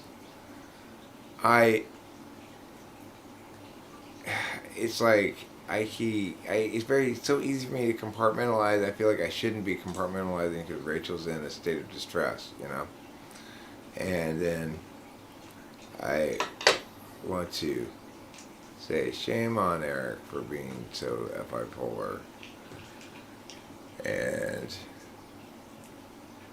then I think, but Rachel also, if I actually, to the extent that I feel bad, she's gonna feel bad because she doesn't want me to suffer alongside of her for company or something.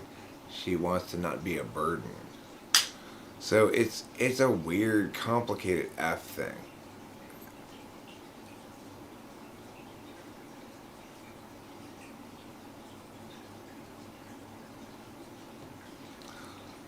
No, because a car without gas goes nowhere and nothing doesn't go at all. And that means a car without gas goes further.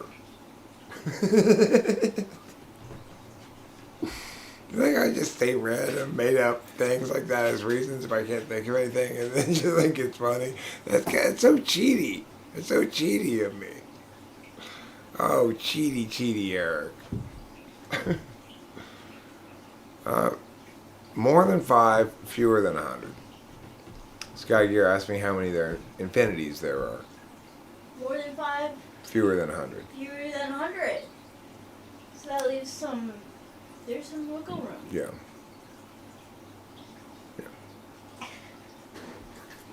I'll probably figure out the exact answer soon, Sky Gear. I just started thinking about it about 5 seconds ago, so. Takes me a little while to figure out complicated questions sometimes, but remember, everything has a simple answer. No matter how complicated the question, it's always a simple answer. It's always a simple answer.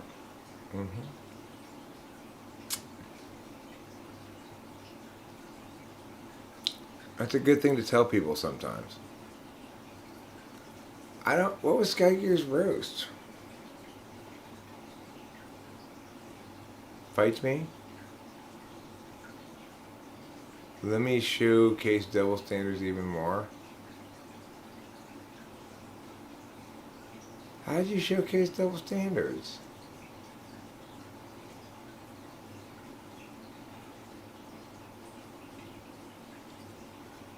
Oh, I didn't see any of that shit. You think that was a burn? What I just did was disprove your thesis entirely. I scolded Skybear about it without seeing any of that stuff. No, there's not. No, there's not, Jack. There's not. There's not infinities. I just thought of making some more coffee. I picked up my cup and realized it was full. Type me based on that, bitch.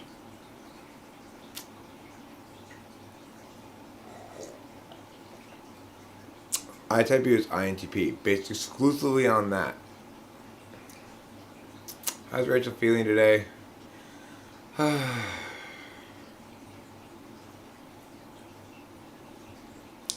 car without gas can take you as big and far away as your imagination will let you go in.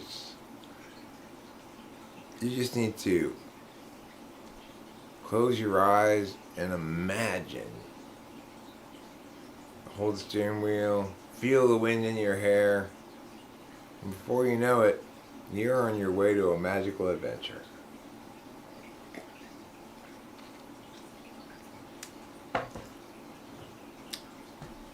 No, you could have multiple really weak people, Jack. Okay?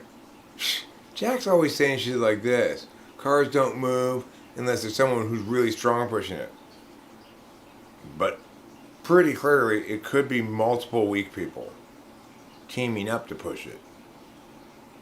And you didn't consider that, so that's why you're getting this scolding. Okay, let me check in on the Dindians and the Fendians again. How are you guys doing over there? Oh, we're doing fine. How? Me drink firewater. You smoke peace pipe. It sounds like they're doing fine. They're getting together. They're talking it out.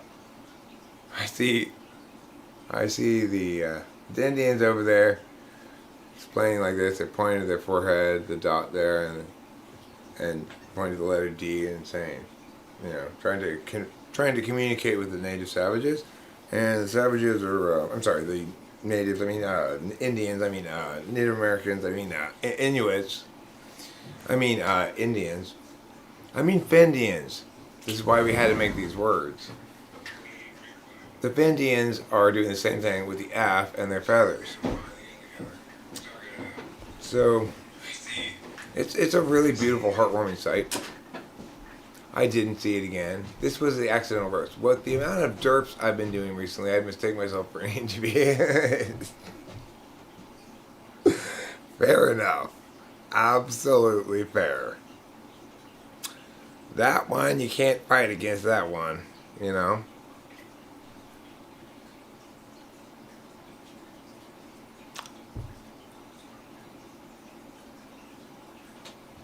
Yeah. Exactly, Peter Dentici. Peter Dentici earlier asked me a complicated question. But, like I said, every question has a simple answer. And the answer I gave him was the always okay answer. Well, God doesn't want that. Because that's all I could think of. I didn't have any other answer to his question. You know, it was hard. It was a hard question. There are questions sometimes that are too hard for me to answer. And that was one of them. So that was the only answer I could come up with. If you typed my personality type based exclusively on that exchange, you would type me any polar. I read the question, I sat in silence, and I eventually just said, God doesn't like that. That's a hard question. So, and of course, the phrasing of the thing is what makes it such a hard question. It's very carefully phrased to balance the two sides of it.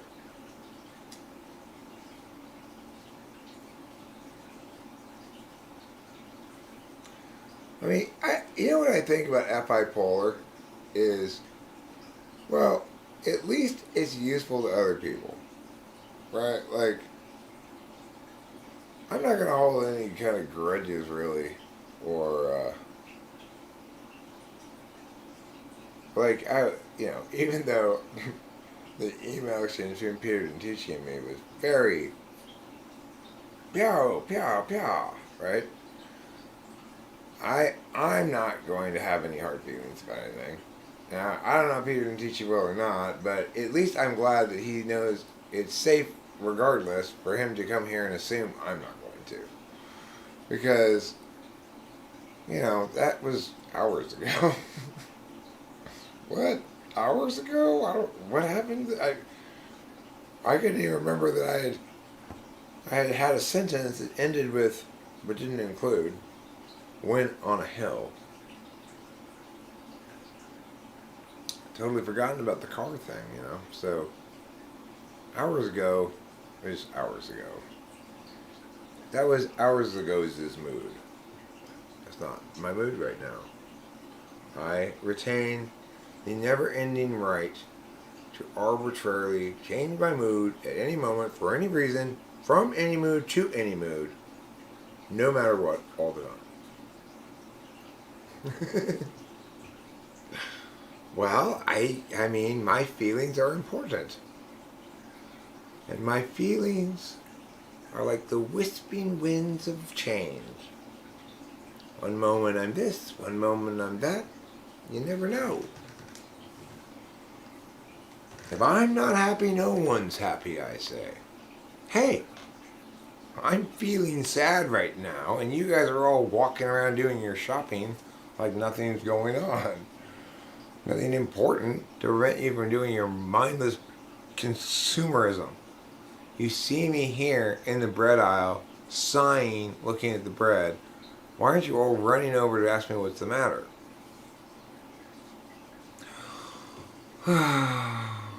Roman meal.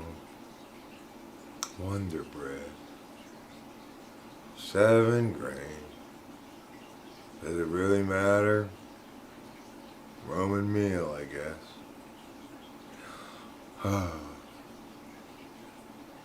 can't believe nobody's coming over here to ask me what's wrong.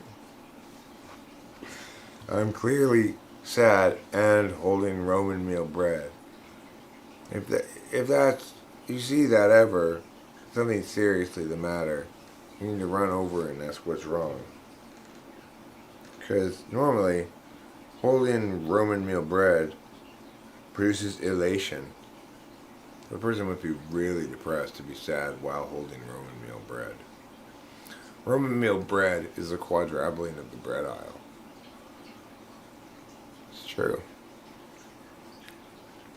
If you don't have Roman meal bread where you live, you need to go move to a country that's got the right kind of bread. Like America. My favorite country.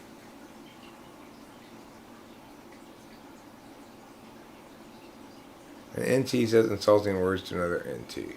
The other NT. That's just fancy talk.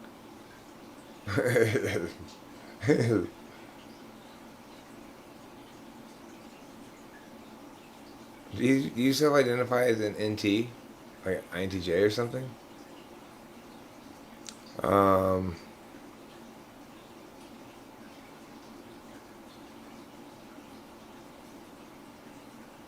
don't know. I don't usually think of you as one, but you might be.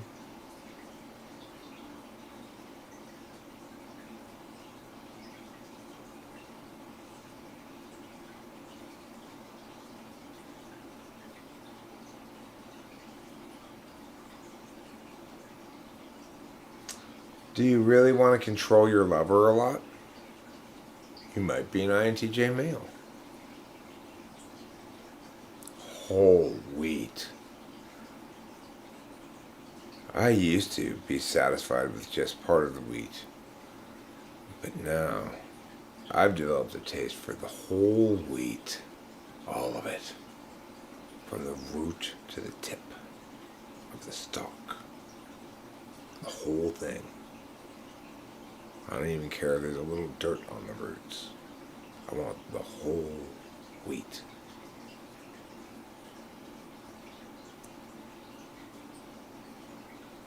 Well, yeah, I was speculating. I said, there's sort of like SI insistence that I should have remembered him telling me about something from before. It seems like projecting his own 6th slot insecurity. But I mean, it's just speculation. I mean, not like I presented it as fact, I presented it as speculation. So, there you have it. If somebody doesn't like me speculating something, then maybe they shouldn't come to a place where sometimes somebody's speculative, namely me. God, I'm just sick and tired of using any word with spec in it now. I'm not going to say spectacles. I'm not going to say specca, which is Italian for fishmonger.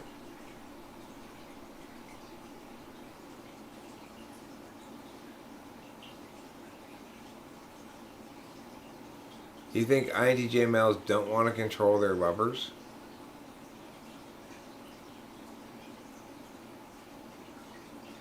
Oh, you probably don't see that as control. I'm thinking. You don't think frame ownership is control. That's why.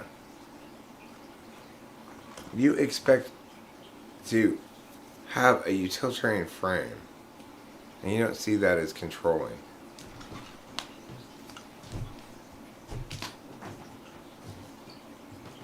It's your operational value. If your TE tool, you don't see TE as controlling, you see it as helpful.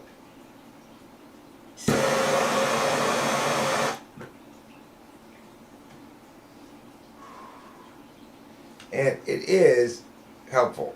But what's controlling about it is that it pushes the other person into a role where they're being helped by you as you want them to be helped by you, and they're supposed to fill that role. That's what makes it controlling.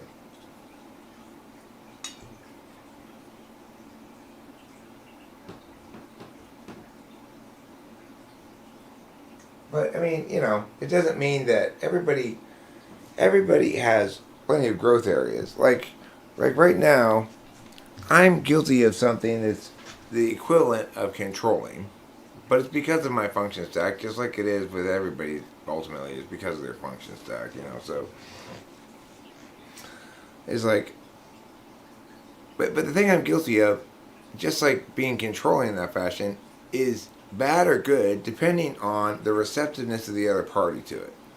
So I'm doing something. There should be a negative word for what I'm doing right now, which is compartmentalizing successfully, such that I keep forgetting about Rachel's condition. That then when I remember about her, see her trip or something because her feet and hands don't work properly, I have this like burst of like, oh God, like this is bad. I should be in distress because Rachel might be in distress or something, And like I said before, it's complicated.